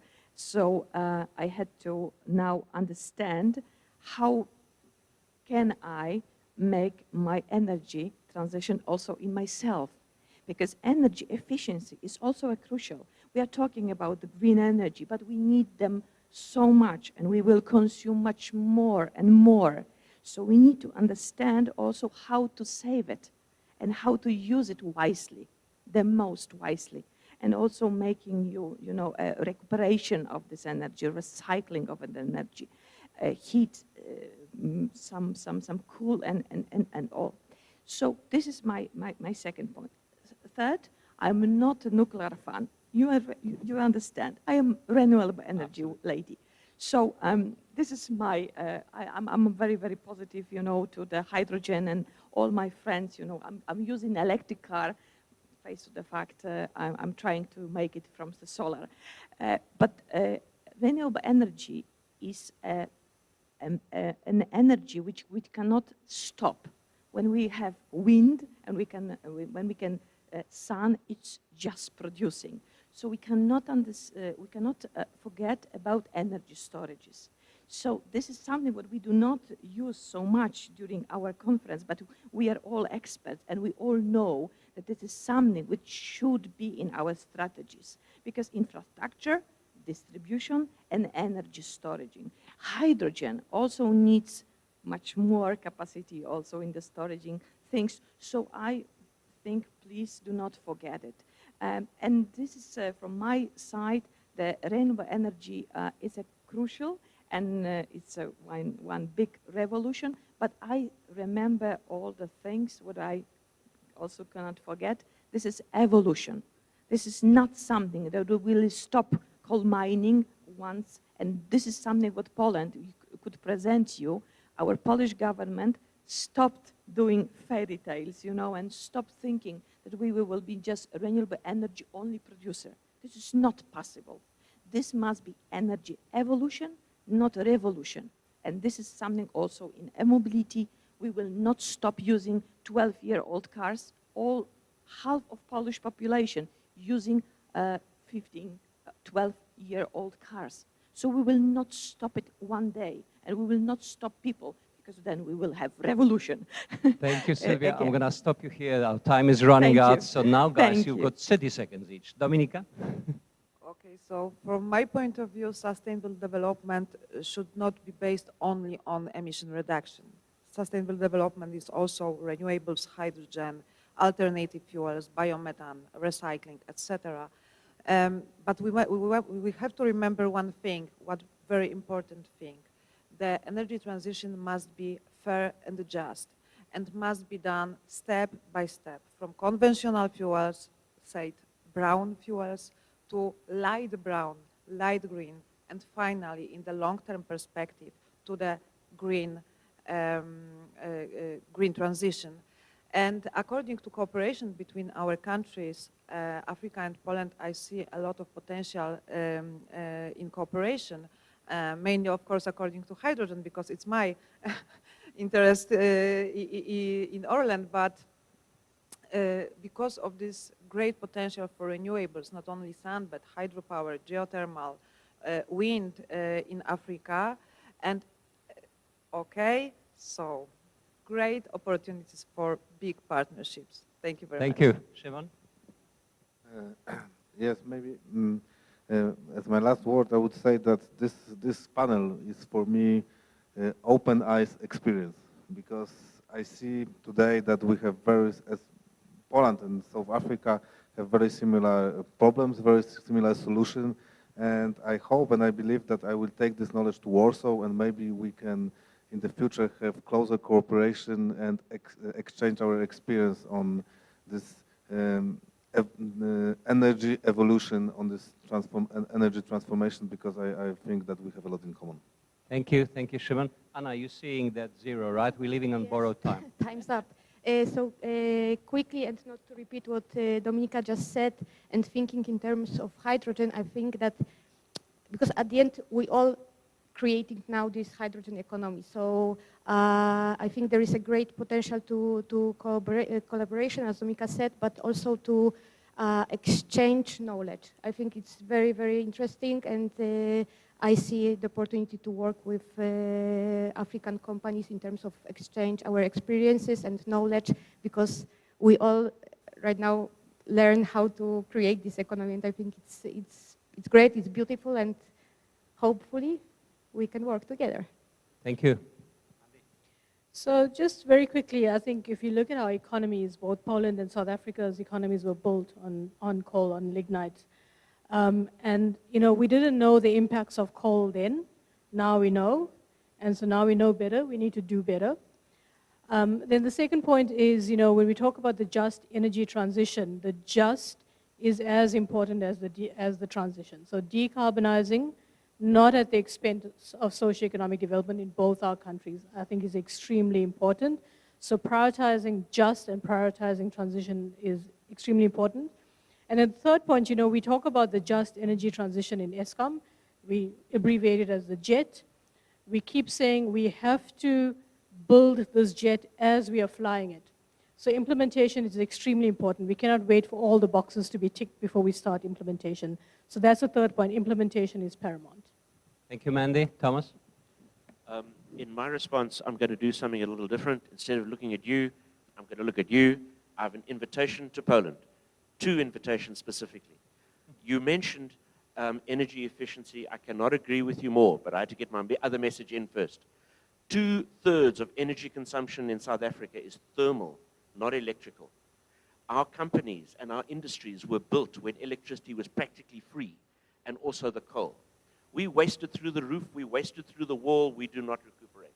We would invite specialists from Poland who have got deep insights into energy recovery, thermal energy recovery, to assist us on this way. Point 2, every sane country maintains and looks after their own steel industry. For us to make green steel and export it to you is a big ask. I understand this. I have a compromise. We have cheap renewables. We have iron ore. We reduce our iron ore to hot briquetted iron. We export our hot briquetted iron to you. You make your final steel product. You keep your steel workers. We keep our steel workers. We use our cheap renewable energy so you don't have to use your more expensive renewable energy. You Thomas, use your 3, green 2, hydrogen 1, on something 0. else. Thank you. Mita, your last word. Thank you. My parting words will be, in the 90s, my father started the National African Farmers Union to liberalize black farmers, and he actually got in touch with the Polish government and a company called Ursus to empower South Africans in the agricultural side with tractors. And I just hope now we can reignite that relationship and that partnership now in the hydrogen, green renewable efficiency, and everything else. And thank you very much to the organizers of this for this amazing opportunity. Thank you, Meta. And the last word from me, I'm going to finish with what I started. There's a lot more commonalities and similarities than differences. South Africa, Africa is open for business. Poland is open for business. Both geographies just need to step forward, meet together, and the opportunities will fly. I sincerely hope that the Polish Investment and Trade Agency will move this kind of discussion now to business level, where we can speak with the producers of equipment, where we can speak with the providers of services opportunities really abound. Thank you very much, my esteemed guest at the panel, and thank you for bearing with us for these 2 hours. You earned the break. Thank you.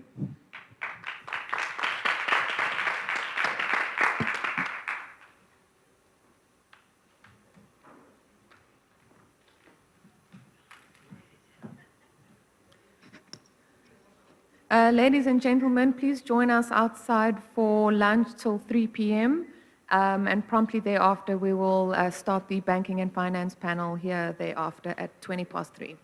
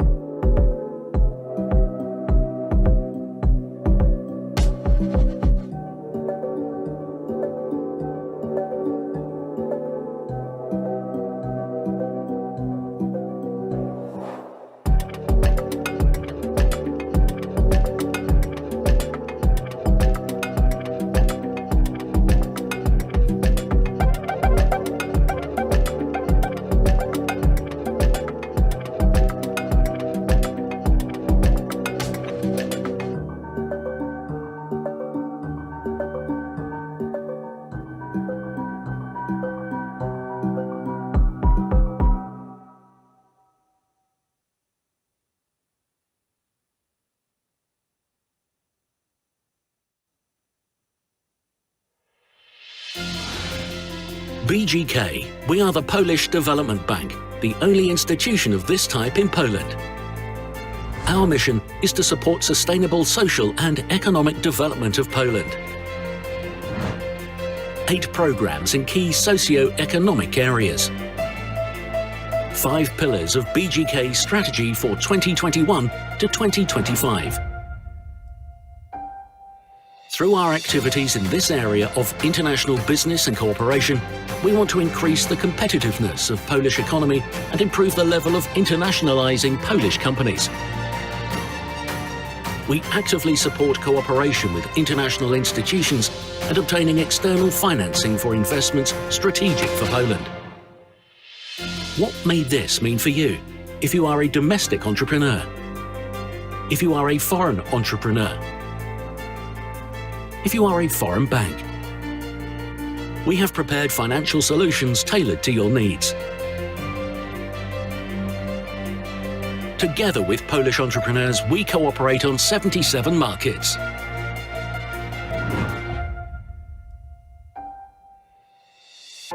We want to be your partner in international business, create trusted and long-lasting relationships, and work together on the position of a leader in sustainable development, growing together for a sustainable future.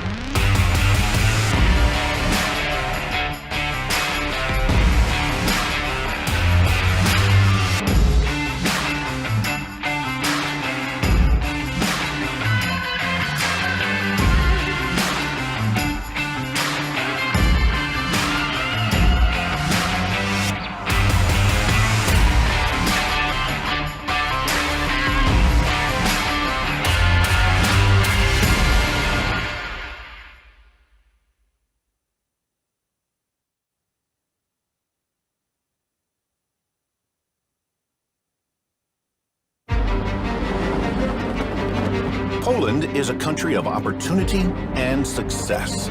It offers a safe place to live and grow your business. One of the leading exporters in Europe and around the globe, Poland has a modern, steadily growing economy. It's also one of the most attractive locations for foreign investments. This success did not come out of nowhere. We have a strong and receptive internal market, an excellent geographic location, modern infrastructure, educated workforce, public institutions which cooperate well with businesses, and last but not least, a highly developed culture of support for foreign investors in the form of tax exemptions and financial instruments. That's where KUKA comes in. We cooperate with firms that want to conquer the EU market and continue to grow on a global scale. Here are our new solutions for you. Invest in Poland, where KUKA guarantees 80% of your capital expenditure loan for investments in Poland that will boost your company's export capacity. We take on the risk so that your bank is able to provide the financing. Shop in Poland is a solution that helps foreign buyers find suitable suppliers in Poland. We arrange financing and carry the risk. You benefit from working with Polish businesses. We can help global contractors carrying out major infrastructure projects find business partners in Poland that want to expand their export business and tap into new markets. Seize the opportunity in Poland with KUKE. KUKE, finding solutions.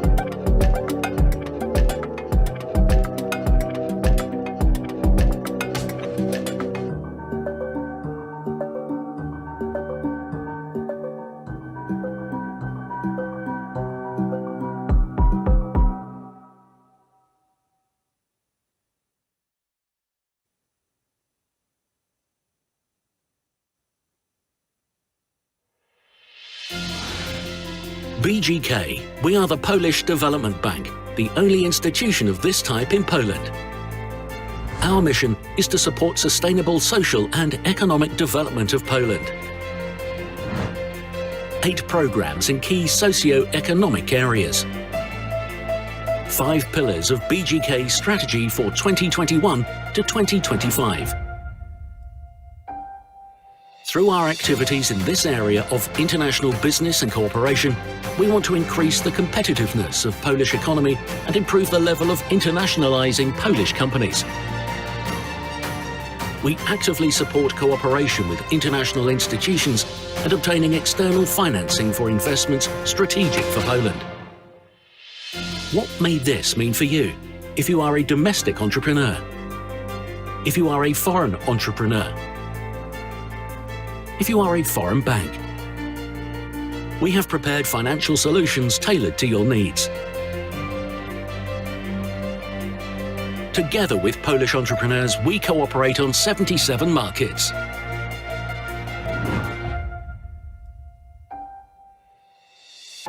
We want to be your partner in international business, create trusted and long-lasting relationships, and work together on the position of a leader in sustainable development, growing together for a sustainable future.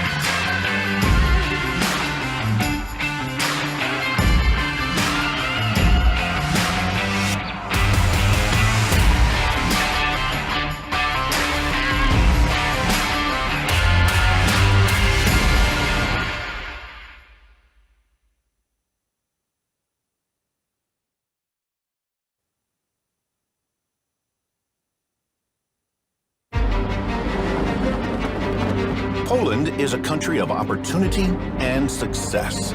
It offers a safe place to live and grow your business. One of the leading exporters in Europe and around the globe, Poland has a modern, steadily growing economy. It's also one of the most attractive locations for foreign investments.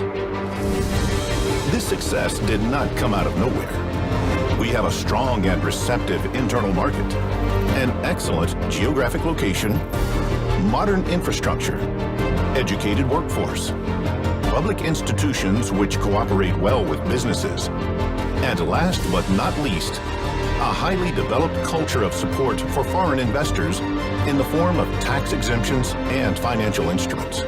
That's where KUKA comes in. We cooperate with firms that want to conquer the EU market and continue to grow on a global scale. Here are our new solutions for you. Invest in Poland, where KUKA guarantees 80% of your capital expenditure loan for investments in Poland that will boost your company's export capacity. We take on the risk so that your bank is able to provide the financing. Shop in Poland is a solution that helps foreign buyers find suitable suppliers in Poland. We arrange financing and carry the risk. You benefit from working with Polish businesses. We can help global contractors carrying out major infrastructure projects find business partners in Poland that want to expand their export business and tap into new markets. Seize the opportunity in Poland with KUKE. KUKE, finding solutions.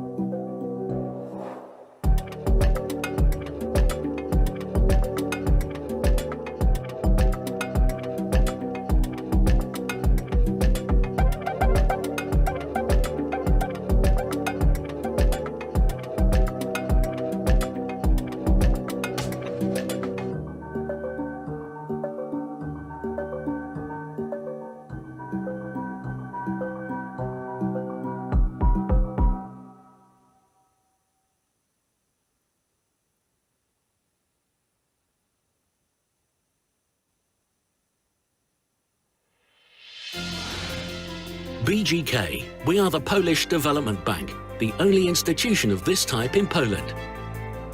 Our mission is to support sustainable social and economic development of Poland. 8 programs in key socio-economic areas. 5 pillars of BGK strategy for 2021 to 2025. Through our activities in this area of international business and cooperation, we want to increase the competitiveness of Polish economy and improve the level of internationalizing Polish companies. We actively support cooperation with international institutions and obtaining external financing for investments strategic for Poland. What may this mean for you if you are a domestic entrepreneur? If you are a foreign entrepreneur? If you are a foreign bank? We have prepared financial solutions tailored to your needs. Together with Polish entrepreneurs, we cooperate on 77 markets.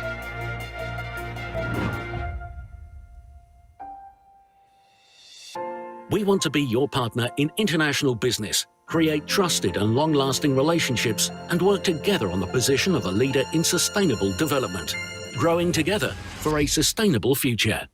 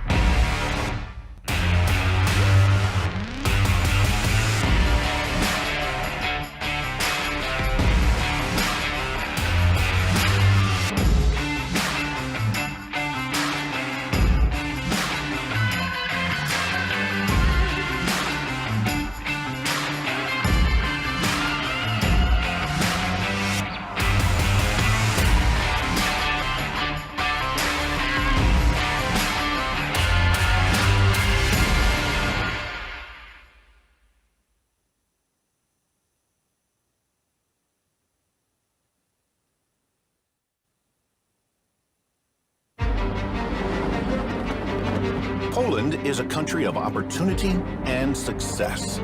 It offers a safe place to live and grow your business. One of the leading exporters in Europe and around the globe, Poland has a modern, steadily growing economy. It's also one of the most attractive locations for foreign investments. This success did not come out of nowhere. We have a strong and receptive internal market, an excellent geographic location, modern infrastructure, educated workforce, public institutions which cooperate well with businesses, and last but not least, a highly developed culture of support for foreign investors in the form of tax exemptions and financial instruments. That's where KUKA comes in. We cooperate with firms that want to conquer the EU market and continue to grow on a global scale. Here are our new solutions for you. Invest in Poland, where KUKA guarantees 80% of your capital expenditure loan for investments in Poland that will boost your company's export capacity. We take on the risk so that your bank is able to provide the financing. Shop in Poland is a solution that helps foreign buyers find suitable suppliers in Poland. We arrange financing and carry the risk. You benefit from working with Polish businesses. We can help global contractors carrying out major infrastructure projects find business partners in Poland that want to expand their export business and tap into new markets. Seize the opportunity in Poland with KUKE. KUKE, finding solutions.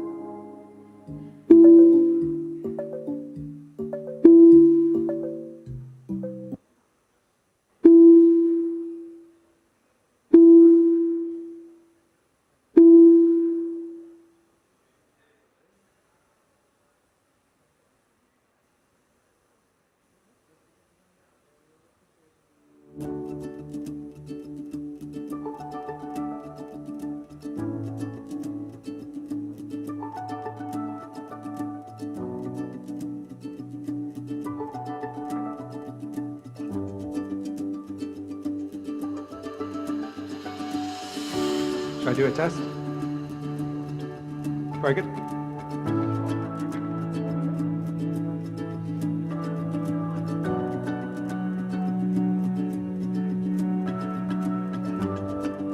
Do you want to?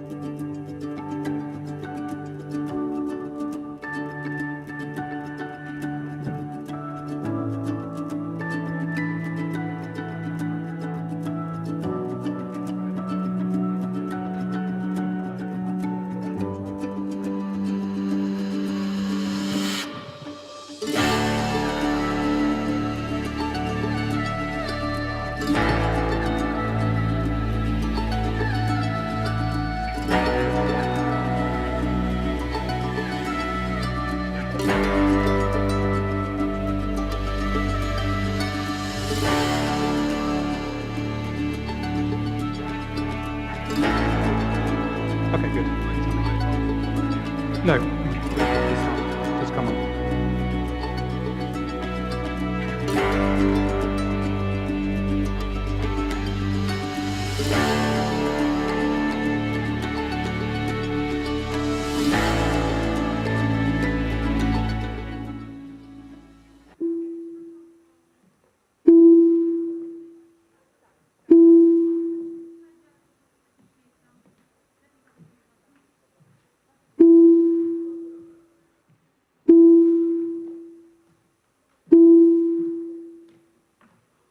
Well done.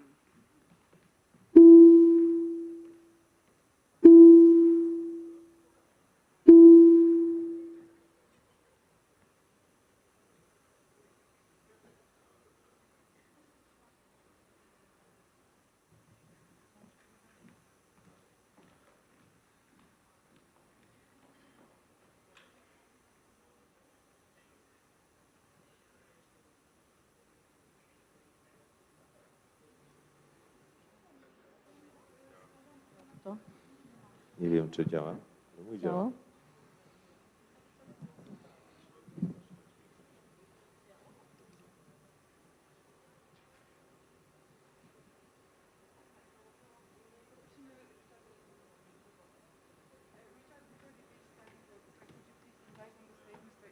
You have the name and surname written, right? Awesome. Okay.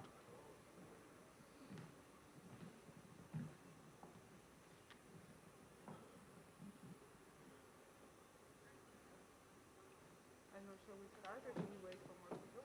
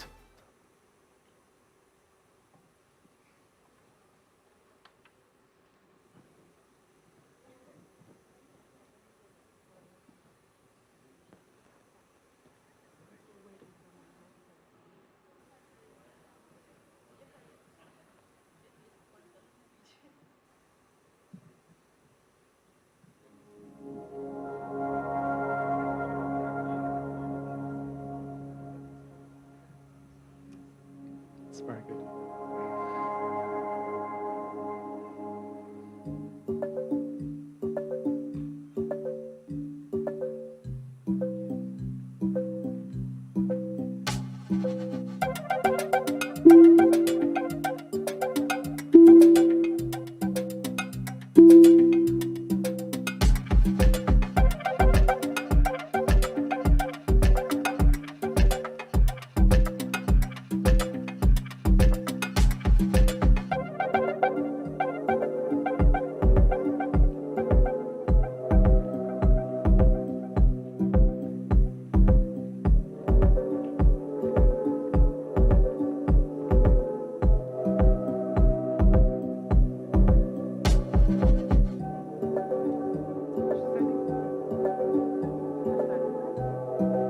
Good afternoon, ladies and gentlemen. Welcome to the financial panel. I hope you're enjoying the forum so far.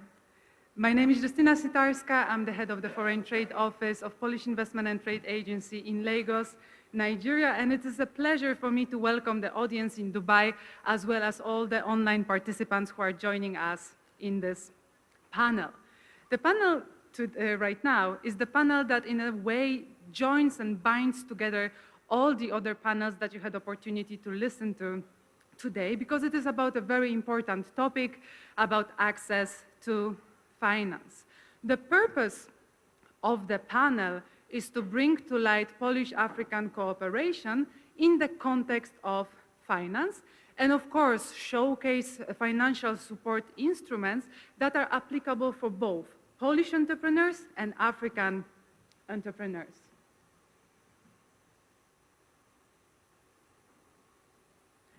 Access to finance plays a pivotal role in any business relationships, and this is also the case for Polish-African business relationships.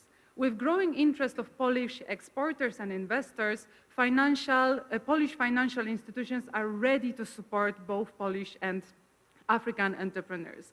Therefore, in the first part of the panel, we will focus on a wider outlook. We will look at Africa with its 54 growing economies. We will also look at the opportunities and key sectors for collaboration. Furthermore, we will look at the consequences of the current geopolitical situation in Europe, as well as the aftermath of COVID-19 pandemic. And of course, every crisis brings opportunities, so we will also discuss potential opportunities due to these events. Before we move to the second part of our panel, we will also have a very enlightening case study of KUKE, the Polish Export Credit Agency. And after that presentation, we will move to the second part of the panel. The African Development Bank and the African Export-Import Bank, in their joint report, stated that currently, well, in 2019, Africa finance gap was at the level of $81 billion.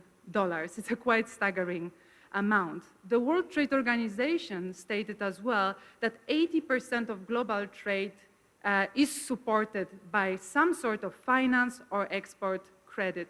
Therefore, those are obviously very important topics for us. In the second part of the panel, we will look at Polish financial institutions and their products. We will look at interbank cooperation, challenges, and solutions.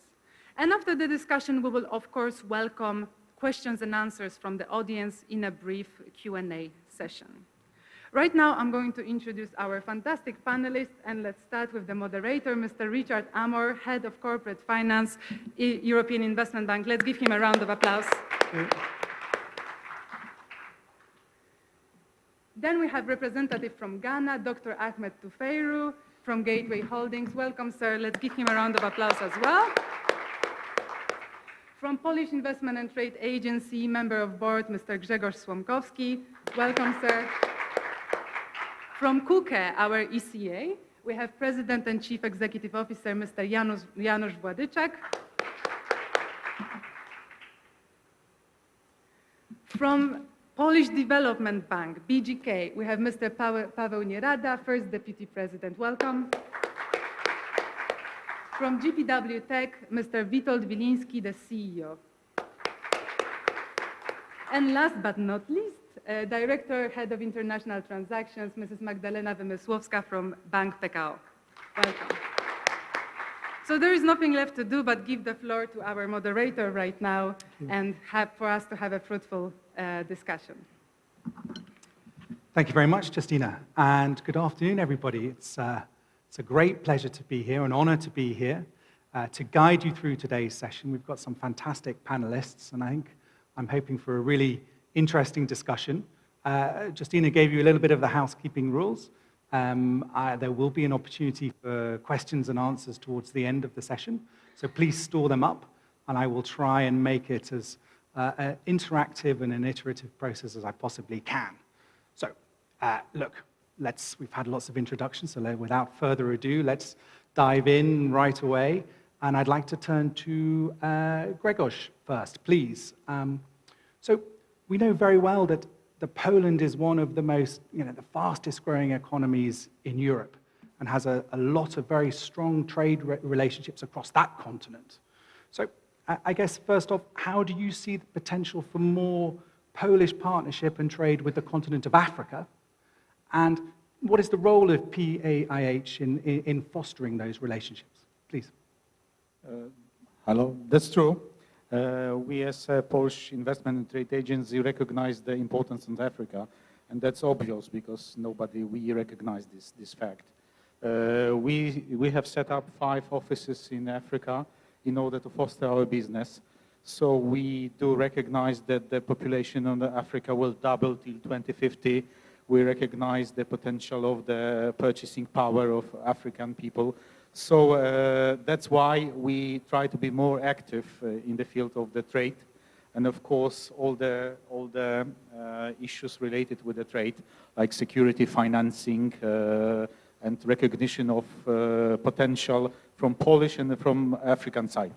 Of course, we do want to capitalize on our strong industries like food processing, like agriculture, like modern medicine, etc. So in all of these fields, we would like to be present in Africa.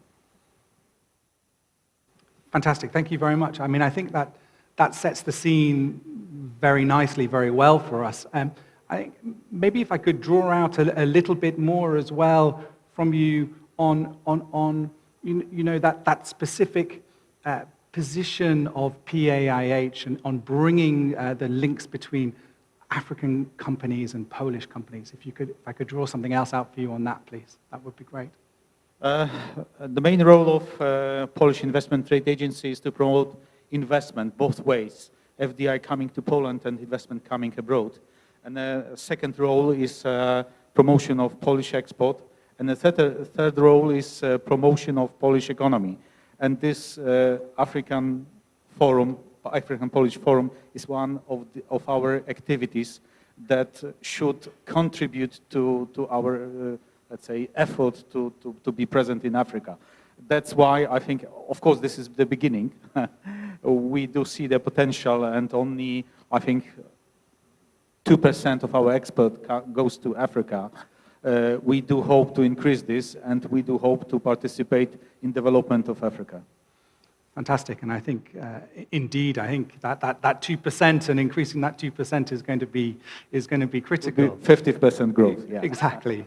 Maybe then I'd like to turn to Witold, if I may. And we've lived through a very turbulent last couple of years with COVID, and I guess now also with the geopolitical impact of what's going on in Ukraine still evolving. We still don't know the full picture of what we might see from there.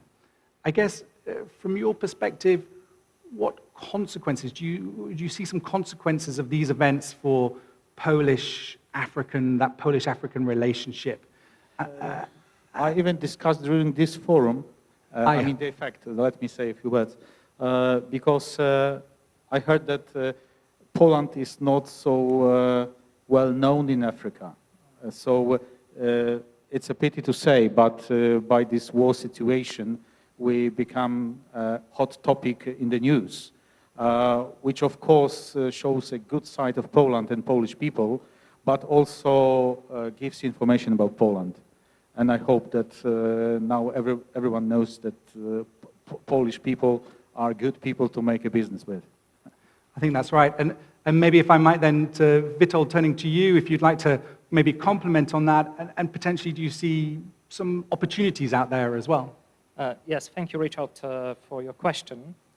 I think that when we are analyzing the geopolitical situation that we have now and some economic consequences that we have, they are more serious than the consequences of COVID. This is the first point. And from the point of view of our cooperation, of the cooperation of Poland and African countries, I think that the first biggest game-changing, it will be the fact that we have a lot of turbulence in the petrol market and in the gas market. This is the first point. The second consequence, which is not really related to Poland, but is related to the situation that we have in Ukraine and in Russia, is related to the wheat production. 30% of the global export is produced by these two countries. And from the perspective of Africa, this wheat is exported to Egypt, to Nigeria, and to Turkey. Yes? So we can see that we can have some big humanitarian problems. And when I'm analyzing prices of wheat in the global market, they grew up around 50% during the last month. Yeah. So this is one of the biggest problems, in my opinion. I don't know if you want to enter into details concerning the gas market and... I think we should, because I think gas, energy, I completely agree with you on wheat, fertilizers, all of these are really, really important global issues. So concerning the gas market, our perspective in Poland is not very typical, which means that during the previous 10 years, we did a big diversification in these terms, which means that we are importing only 30% of gas from Russia. We produce 30% of our consumption, and other 30% we are importing from Qatar and from United States, which means that we are well prepared to the crisis. And of course, the consequence will be that we will import more, I think, that from Qatar and from other countries from the Middle East. Concerning the petrol, the situation is worse because we are buying in Russia 65% of petrol. And we know that the prices are not stable. The price for 1 barrel now is around $130. But comparing to other crises, for example, for the crisis that we had in 2008, 2009, the economical crisis, we can compare the fluctuation of petrol prices. The crisis related to the first and the second war in Iraq, the same situation. So we hope that we will be able to manage the situation. Of course, we have to diversify our import. We have to cancel Russia from this game. But I think that the opportunity from the Middle East and from other markets, from producers from Norway, from Venezuela, from Iran, it will be a good and big challenge for them to replace Russia with the supply of natural resources to the European market. And I guess I would also add Algeria in there, Nigeria, yes. Angola, Senegal, all of these places I think we'll see a deepening of the relationship between those countries and Europe as we move away from Russian gas. In fact, I read just last week that the pipeline between Algeria and Spain had its busiest ever week last week. Yes, as you it's would very expect. important. Very important. Thank you very much. Now, I'm going to turn to my favorite people, the bankers on the panel. As a banker myself, it's always nice to see so many people, so many of us here together. Maybe I'll turn to you, Paweł, first from BGK, the Polish Development Bank. So maybe set the scene a little bit. I mean, what role do you see for financial institutions or development banks like yourself in building these stronger and deeper business relationships? Thank you. Well, we have a very specific role. Our purpose is to support the development of the Polish economy. And from today's perspective, I think what Grzegorz mentioned before, I think the total exchange between Poland and the African countries is, you know, shamefully low. I think if I'm right, it was about, you mentioned about 2%. 2% of our total exports is related to Africa. And as much as we are for both actually Polish entrepreneurs going abroad and the foreign investors to create the financial solutions to make purposeful investments into the Polish economy, this is not really going as well as we wanted in terms of Africa. Now, I think we were talking about here a lot about raw materials, natural gas, crude oil, etc., etc. But I think what's the most important, and I got an impression that it was discussed here before during a couple of previous panels, is that from our perspective, the most interesting potential, and I think it may be also very interesting from the African perspective, is whether we would be able to actually go a step further, because there is a lot of large international players, the countries from the West Europe, from the United States, China, who are very focused about exploring the potential of raw materials in Africa. I think what we could bring to the table, and that would be sort of like classic win-win situation. We could bring in the know-how, the technology, and especially in the areas as agriculture or manufacturing or this sort of that, and try to develop something on the ground in Africa, which would then, from the Polish investor perspective, would open up the benefit of these very large markets with a huge, very sort of energetic, if you like, populations. And on the other hand, would tend to create the additional value on the ground in African countries, bringing in the jobs, bringing in the know-how, the solutions. So I think that would be what, from my perspective, I would really like to see as a most exciting way forwards. To be absolutely fair, I think there is a lot of potential. We have, as a bank, we have a lot of exchange with the representatives from different countries in Africa, with the ambassadors discussion. There is a lot of potential. We don't have the knowledge as a bank, and I would look into into Grzegorz and Pai. We don't know which are the most fashionable or most potential industries to follow, but we have, and I can genuinely promise that we have the entire plethora of financial solutions to support that cooperation, not only on the sort of bilateral basis, but also cooperating with our friends from our group, from KUKA, from other banking system, from other banks in Poland like PKO, sitting next to me, et cetera, et cetera. So I think it's really the great moment of actually putting more energy and focus on developing these ties.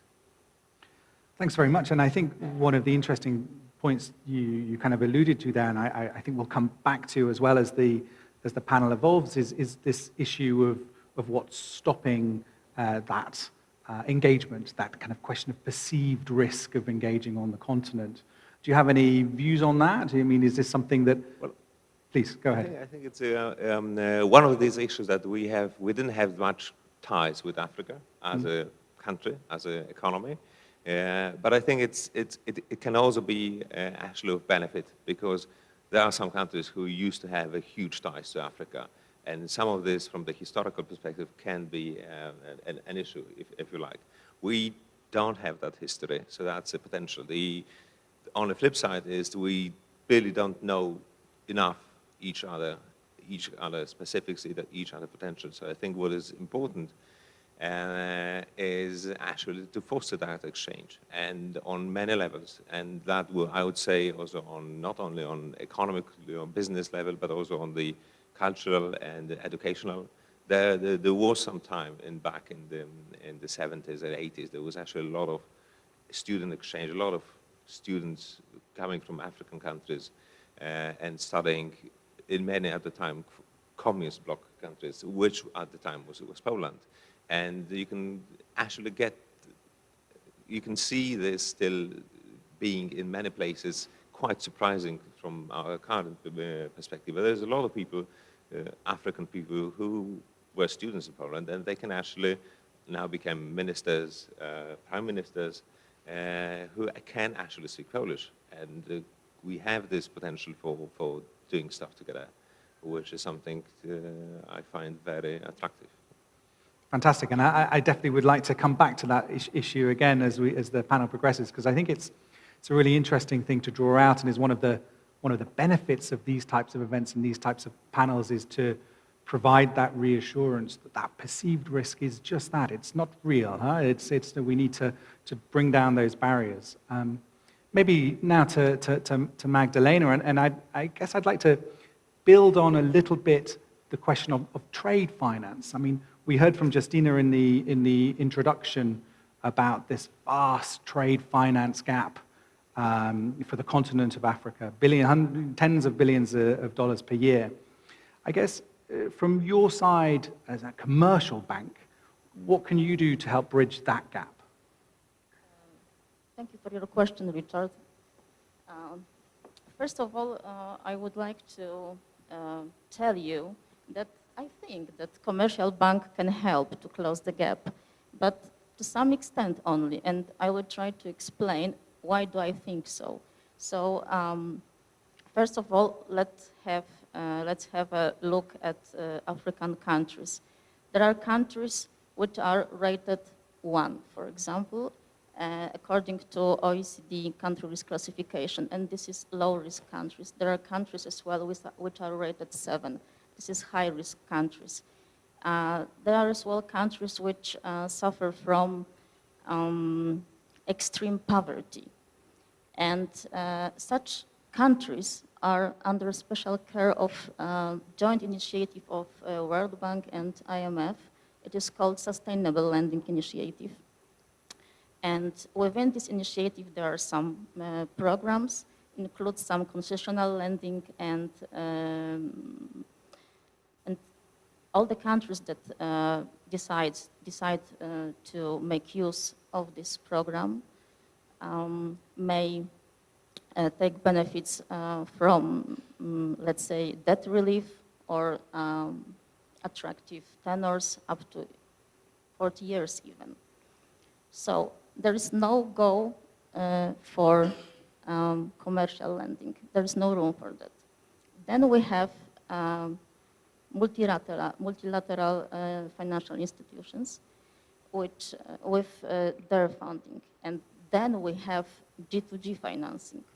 I mean government to government loans for the purpose of financing deliveries of goods or services from Poland to African countries. And then at the very end, we can talk about commercial lending.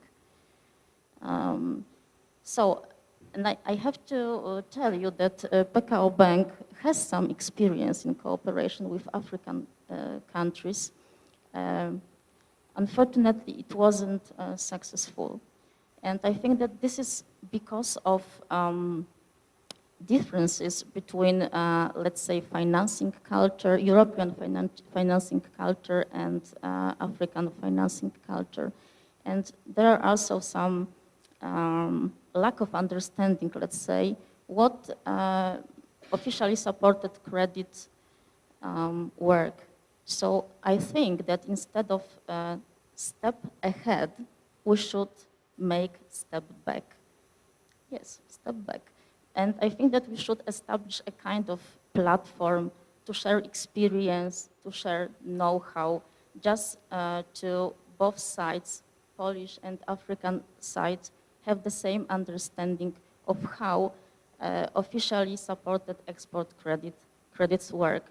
Because without support of KUKA and insurance and guarantees provided by sovereign guarantor, we cannot be involved in financing of African countries. So we can help to some extent only. I think that's a very interesting point. So I think what I'm hearing from you is that there is a different role to play for different entities, depending on the country you're in and the risk appetite that different people have. And I think that's exactly right, that institutions like KUKE, BGK, even EIB we have a role to play perhaps in some of the most least developed countries, those fragile countries that are coming out of civil disturbances and those types of events. And the commercial bank role, as you were saying, is to play that role, to bring that commercial bank discipline into where it makes the most sense, which I think is absolutely right. Maybe you said it wasn't so successful and you proposed this a new platform. Are there any other lessons that you learned from that lack of success? I think we all learn most when things go wrong. Anything else that came out for you after that? When it comes to lessons learned, I think that we should start again, simply, because we cannot offer our, let's say, products, our buyers credit, our suppliers credit, without common understanding, without the same understanding on both sides. Simply, we have to find, we can come up with a solution, but we have to have the same understanding. I've got to say, I completely agree, and I think the last 2 years of COVID and our inability to meet as much as we would like has obviously had an impact on that as well, because nothing beats looking a person in the eye and seeing and doing business face to face. So I think it's absolutely critical. Thank you very much, Magdalena. Maybe then I'll turn to Ahmed now, if I may. And well, Ahmed, you have a great deal of deal experience advising companies across Ghana and across the West African region.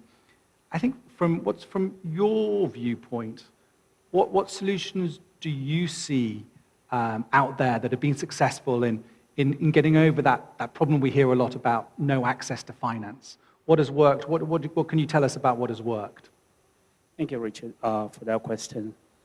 I'm sure all of you might have read, I would say over 95% of international trade and transactions are financed by bank instruments. You all read and see whenever it says that the instrument has to be issued or confirmed by a top 25 or 50 banks. Less than 5% of those banks are in Africa. So structurally, on a global platform, that cut off African businesses from accessing international financing.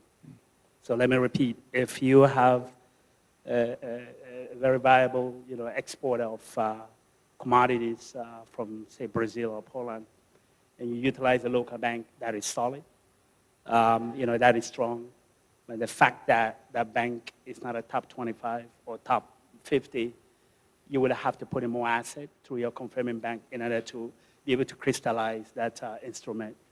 So that means that commercial banks in Africa has to basically do 2 to 3 times more to establish the ability to put up instrument on behalf of the exporters, or in the case of importers, to be able to guarantee these.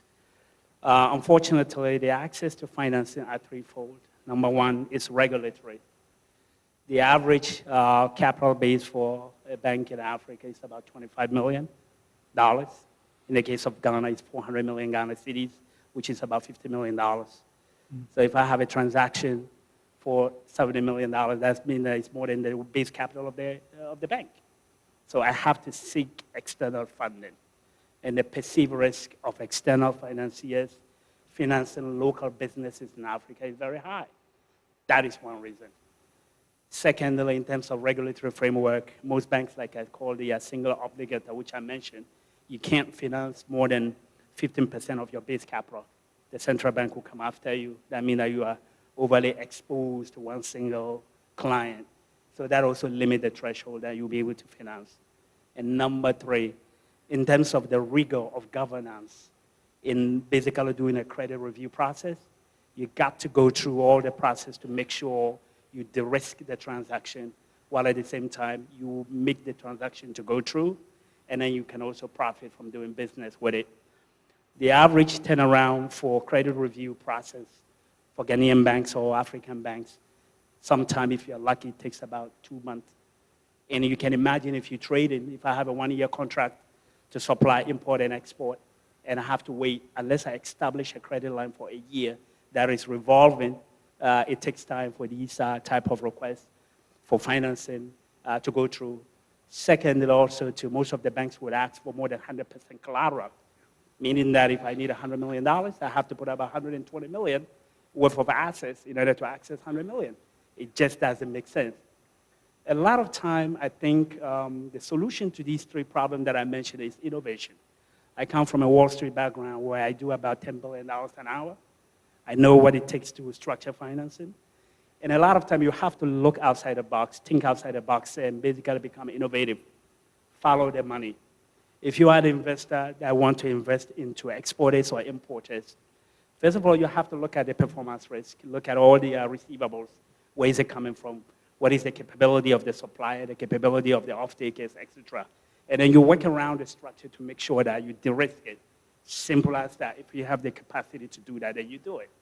But a lot of banks in Africa, particularly Ghana in example, they are used through the orthodox or the traditional way of get my asset as collateral, here is the loan, pay me back, and then walk away. You have to be innovative to make sure that you revolve around, structuring it in such a way that you can de-risk the transaction.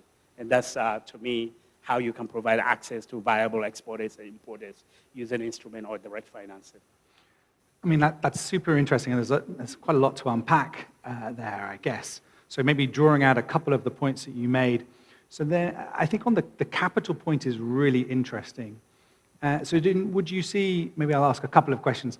Would you see then scope for institutions like BGK, like EIB, the World Bank, IFC to think again more about investing in local banks' capital? So taking equity stakes in these banks to improve their tier 1, tier 2, tier 3 capital positions? Absolutely. And I want to reinforce again, absolutely. One of the things that I found when I moved back to Ghana after 3 years on Wall Street for 27 years was that, for example, I have a mandate. We have a mandate with one of the big development banks in the sub-region called the ECOWAS Bank for Investment and Development based on Lomé. It was set up by the 16-member ECOWAS to be able to finance private and public sector projects. This large bank that have access to every viable private and public sector project in West Africa do need funding. And one of the areas that they are looking is to leverage on their callable bonds to be able to issue. We had to engage them and advise them on how to do it. So I asked, where is that connection, global interconnection between development banks? For example, in case of the Polish Development Bank, you can partner with such a, once you have EBIT, you have West Africa. Here is EBIT, all the finance ministers of the 16, 17 member states from Senegal to Ghana, they are all board of directors or board of governors of that bank. And when you have a partnership with this bank, you utilize them for your local content, which is basically to make sure that they do the credit review process, the analysis of the macroeconomic environment, and basically they partner with you, have a JV, and then they become the conduit through which you can invest most of your funds in West Africa without having to go individual to organization. You just channel all the resources through EBIT, and that kind of collaboration or bilateral relationship between your banks and that development bank can happen. That's one area that I think they should focus on. I mean, I completely agree, and I think it's really interesting when you say this advisory and this kind of partnership element of it being a two-way street to improve the local banks and local partnerships, but also it's the ecosystem for the financial sector across the African continent that we're looking to improve by this action as well. I think is also very, very important. Strengthening the central bank knowledge as well as the commercial bank knowledge. You need both, presumably. Right. Yeah, I mean, once you have a cross-border partnership between development banks, if the Polish Development Bank is really interested in West Africa, and you have the ECOWAS Bank for Investment and Development, which is, I think recently Moody actually upgraded their rating to B+ with a positive outlook because they grew their balance sheet by 20%. I know COVID is a global pandemic, it affects everyone. These are the things that a country like Poland, your Economic Development Bank, your Export Credit Agency, KUKA, all these people should be looking at. And having partnership, you can use them as a conduit to access the market. And you don't have to do much. Just have some kind of structure and partnership with them in which they can structure financing, and then you approve those financing, and then basically you have a win-win. It's very that's impactful. Very key. Very impactful. Yeah. Very good. Thank you very much, Ahmed. Maybe just before we head into our case study, maybe I'll turn to you, Janusz, please. So KUKE, we've heard a lot now about different types of financial institutions, the different roles that they play. I guess from KUKE's perspective, what's your experience been in a continent in Africa? And I guess maybe how has that evolved over time? Sure. Good afternoon, everyone. From our perspective as an export credit agency that supports Polish exporters to trade with different parts of the world, and especially in Africa. In fact, we follow the business. So whenever the business is eager to move, is eager to find the counterpart in African continent, we are there to help and to secure the trade. So we are more than 30 years old at the moment. So we're not, unfortunately, we're not the oldest export credit agency, because the oldest one is the UKF, more than 100 years already. So we still have a couple of years to catch up. But at the same time, we are fresh enough and flexible enough and eager to bear the risk of the transactions. So as we heard here, the trade receivables, in fact, because the majority of the trade are the trade receivables. So day-to-day trading. The investments, which are always more media type of oriented projects, are those which we are seeing in the news because there is a project here, there's a factory here, something is happening, it's more tangible. So we see that all when we open media, internet, whatever. But in fact, the day-to-day business is to secure the trade receivables. And we are on the African market for roughly 30 years, doing the business. Sometimes, we experience troubles, obviously, that's everywhere is like that. But we are still in the place. But we need to have the business, because when we follow the business, obviously we can try to create the business, and that's what we are trying to do. For instance, being here, discussing projects, discussing the presence of and the needs, the presence of Polish companies in African continent, and the needs of the African side, which is, I think, extremely important in order to understand where the business is and how to help the business to evolve and to grow. But at the same time, we need the business to be followed, which means, our business is a derivative of the business of both sides. So we need to see those business going. So from that, chair, I would encourage both sides to facilitate the trade. We obviously can help, as we are sitting here.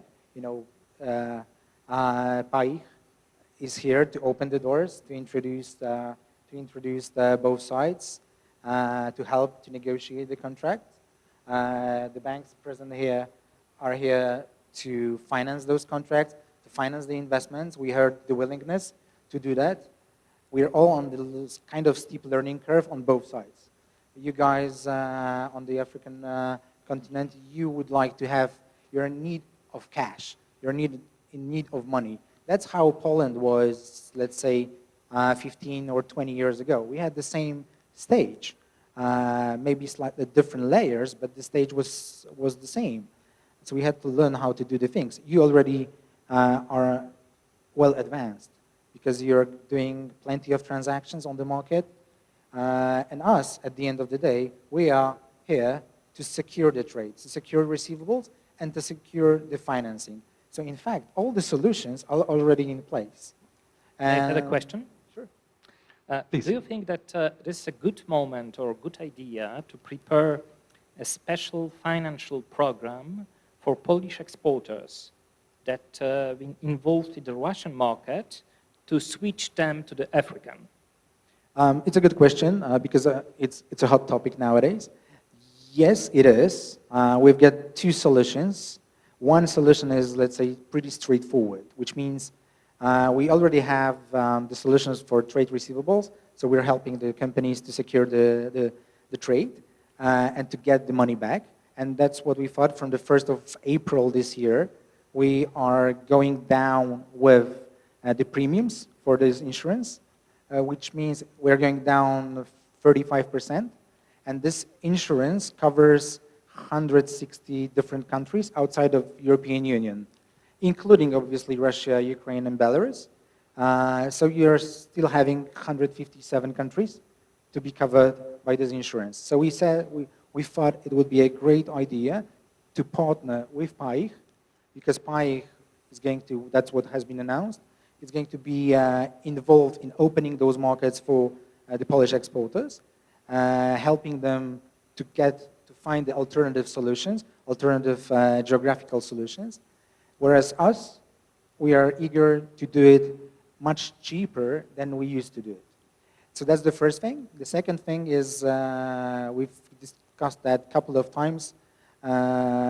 Even just before the panel, I'm looking here in the audience.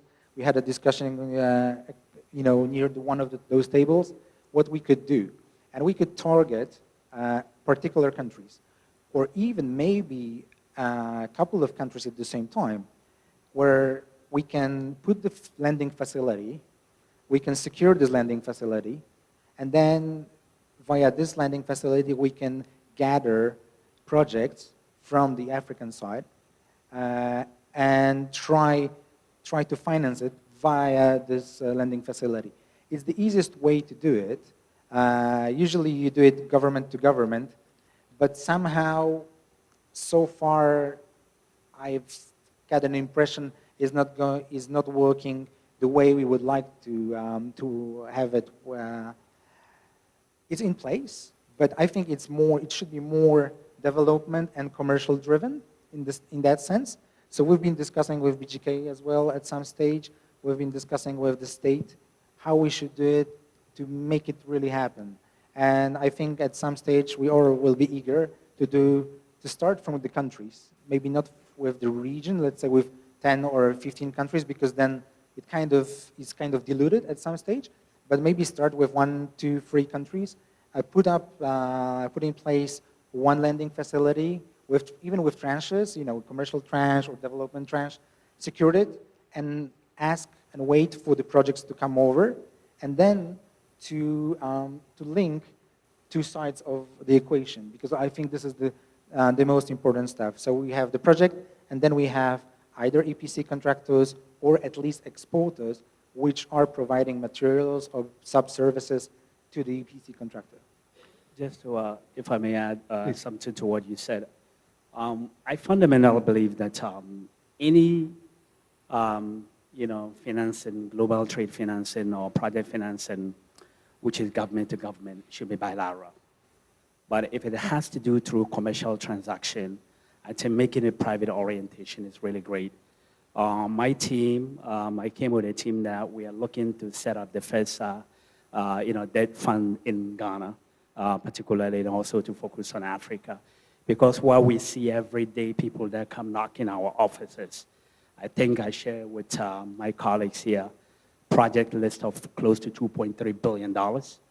Majority of them are public, and then there are some private sector projects, from mining sector to agriculture and then infrastructure. What we realize is that some of these projects are very good. And Ghana attempted, an ECA, and they merged it into the Ghana Exim. And currently they're having recovery issues because sometimes the way the governance of issuing these credit facilities are politicized, where they underlook sometimes some of these credit review processes. So the banks ended up having some kind of exposure. That is something that a private sector fund cannot do. So I have this concept that I think what I'll call reciprocal type of ECA, where you have like a private fund out of Africa, like Janice was saying. You aggregate your facility, that become a conduit through which you go through getting all these projects and submitting it for review process. And I think the goal of this fund that we want to do, which will be headed by Mr. Frank Adanu, he is in the audience, it's something that we are looking to. We currently have real-time pipeline projects, close to $2.3 billion. All of them are viable projects with world-class receivable from top companies, from Tullow Oil to Newmont and all these companies. It's amazing. Well, I'm very glad that we're doing business in the fringes of the panel. That's fantastic that the real-life deals are being done right now, and I'm very happy to do that. And indeed, I think the debt fund idea that you're suggesting is the time is also right for that. And thank you, Janusz. And I guess now, when we've been talking about real-world examples, maybe now is a good moment, if I might also, if we can turn to our case study. And Janusz, and if I might also welcome Mr. Irfan Rashid, Director at Standard Chartered Bank, if they would now like to lead us shortly through this case study. Thank you very much. Please, Janusz. Thank you. Irfan.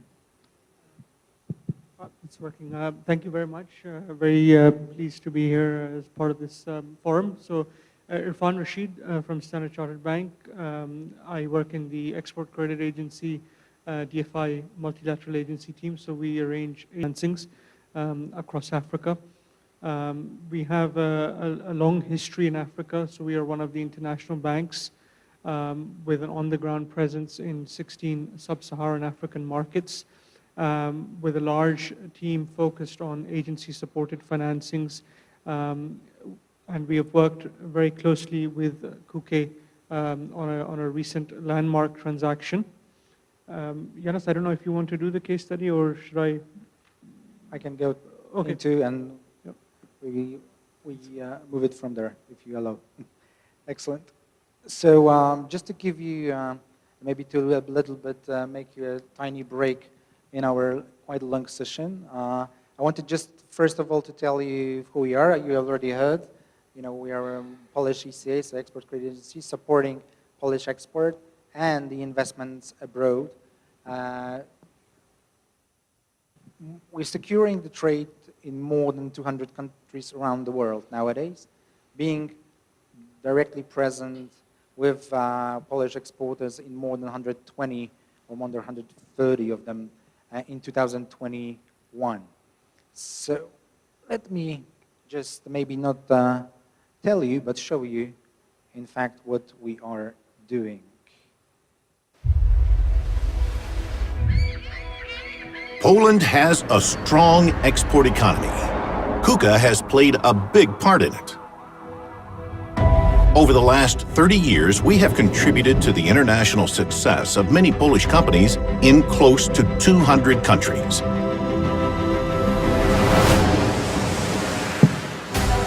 Thanks to KUKA, small and large companies can take advantage of the latest and leading financial solutions available in Europe. We provide a safe environment for trade, help arrange financing for investments, and give guarantees to banks and business partners. We simply find the solutions. Because tapping into new export markets is all about seizing opportunities. Trust, safety, speed of action, flexibility and effectiveness. These are our values. Without them, there's no successful business. With our support, Vielton is growing in Africa. Unibep is able to complete projects in Europe and in the East. And Remontova Shipbuilding is supplying Norway with innovative hybrid ferries. And these are just a few examples. In difficult times of the global pandemic, we created a brand new system for supporting exports. We seized the opportunity because we're here to support Polish exporters. You too can tap into foreign markets. We can help you. We've been doing it successfully for 30 years. Yes, so just to briefly summarize it, what is important and what I think already has been mentioned, Ahmed, you've mentioned it, you need to seize the opportunity, you need to find the solutions. And that's, I'm really glad that we are here as we are sitting, because we've got, development bank, we've got 2 commercial banks, and in fact, all those institutions are highly needed, and their approach to this continent is highly appreciated, because when you have the willingness, then you can easily find the ways to do the projects, to do the transaction. And obviously, there is no, let's say, situation. It's a definitely win-win situation for both for both sides, even in fact triple sides, because from one perspective, it's for the benefit of the African market.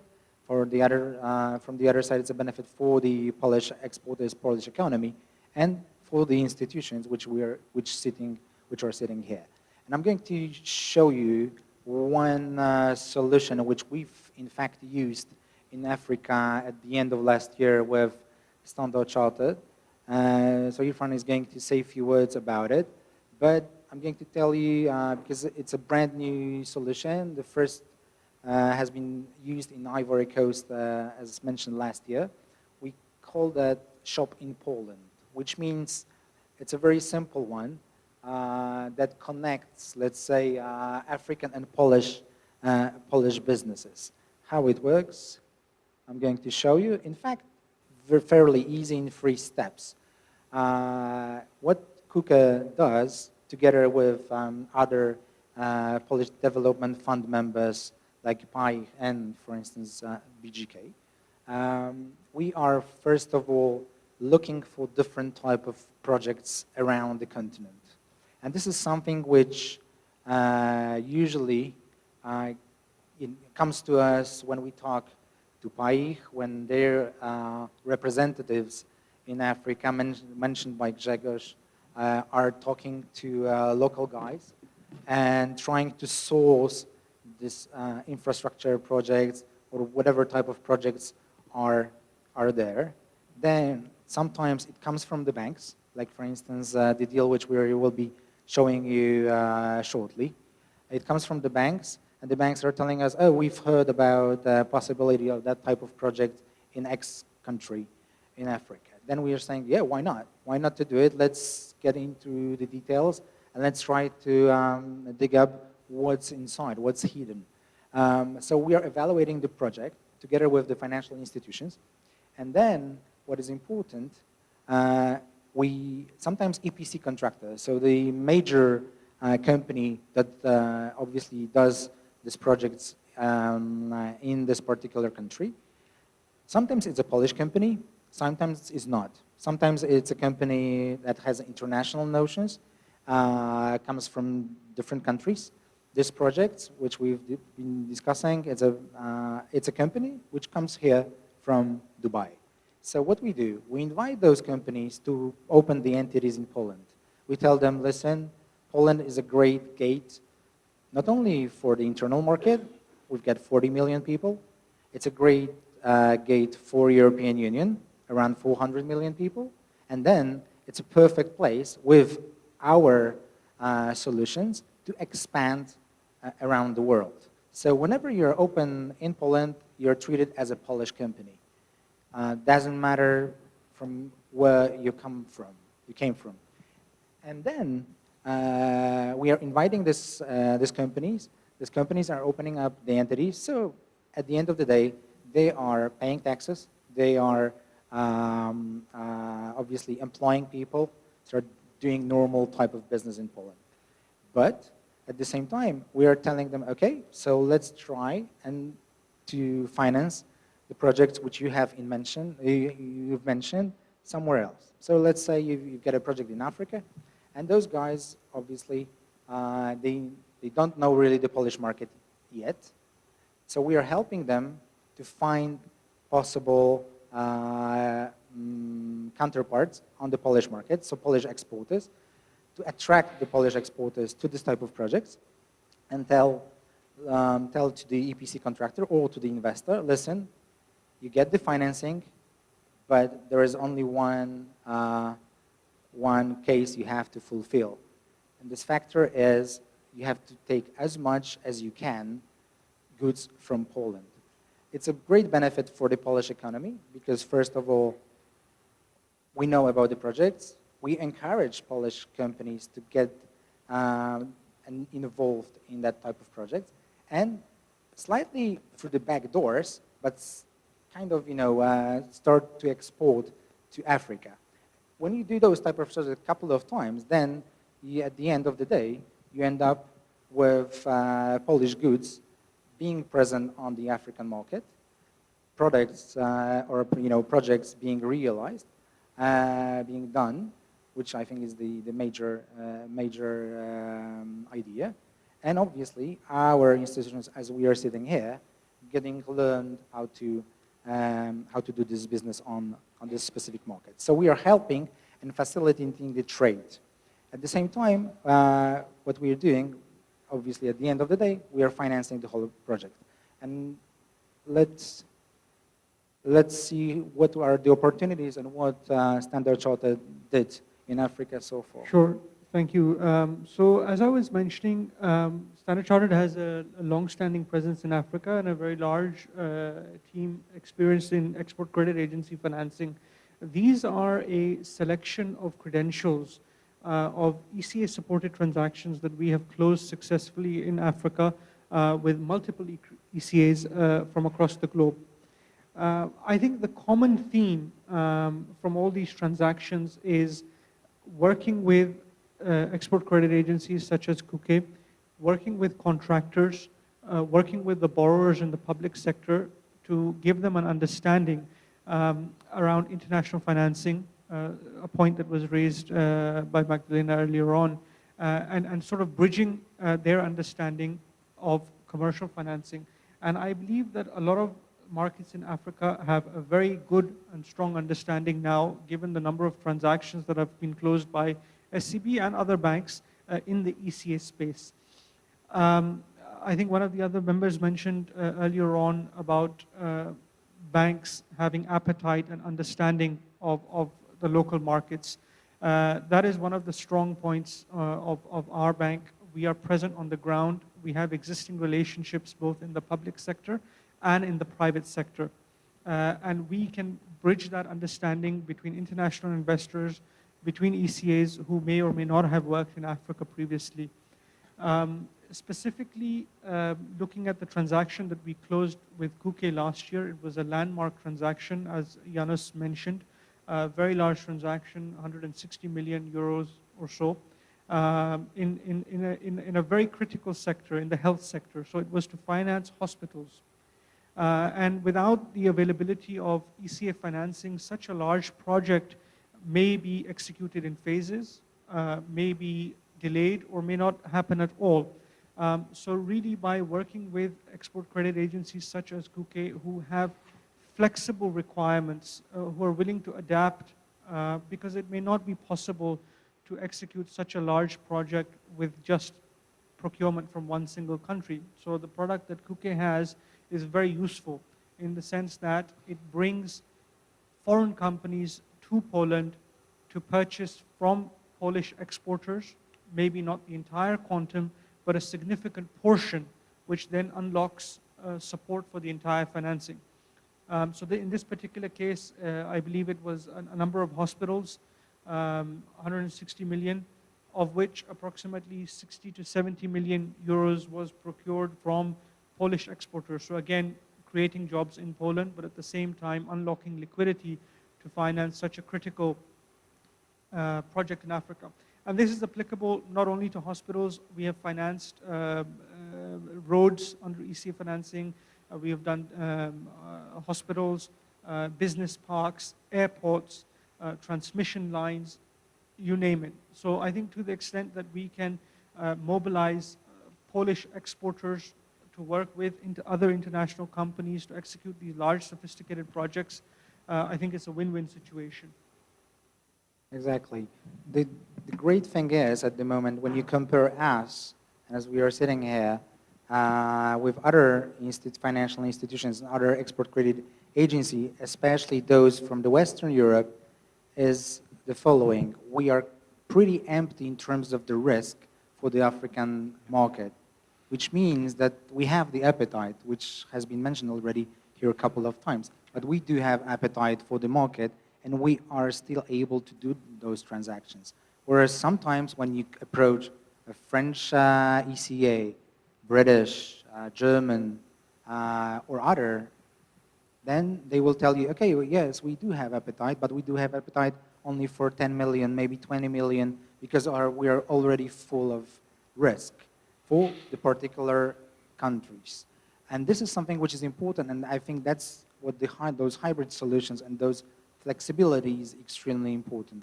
That we can partner with other ECAs, we can partner with other banks as we are sitting here, make those type of hybrid financing in order to do those deals.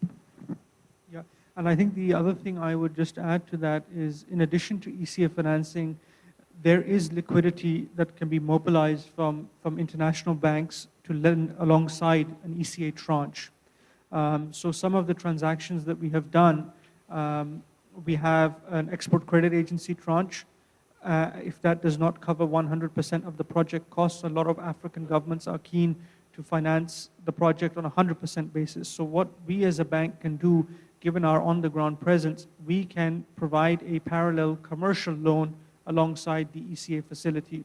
So if you imagine a Kuke-supported loan for, say, 160 million, if there is a 10% or 15% down payment that is not financeable under an ECA tranche, there are commercial banks who are willing to, including Standard Chartered, who are willing to provide the remaining residual so that there is 100% financing available. And this is very important in the context of international suppliers who are very keen to ensure that before they start the project, there is 100% financing in place. And institutions like ours, we can help make that happen. Exactly. So from what you should remember out of this short presentation is that we are eager. We will secure, obviously, those projects and the trade which we think it's feasible. And we are extremely flexible in terms of the approach. But we have to know about those projects. So this is the first step to be done. So please remember that we can facilitate, we can help you to do the business, but we need to get in touch, we need to know about those projects. So please feel encouraged either to go via special and dedicated email address of Kuke, but at the same time to get in touch with PIKE representatives in Africa or in Warsaw in order to let us know about opportunities. And then we can seize them together. Thank you. Oh, thanks very much. I mean, I think super interesting and actually quite a lot of positivity there. I'm hearing risk appetite, I'm hearing liquidity available, I'm hearing opportunity, and maybe as we move into the next phase of our discussion, let's have that idea of opportunity behind what we're talking about next. And maybe if I turn to you first, Ahmed, on this point, I guess you know your region very well. Where do you see opportunity, growth right now in West Africa? I think there is a multitude of opportunity, but I'll focus on 3 areas. One would be infrastructure development through private-public partnership. If you look at the macroeconomic environment for most West African countries, they are highly indebted in terms of their debt to GDP. So a lot of time, if you want to take away the burden of public sector infrastructure and have that shared with private investors, that's a very key area when it comes to public sector. I see a lot of growth in the private sector more as the engine for driving such growth and the trajectory of how or where that goes. Number one, for example, Ghana is number 2 when it comes to cocoa production. We are number 1 when it comes to gold in Africa. And we have a lot of mineral deposit, etc. Those areas are primarily dominated by foreign investors, either from our oil or mineral extraction, etc. But thankfully, there are regulatory environment in terms of local content where most of these support services are supposed to be provided by entrepreneurs. 10 years ago, if you had, maybe 10, 15 years ago, if you had, I remember talking to the board chairman of Emirates in New York, where he asked me, I'm from Ghana, he said, well, we may have to fly in Emirates to Accra. And today they go there, I think it's twice a day. So Ghana has opened, and the African region has opened a lot in terms of investment climate. So number one, as I said, infrastructure development in a form of public-private partnership.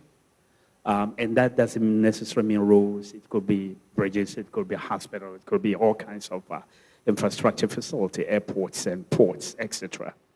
And number two, another area in the private sector, for example, it's really financial services. And I want the commercial and development bankers to listen to me loud and clear that the average return of commercial banks in terms of their investment for lending money in Africa is almost close to 20%. You don't get that in the developed world because their margins are very narrow due to competition. Why? Because, and they tend to be very selective in what kind of project that they finance.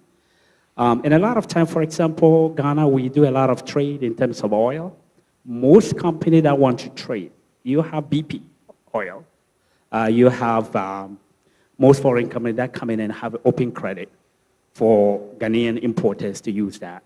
But the commercial banks are sitting in Ghana, they will not be able to offer those credit for the reason that I explained earlier on. So the opportunity, again, I go back to this debt fund that we conceive and literally have to put the information memorandum and talking to investors that on the average in our firm, we get approached close to about $50 million worth of viable, bankable projects per month. And we just can't get the financing for it. Why? Because of the market cap limitation, regulatory restrictions, etc. But as a registered fund, we have the ability to structure those and put in all the, they tighten all the loopholes that would de-risk it. So financing, trade, either export or import is one of the areas that I see good investors should come in, particularly with the kind of partnership that we're looking for to develop the fund, the debt fund. The other area is mining support services. I would say the most successful Ghanaian local companies are those in terms of providing mining support. Because the law says that you can only do the front end, care about the gold, but how the gold is extracted and brought to the refinery for processing has to be done by local companies. And that chunk of the money is in there. So most companies that are into that sector, whether in the oil or gold mining or bauxite or manganese and what have you, are dominated by those areas. And there's a great opportunity for investors to come in there, partner with local Ghanaian companies, of course, respecting the local content laws and leveraging the best practices and funding to be able to drive investment. Last but not the least, another area is trade financing.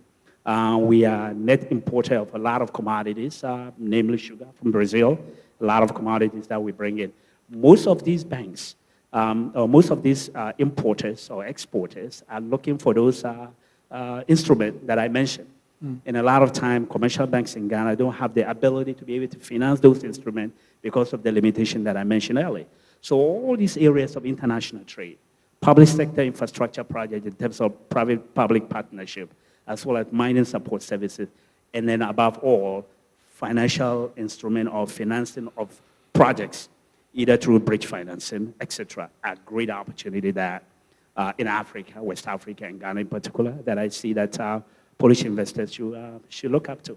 And as I told you, we have a lot of viable projects that are all bankable projects that banks or commercial banks or development banks can partner with. Some of them are quasi-government agencies. Some of them are 100% private sector, and some of them are actually government-owned contracts that are funded, or the off-takers are the United Nations, etc. The receivable is undoubtable, guarantee, etc. You just can't have local banks in Africa to finance them because of the limitation of the market cap or the base capital. Very good, thank you very much. And indeed, that missing middle of counterparts, there's the very smaller service, the very bigger service, but those mid-sized deals, where are the banks, where are the financial institutions who are able to service them across the continent? Maybe we'll come back to that in a second with Magdalena, if I might, in a minute. But maybe just turning to Witold for one moment now, and another opportunity clearly from the continent of Africa is the demographic opportunity. This idea that we have a huge, vast increase in the middle class expected across the continent, a huge increase in urban living, a huge increase in young people coming out there who need jobs, but who are technologically savvy, who want a good life, they understand everything, they see the world, they want that. Is there an opportunity and a risk associated with these changes coming across the continent on that front? I think the opportunity... Ahmed, might I give this one to Witold? Is that all right? I pass this over. Thank you, Ahmed. Of course, it depends on the point of view. But concerning the macroeconomic development, this is very important because if you are comparing the situation in Europe in terms of demography with Africa, the potential, the future potential of the African market is huge. But I would like to tell you about one paradox, which is not related to the young population, but is related to the banking sector and to the level of the development of the banking sector in Africa. You can imagine that 20 years ago, in average, the African bank was a bank without a big infrastructure, yes? Without offices in each town, etc., etc. And the consequence of the situation now is quite simple, because the majority of people in some African countries are using only application for the banking sector.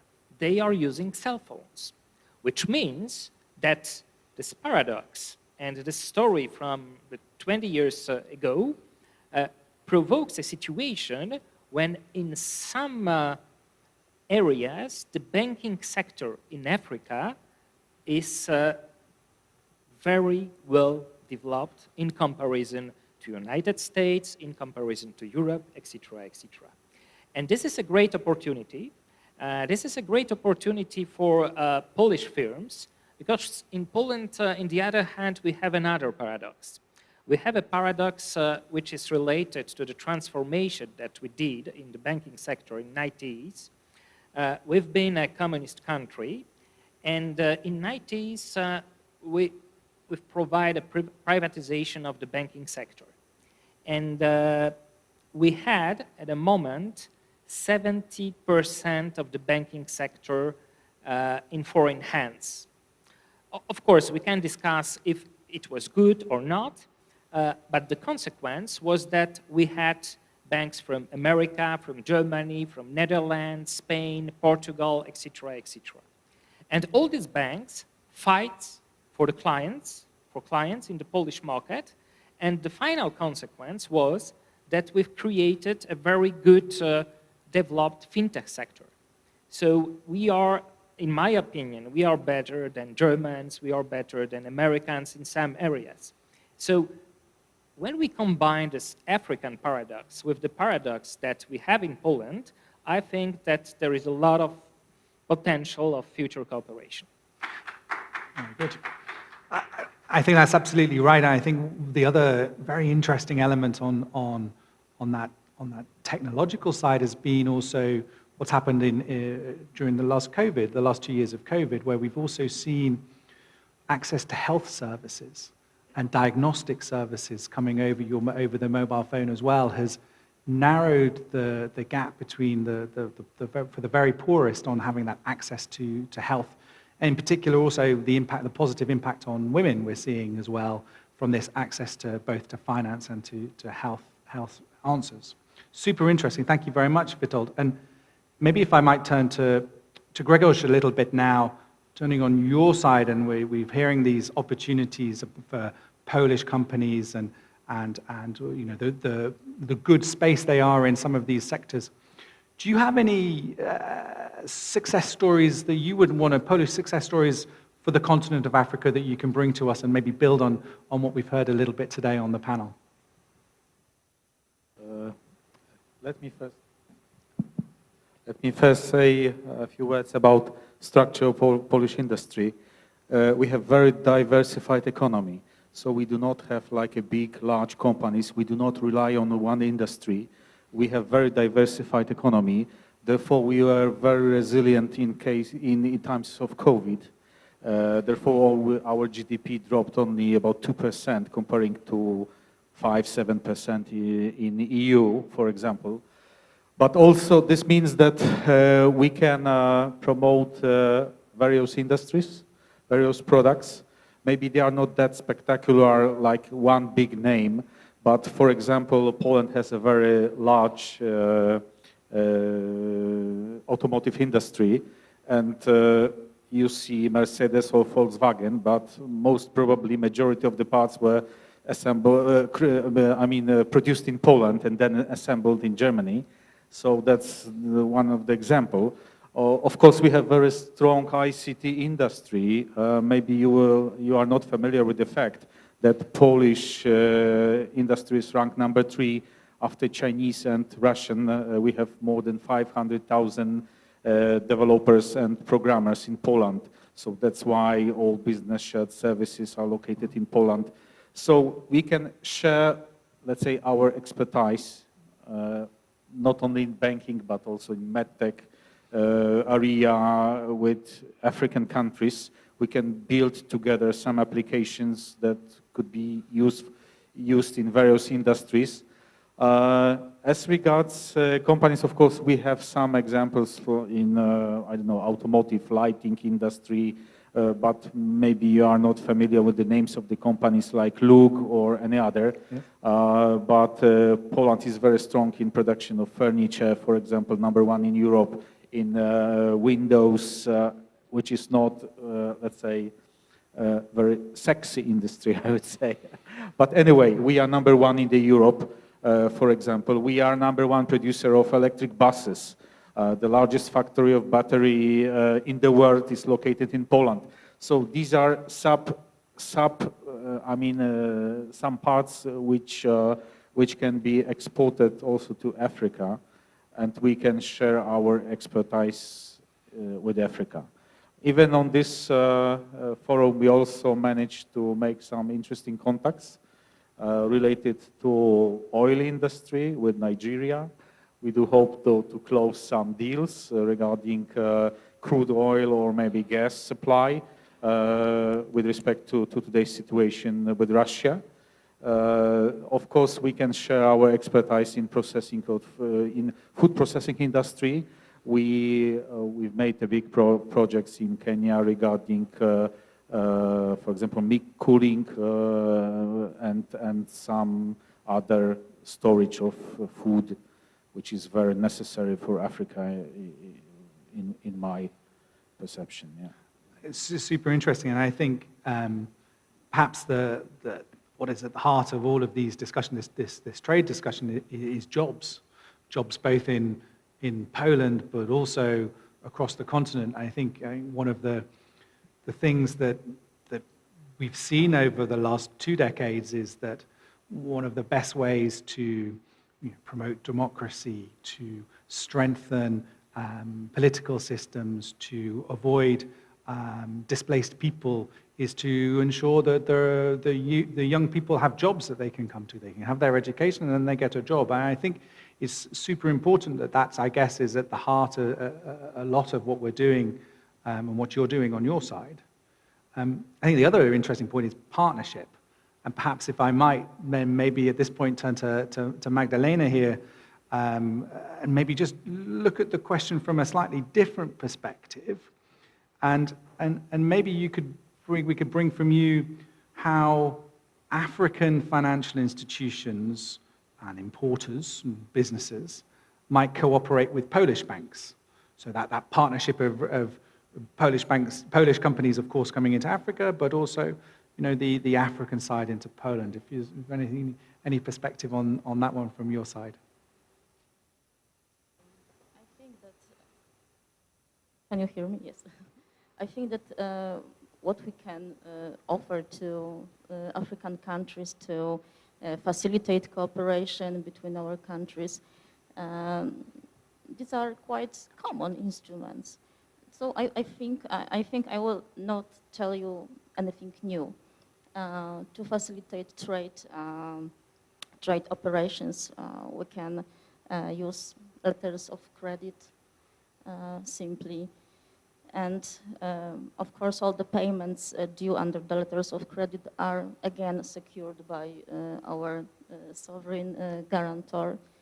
And we can make use as well of some more complex instruments. For example, buyer's credit or purchase of receivables or something like that. But these instruments are available rather for public sector companies, not for private companies in case of African countries.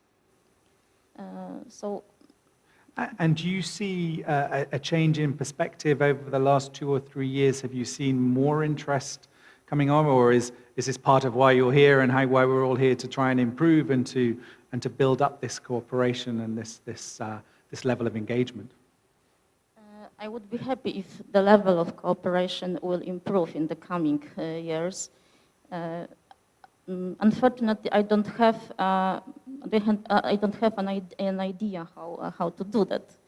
I'm sorry, because you know, as I said before, we need to have common understanding between both sides. We are obliged to follow OECD regulations. We cannot develop terms and conditions of financing freely. So we need to know, maybe not we need to know, but African you know, side have to understand our expectations.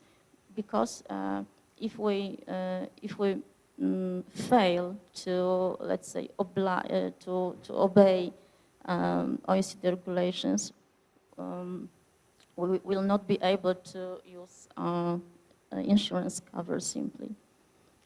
So we need to have common understanding.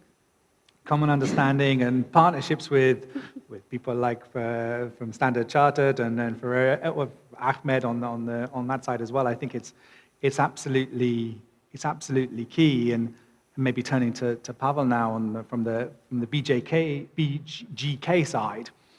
So I guess, you know, is there a way, is there a role for you as well in this question on helping African companies wanting to do business in Poland, Polish companies wanting to do, what is it from your perspective? Well, I think it's obvious there is a lot of place for us. Well, in fact, there is a lot of place for all of us, because as Ahmed mentioned it, there is not an easy and obvious way, because the structure of the partners are what it is. The nature of the banking system in many places in Africa is what it is. It's also very good that you might have mentioned the OECD. Well, China seems to be doing pretty well in Africa, and I bet one of the reasons of this is that China is not a member of OECD, so they don't have to follow that rules. Whether that's good or bad, that's another question, but it is what it is. Now, I think what is absolutely key is to provide a creative, that is a very popular word, which is a sort of blending approach, if you like, especially in the current situation, because if we just stick to sitting down and I could tell you hours about fascinating letters of credits or loans or anything like that, which is completely not the point, because this would not move the topic forward. I think that all for us, and this is what we are actually doing within the Polish development group. In fact, we are, as a BGK, we have almost 50% of shares in KUKA, because we really want to look in a comprehensive way on providing financial solutions, not financial products, not anything, financial solutions. We structure the approach. We want to structure the approach that would fit the best the particular case. And of course, we are proactive. So we are, as a BGK, we are now reviewing our looks on a number of African countries because of the different discussions we have had. But then again, we will, and I think, in fact, we can't provide something which is like off-the-shelf, will always work in any situation in any country in Africa, because you guys know much better how different the countries within there. It's a vast continent. It's completely different. Goes from A to Z in different places. So we always have to actually follow the particular transaction. And we are here to, I think, to make it very well heard, that we are, as a Poland, we have a lot of, we believe, interesting capacity in different industry, in different capacities. The case of the healthcare, or we have been talking about the food sector, windows, chairs, manufacturing in general, and I think there is a genuine interest in tapping into the new markets. We are here as the people you see here, ranging from the Polish Development Bank and KUKE, PAIH, but also the Polish banking commercial sector, because we as a Polish Development Bank, we are equally dedicated to make their business grow, because we are, our purpose is to develop the Polish economy, and banks are clearly a very important part of any economy in any country. So I think the takeaway point should be that we are here and we are really dedicated to provide creative turnkey solutions for particular business potential within many countries in Africa.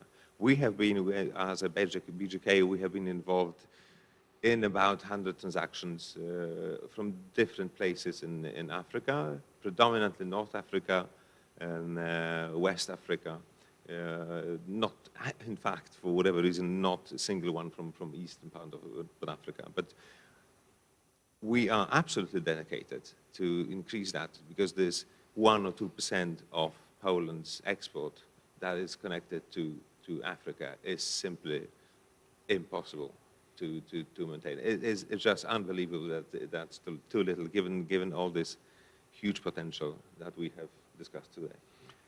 Fantastic. Thank you very much, Pavel. And I guess before we turn to the audience for any questions that they might have in a few minutes' time, maybe what I would do is just building on and turn to you, Janusz, if I might, because I think what Pavel there mentioned something very interesting, right? Is this both, it's not to try and find a financial product, it's just finding financial solutions to treat each of the different countries of operation in a different way and find those real projects, right? Find the operations, find something tangible there. And I guess maybe my question to you is indeed on the role of ECAs in this point. Because, you know, historically, traditionally, maybe the perception is you maybe acted in the background a little bit. You provided the certainty for banks and exporters, but you haven't taken a role front and center. But do you see perhaps KUKE or other ECAs maybe taking on a wider role, taking into account the elements that Pavel was talking about just a second ago? I might turn to you. Thanks. Sure, thank you.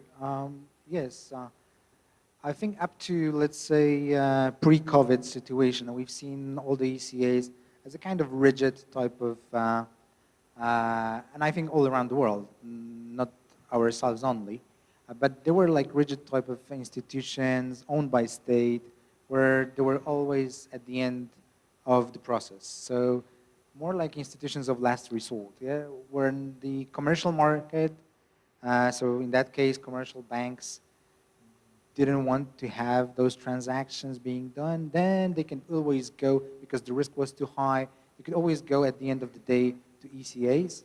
And those ECAs were there always. They were waiting, like all those clerks in the typical offices. They were waiting. They had at their desks some kind of deals. Some of them they've done, some of them they kind of dismissed. Whereas due to the COVID, and slightly even before, the whole concept of ECA has changed dramatically.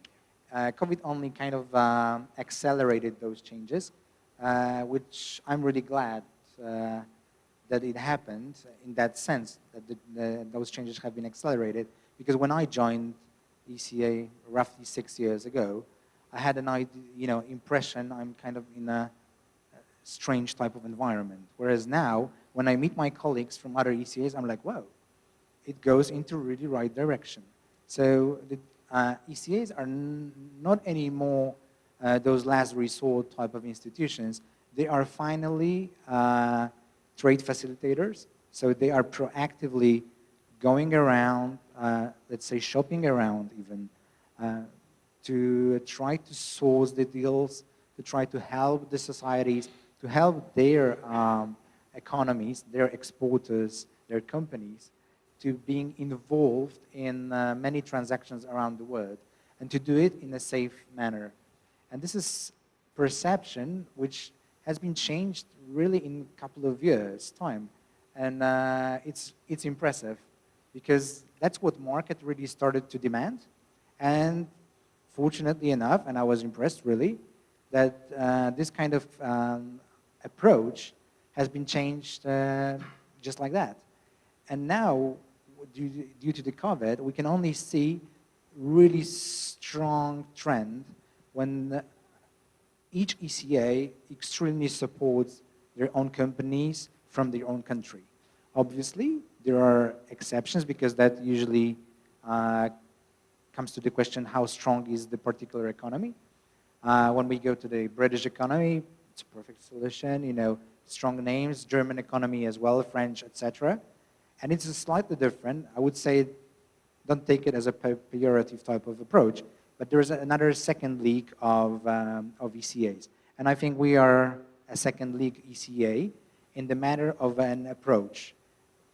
Those ECAs need to be more flexible than the, let's say, first league. Because first league has enough of big companies, of big industry to support. So they are sticking to their companies and trying to be there for them.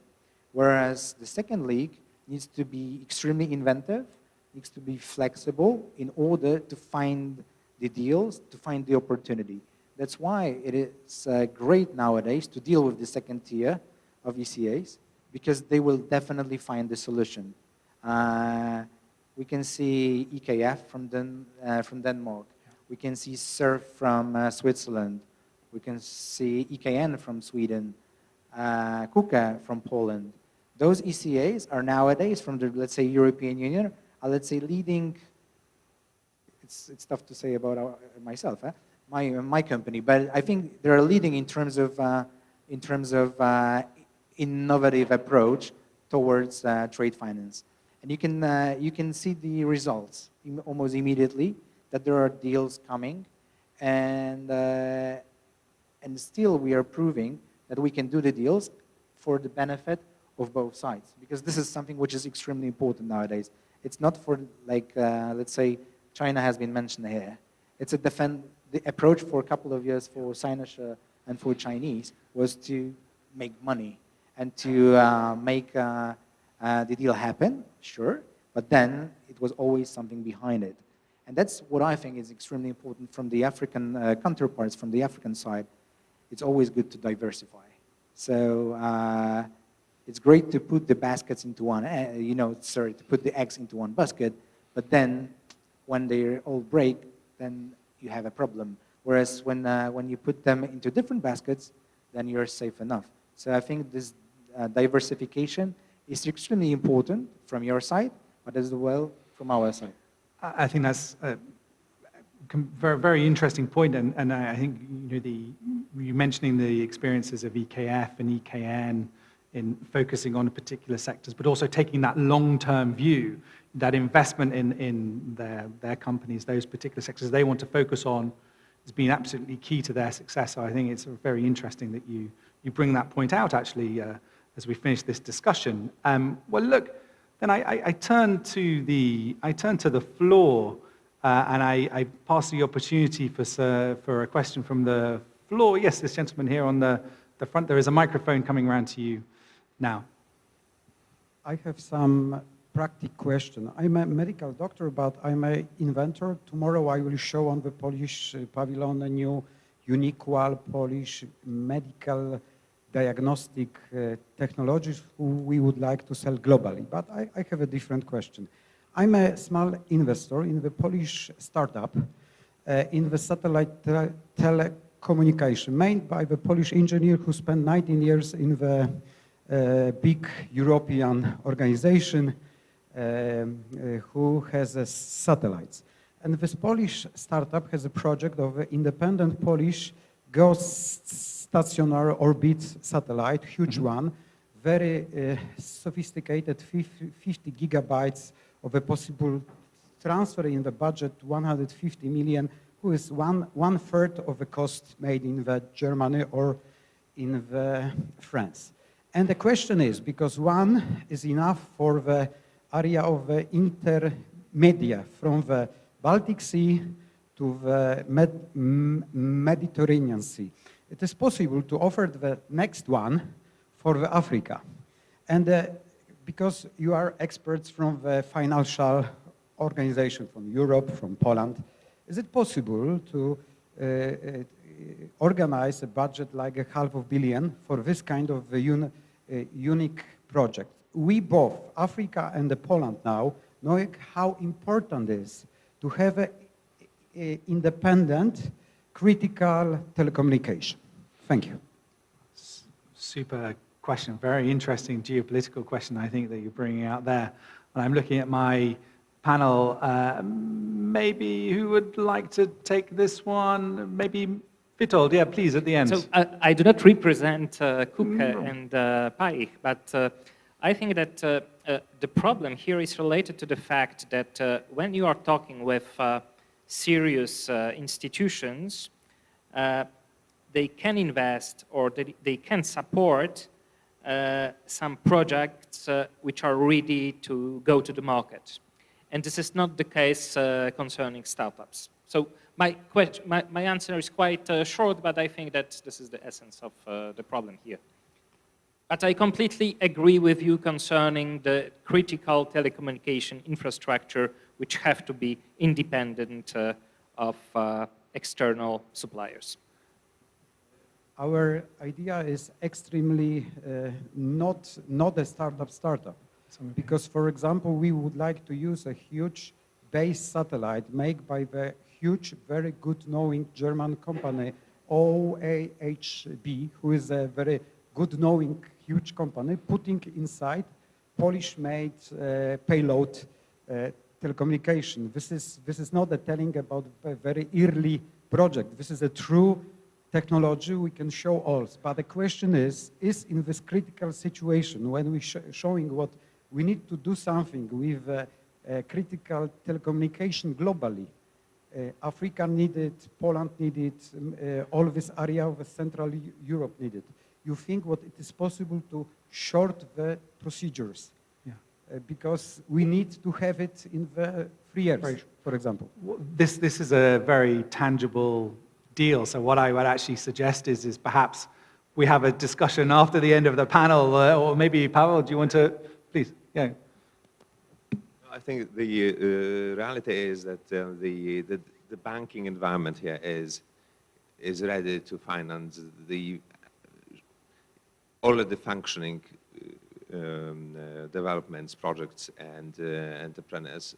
And this is more of a science fund and something for a venture capital, private equity. It can be structured also within the different groups of the Polish development community, but I think perhaps grants, these are not represented at this desk. Grants from the European Union as well, I would also say. Yeah, different approach, but it's always about the business case. So you've mentioned you've got the case as such, but now we need the other side. So when you have the other side, so people who are able to buy it and they need financing for it, then we'll be eager and willing to help. If it's always going to be not politically correct, but if you think it's going to be fast, it's like a normal type of transaction, usually. So it takes time. It has to take time. Thank you. If I might turn to the gentleman here, the microphone should just be with you there. Yes. My name is Michael Olawale Cole. I'm the president of the Lagos Chamber of Commerce and Industry, which is the oldest Chamber of Commerce in West Africa. We are 104-year-old this year. We are trying to construct, for the first time, an international convention center in Lagos. We don't have anyone in Nigeria. We just last week got an approval from the state government to give us 10 acres of land. So I want to know which of the companies here that can support in the financing of such a project. Excellent question. We've seen how convention centers across the continent have drawn in many guests and drawn in many people into the countries where they've been. So it's a very interesting, perspective. Maybe Magdalena, would you like to take this one first, and then I can perhaps... Invention center, you said? Convention center. Okay. So normally I would propose buyer's credit, but to do that, you know, we have to make in-depth analysis of business model of, let's say, commercial environment, political environment, and many, many things which are, you know, around of the project. And we need to have, or you need to have a strong sponsor. You know, I can't tell you offhand, I can't answer offhand your question.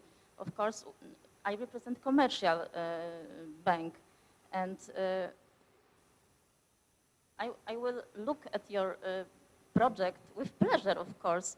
So this is the matchmaking. This is very good. I'm very happy to see this. You know, from my point of view, it's a really good occasion to start cooperation. So if you are interested, so please contact me and we will look at the project. If I may, I think this is actually a very good example, a case study for perhaps a lot of G2G involvement could happen. Because what I can clearly see for such a cases, and it may be very interesting for many places in Africa to get in discussion with the Polish government on developing certain lines of government-to-government financing. And then we can build on that and take this as a sort of collateral and to make, to structure a proper financial solutions for individual projects. This is, for instance, the couple of years ago, Polish government issued 120 million, or I don't really, over 100 million US dollar credit line to Vietnam to support mutual cooperation, this sort of stuff. So, very, very interesting. I think you're absolutely right. There's a lady here with the blue jacket on first, if I might. There we are. Blue. It's turquoise buckets. It's not blue, but you know, usually men just do not. Yeah, sorry, it was just a silly joke.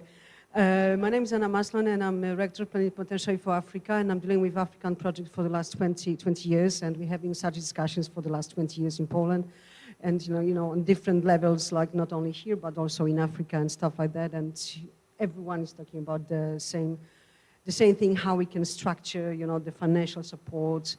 We have to bear in mind that Africa position in the world trade, according to the World Bank, is like more or less, it's less than 3% right now. And because of the lack of infrastructure, because of, you know, no one really believed in Africa so far. It was like the hopeless continent for many years, according to the economists. Then it was the rising star. Now it's the new scramble for Africa, according to the economists. I'm working with different regional integration with ECOWAS, with EAC in South Africa as well. In my opinion, the true question that we have to answer is how we can really help the SMEs in African countries. Imagine that you are the farmer and you raise like avocado or mango. We need a lot of here, avocado and mango. I mean, here in Poland. I know that we are in Dubai, but you know, I'm representing the Polish SMEs. How the hell the guy from Zimbabwe will find the exporter in Poland, if not using the agency, to do the letter of credit for them, or you know, to deal with that? It's still, as Dr. Ahmed said, about that we need the banks in Africa are to do the money, not to help the SMEs there, still. It was the same situation in Poland in the 90s, yeah? Mr. Janusz Władyczak says about like that we went through this transformation system. Ahmed says that we need like the middle banks to help those SMEs to connect.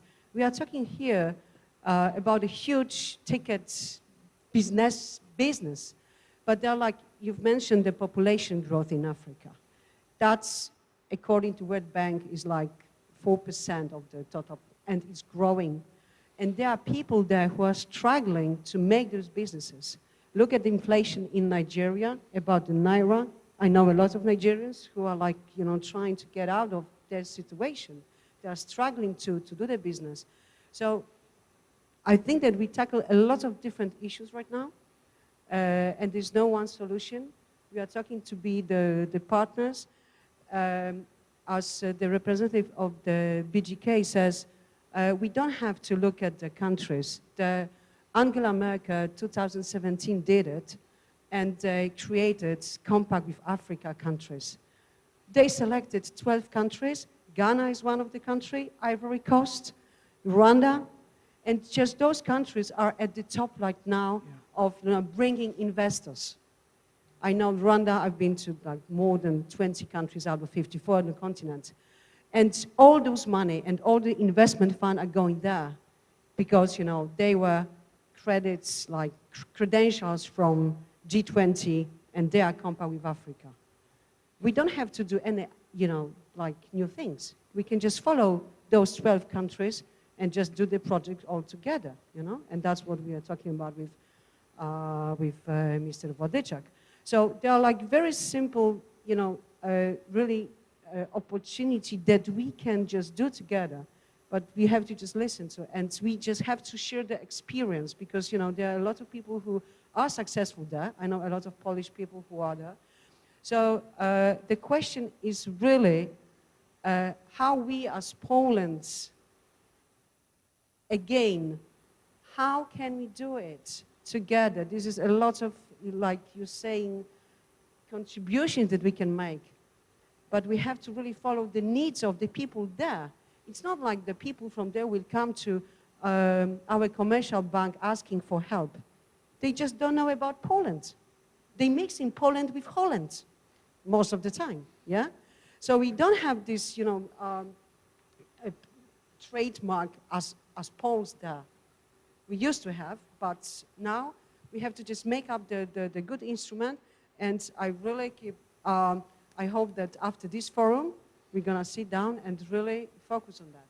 With BGK, with KUKA, with the Chartered Standard. I will, as a rector plenipotentiary for Africa, I will, you know, really be involved in that. No, I think we can agree with many of those sentiments there, and I think you put it very eloquently about, you know, the focus on finding the success stories and supporting them so that they can act as the anchor, as the lighthouse for other countries across the continent. Thank you very much for those observations. I think we have two more, we have a few more, I'm conscious of time, but it was the gentleman in the yellow, then the gentleman next to him, and then the lady over here. And then at that point, we will perhaps draw ourselves to a close. Please, sir, thank you. Thank you very much. My name is Smaila Abdurrahman. I come from Ghana. And then we cannot hear you. And the Chief Executive of Northern Development Authority.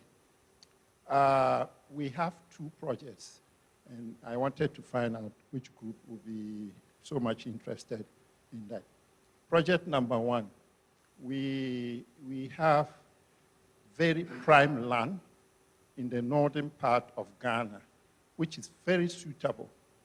And that is what actually we earmarked the project for, very suitable for the construction of a mall. And if you look at the whole of the northern part, which comprise of 5 administrative regions, we do not have any mall at all. The malls are in the southern sector.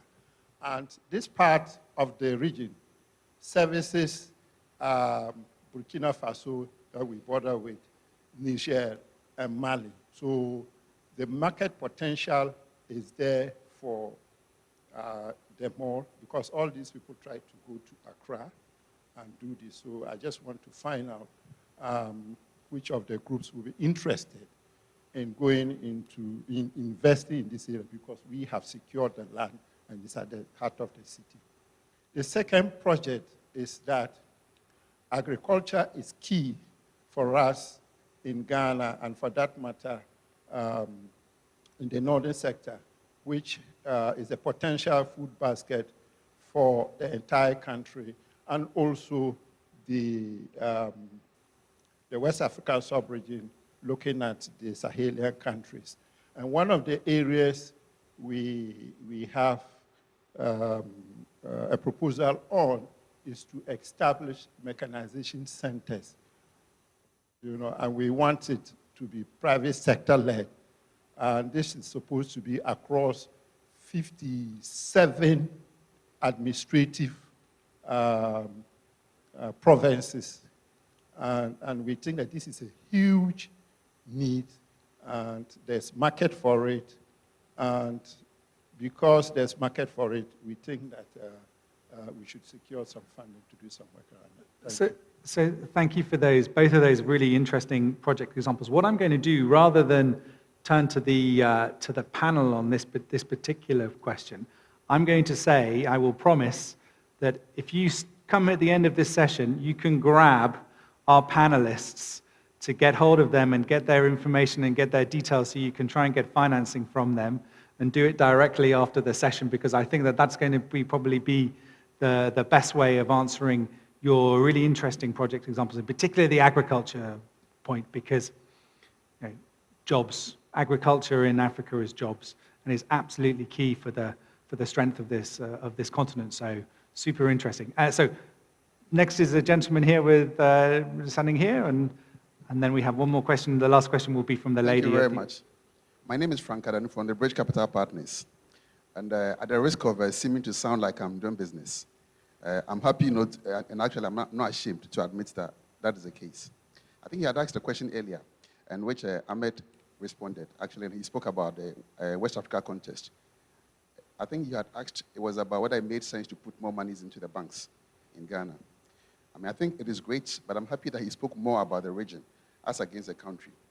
The reason is that if you look at Ghana currently, I think the bank's total balance sheet size in cedi terms roughly about $500 million cedis, which maybe translates to about $65 billion. The government borrowing, I think, quick and dirty, roughly about 45 billion USD. What it means is, assuming government was taking money from the banks, basically taking everything. A couple of years ago, about 20 up to 2018, I think the minimum capital was about 120 million cedis, which maybe might have been around $30 billion, so to speak. Mm-hmm. Today, minimum capital is 400 million. If you put it all together, total banks, it comes to roughly how much? About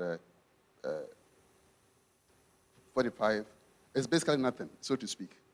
What I'm saying is, minimum capital increased from 120 million to $400 million. But you realize that what has happened so far is that loans to the private sector basically has been declining for the last 4 years. Whereas investment into government bonds and instruments has been increasing. What it tells us is that if you go putting more funds into the banks, I support it. Don't get me wrong. I support it. But again, what we realize is that based on the local dynamics, the banks are a lot more comfortable giving money to the government than giving loans. So my question is, if you're interested in really pushing the local businesses, what really works perfectly is what we've come across, which is the private debt fund. Again, what we see is that this is one area that, look, because when you talk about the banks, a lot of limitations, single legal limitations, regulations, collateral, and all the others, which I think Dr. Tupper alluded to. But with the private debt fund, based on what we've seen, and the truth is, it is like Virgin. The market, there is none. This is new. This is something that we've actually, because we looked at the market in its entirety, we realized this is something that would totally support local businesses, and then we grow from there. So this is more like just to create that awareness. What we are hoping is that we get to have a conversation subsequently with people so that at least they get to see the opportunities that exist here. And look, we are here, we're looking at both businesses between Poland and us. Okay, so there's an opportunity for us to meet again so at least we can speak more to this. But one thing we can promise you is that, look, it is so perfect. Most of the challenges that you have with the traditional banks, it isn't here. And at least you are very sure that whatever funds are going in is going to go to the people and not going to go to the government. Thank you. This is super interesting. And maybe I'll, if you don't mind, I will just maybe give my view on that particular point, because I think that this question of, banks finding there's a better business just to simply buy government bonds than to actually lend money into the real economy is a prevalent one among many countries across the continent. And I think one of the ways that you can, certainly from institutions like the panelists here, that I think have been relatively successful is the issue of sharing that risk. So, an entity like BGK, an entity like KUKE, even the European Investment Bank to partner with a local bank and say, okay, you have your portfolio of X 100 million or X tens of millions of euros, we will take 50% of that risk. So, and push you out to go and do more business so you can make a return, and we will subsidize that. And we will happily do that. And that's the way that you push those banks to lend into the real economy rather than just buying their government bonds. It's one of the ways of perhaps doing it. Now, look, I'm very conscious, thank you very much for that question, very conscious of our time. I think we're coming to a close. So we have the lady here, and this, I think, will be the final question. If there are any more questions on the panel, I would ask you if you could come and speak to our panelists directly as we wrap up. Thank you. Good evening, and thanks for allowing me. Okay, my name is Christabel Onyejekwe. I'm a director on the board of ASECO International. It's a member of ASECO Group. ASECO Group is on the Warsaw Stock Exchange. But for here, I'm not speaking as an ASECO staff. I talk as a Nigerian and an African. So having listened to the panelists, I wonder if the paradox, fixing the paradox, Magdalena said something about maybe doing something differently this time around. Have we kind of focused on AfCFTA, the African Continental Trade Agreement? This has launched 54 countries of Africa. SMEs inclusive, maybe very weak. I'm borrowing, I don't know his name, the African there. He talked about de-risking. To de-risk, most of these smaller companies, you must bring them to speed. And if there is a channel that's been launched since 2021, not one singular trade has happened there. Can that be the catalyst? Can we change the name of the game? So Poland now, as the government, tries to work into that and see how we can make Africans begin to talk to Africans. Now, for Nigeria, so that my boss, the LCCI chairman has spoken. For Nigeria, I think for us, in terms of low-hanging fruits, for now will be fintech. Very, very sure, very strong. I play there very strongly. And then, of course, agriculture. We have huge, massive land. And lastly, will be infrastructure. I'm sure a lot has been spoken. So I just thought I should bring the point of AfCFTA to the table. Very good. Thank you so much. And we have a couple of minutes. So we did have one final question from the gentleman here. So you're perfect timing. So the gentleman who was just in front of our last questioner, and this will be for our final question. So thank you very much, sir. Good afternoon, panelists. Thank you so much. Thank you very much for that last minute question. It's actually a very important question. My name is Michael Mazurewicz. I am the head of the Foreign Trade Agency office of the Polish Investment Trade Agency in Nairobi, in Kenya. I would like to put my sister and my brother here on the spot, Magdalena and Paweł. It's a very important discussion that we have to have as Poland coming into Africa. Now, one of my most important observations is that Africa is going to progress with us or without us. You have the Chinese, you have the Germans, you have the Americans, you have everybody, all the banks in the world coming in to Africa and starting cooperation, collaboration agreements with African banks, small banks, tier 1, tier 2, tier 3 banks. It doesn't really matter. They're doing the job. The reason why they're doing the job is because the African banks are spoiled. They're having all these people from all over the world coming into their backyard and signing with them the agreement. This is what I wanted to discuss here is, do we have the will and the financial means to start touring around Africa as PKO, as BGK, maybe other Polish banks, for us to go to Africa physically and start meeting up with all the banks and signing all the SWIFT codes agreements, all the KYCs. It takes a long time. You know, that's my catch-22, where I just need to get that clarity on that. So I hope that's not too difficult of a question, but it's a very important one. So thank you so much. I think it's an excellent question to finish today's panel. And who wants to take that one? Please, do you want to go, Pavel? Yeah, please. I'm more than happy. It's a very easy answer. The answer is yes. The answer is yes. We have capacity. We have the only thing is we cannot do it randomly. And that's why we are cooperating with the Polish Investment Trade Agency and also our business relations to sort of structure and make it in a proper order. I mentioned, I cannot actually tell which one, but I can tell you there is a lot of Africa-related activity in Warsaw. We have been proactively approached and in discussion with the representatives of many of your countries, and yes, we are working on that. Whether we will probably not go and open our offices, representative offices in every country in Africa anytime soon, but yes, we are in this dialogue, and yes, we want to continue this. Fantastic. Thank you very much. Well, look, I think that's a very good place to end today's panelists. I want to thank everybody on the stage today for a really fantastic exchange of views. I think it's been really excellent. We've got the benefit of all of your collective experience. I think we've also done with so many Ghanaians and Nigerians in the room, we've managed to not talk about the big football match tomorrow night, which I think is very good. So well done on that. So thank you very much to everybody. So now, without any further ado, I would like to welcome to the stage our very final speaker to give today's closing remarks of the forum. So thank you very much.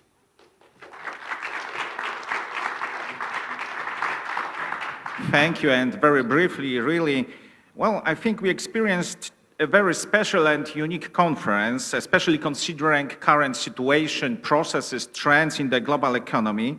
Today we have more than 250 participants live, representing more than 20 countries. We discussed opportunities, we discussed challenges, and what we see is a huge potential. Personally, I think that Poland and African countries are facing now historic opportunity, really. And I am deeply convinced that we are able to win together and write the next chapter of our cooperation. So thank you to all of you. Thank you to our speakers, to all participants. Thank you and goodbye.